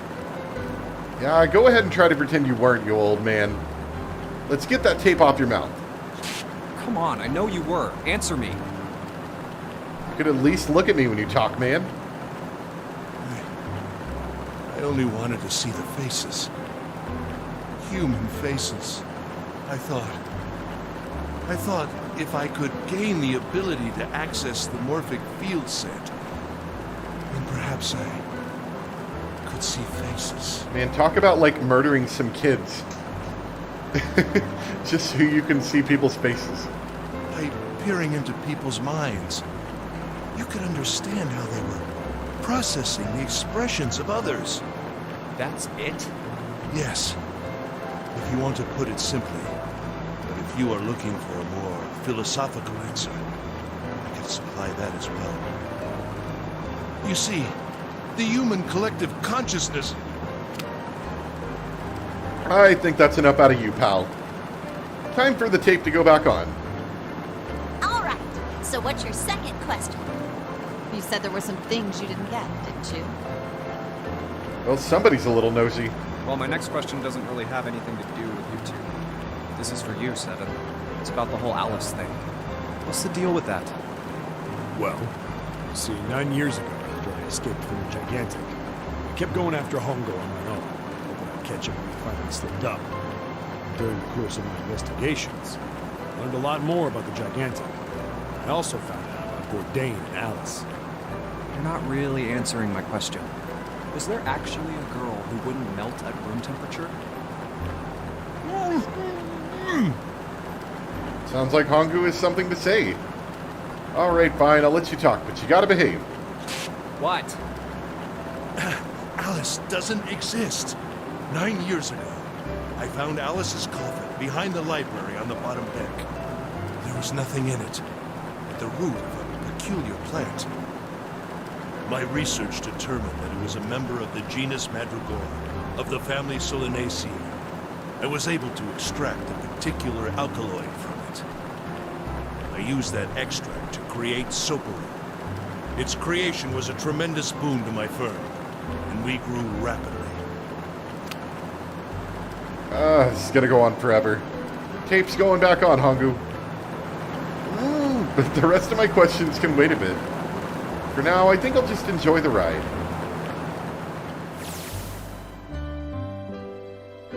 Here, this is for you. What's this? This is for you, doll.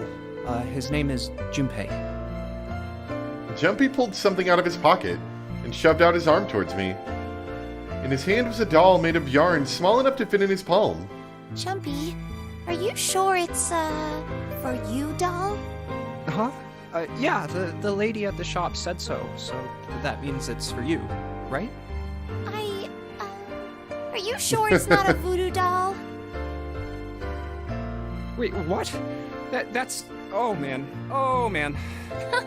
Well, it sure looks like a voodoo doll. I mean, you do know what a voodoo doll is used for, right? Yeah, I guess calling it Junpei isn't a very good idea then. Why are you giving me this anyway? It just seems really sudden. Well, you know how after June, we aren't gonna get to see each other too much? I mean, we're gonna be in different schools, and I just thought I'd, Oh, okay, well, how about we call it June, then? Okay. So, I wanted to give you this. You sound like some sort of tribal chief in a bad movie. Yes. I, head of tribe. This doll, traditional charm of tribe. So I give this. It me. So we always together. Oh, Jumpy. If something bad, then hold and pray. I go wherever you are. So here, take. I reached my hand out and picked up the doll gently. Thank you. Thank you so much, Jumpy. Before I knew it, I was crying. Tears streamed down my face and fell into June's tiny yarn body. Oh, Jumpy. I'll never forget you. I promise. Jumpy looked straight into my eyes and said just 5 words. I'll never forget you either. The sky was a beautiful crimson red as it melted down towards the horizon. The last golden rays of sunlight stretched out across the city and painted themselves across the hills. We sat bathed in the warm light of the evening, just the two of us leaning gently against one another, shoulder to shoulder. The sun set, and we still didn't leave. We watched in silence as the darkness deepened, and one by one the lights of the town began to flicker on.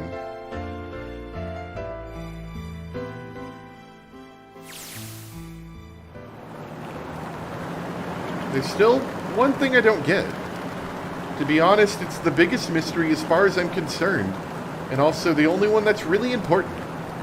It has to do with June and Akane. 9 years ago, she died in the incinerator on the Gigantic. But she's still alive now as June. But how? Was it because I tapped into the morphic field set and saved her 9 years ago? Alright, let's say that makes some kind of insane sense. If I did that, then how do I make sense of what Seven remembers? Snake makes sense. He's blind. He couldn't have seen her body anyway. But Seven, he said he was sure he saw it. Does that mean there's some kind of historical discrepancy? Or wait, maybe that's not it at all. There's one other logical explanation. Was what you told me the truth, Seven? You looked satisfied. No way. He couldn't. Hey, look! Over there! There's somebody next to the road. What?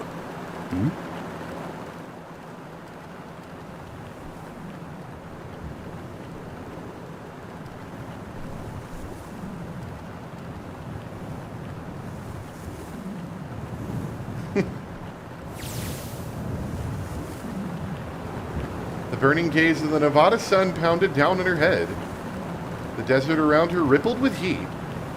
Standing there, on that shimmering plain, was a woman, her arm out and her thumb up. It would not be long before Junpei realized who she was.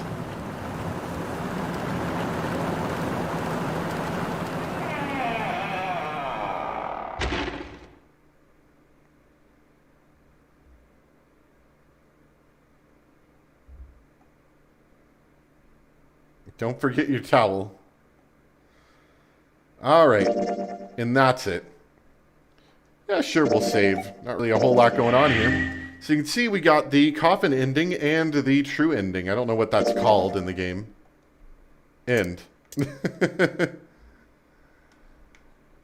Which, yeah, up here is, yeah, the coffin ending. The 3 left behind. Maybe that's what they call it.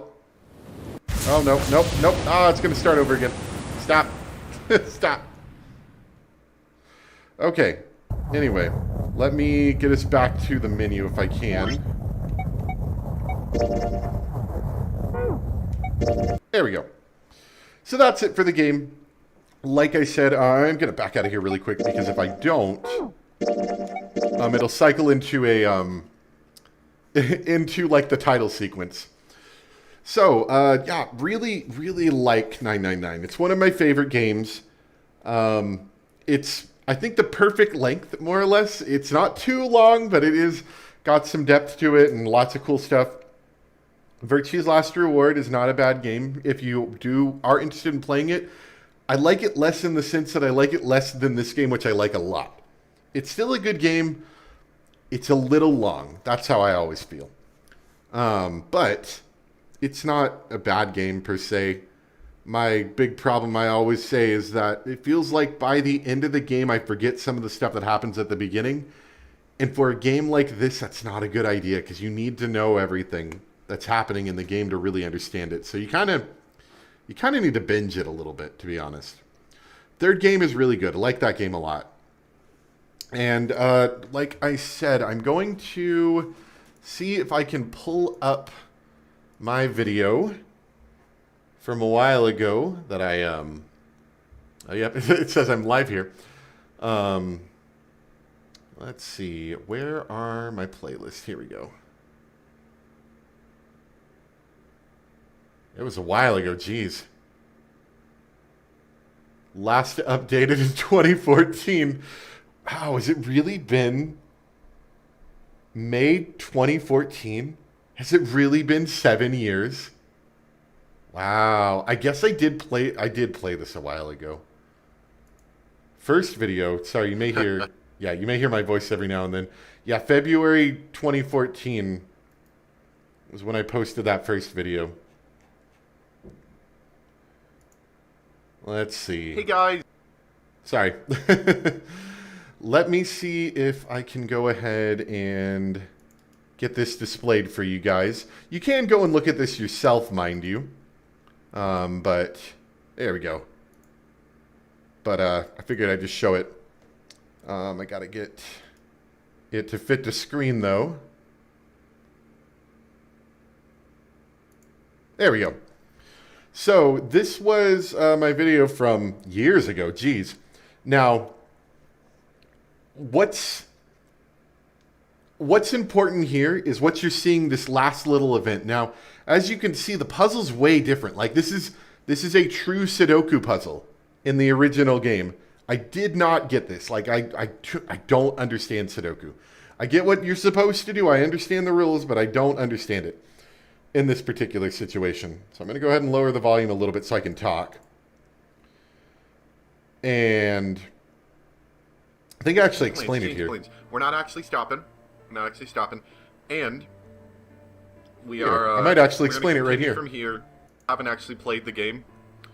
What you're seeing right now is my flipped version of these images to make it easier for you guys to see. This is what I'm seeing right now when I'm holding my DS normally. I'm actually having to flip it over in order to see text normally. I'm not sure what the importance of that is, if it means anything or if it's just an interesting design choice, but it makes recordings a little difficult because I'm not used to... I don't have it set up to have my DS upside down. I mean, I can do it.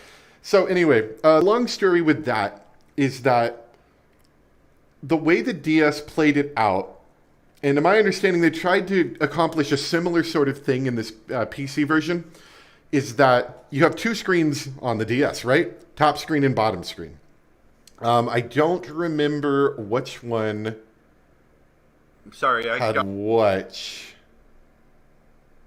I can't remember. Jeez, and this this visually looks bad. I guess it's how it looked in the original game, though. So the important thing is that one screen showed Junpei's point of view, like in present time. The other screen showed Akane's point of view, and that was the case for the whole game, if I'm not mistaken.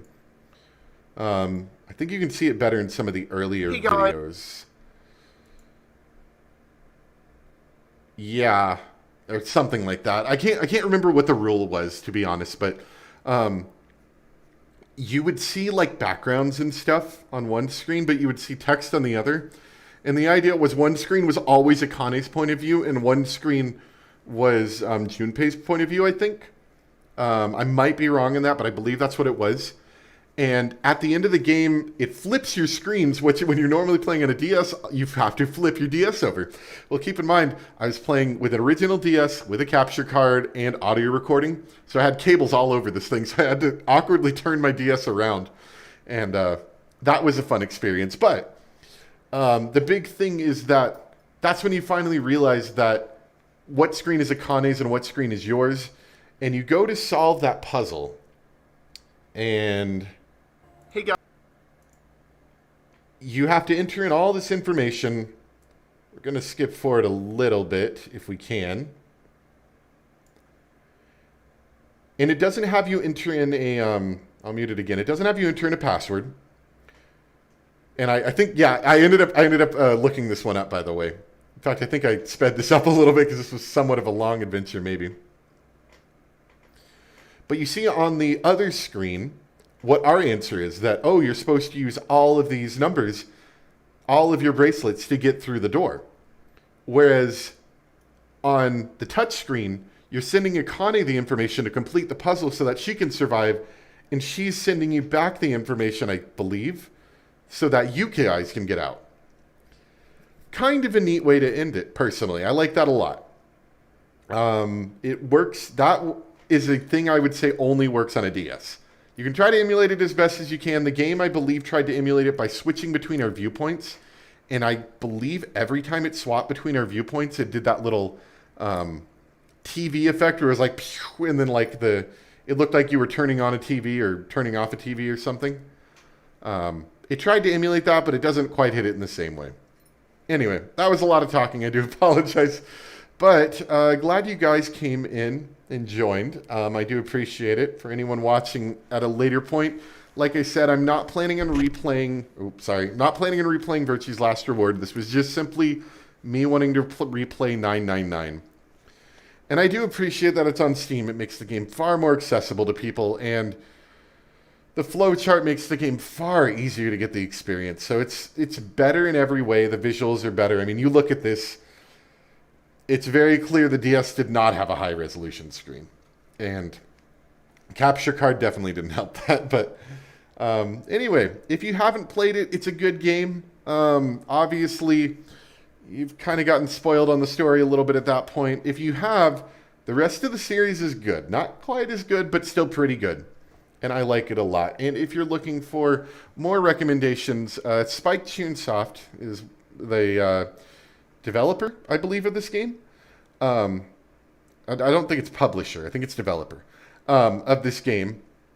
They make a lot of really good games. And if you're looking for games that are sort of in this line, maybe a little bit different, a lot of their games are really good. One that I recently-ish played, hard to listen while cooking, I understand that.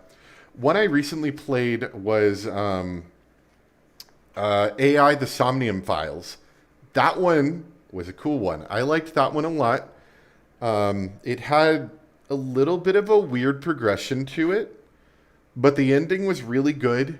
And overall, I really enjoyed the story. So that's another one if you're looking for some kind of game that's really, that's from the same developers and still is really good. It's a little bit slower and obviously a bit of a different pacing, but I liked that one a lot. And with that, I think that's it. I hope you guys enjoyed, though. I'm actually enjoying the streaming thing. It's definitely a bit different from straight video recording, which is what I've been doing for years. I'm very used to that sort of thing. But I like the streaming thing. It's a lot more spontaneous and a lot less editing time. So I think I'll probably do more in the future. I've been looking at a couple other visual novels that I might get into. But for the time being, I hope you guys enjoyed. Thanks for watching, and I'll see you next time for some more stuff. And like I usually say, if you guys have any good suggestions for any future games or visual novels that you really like, please let me know, and I'll look into them. Anyway, hope you guys have a good evening or whatever time it is, and I will see you next time.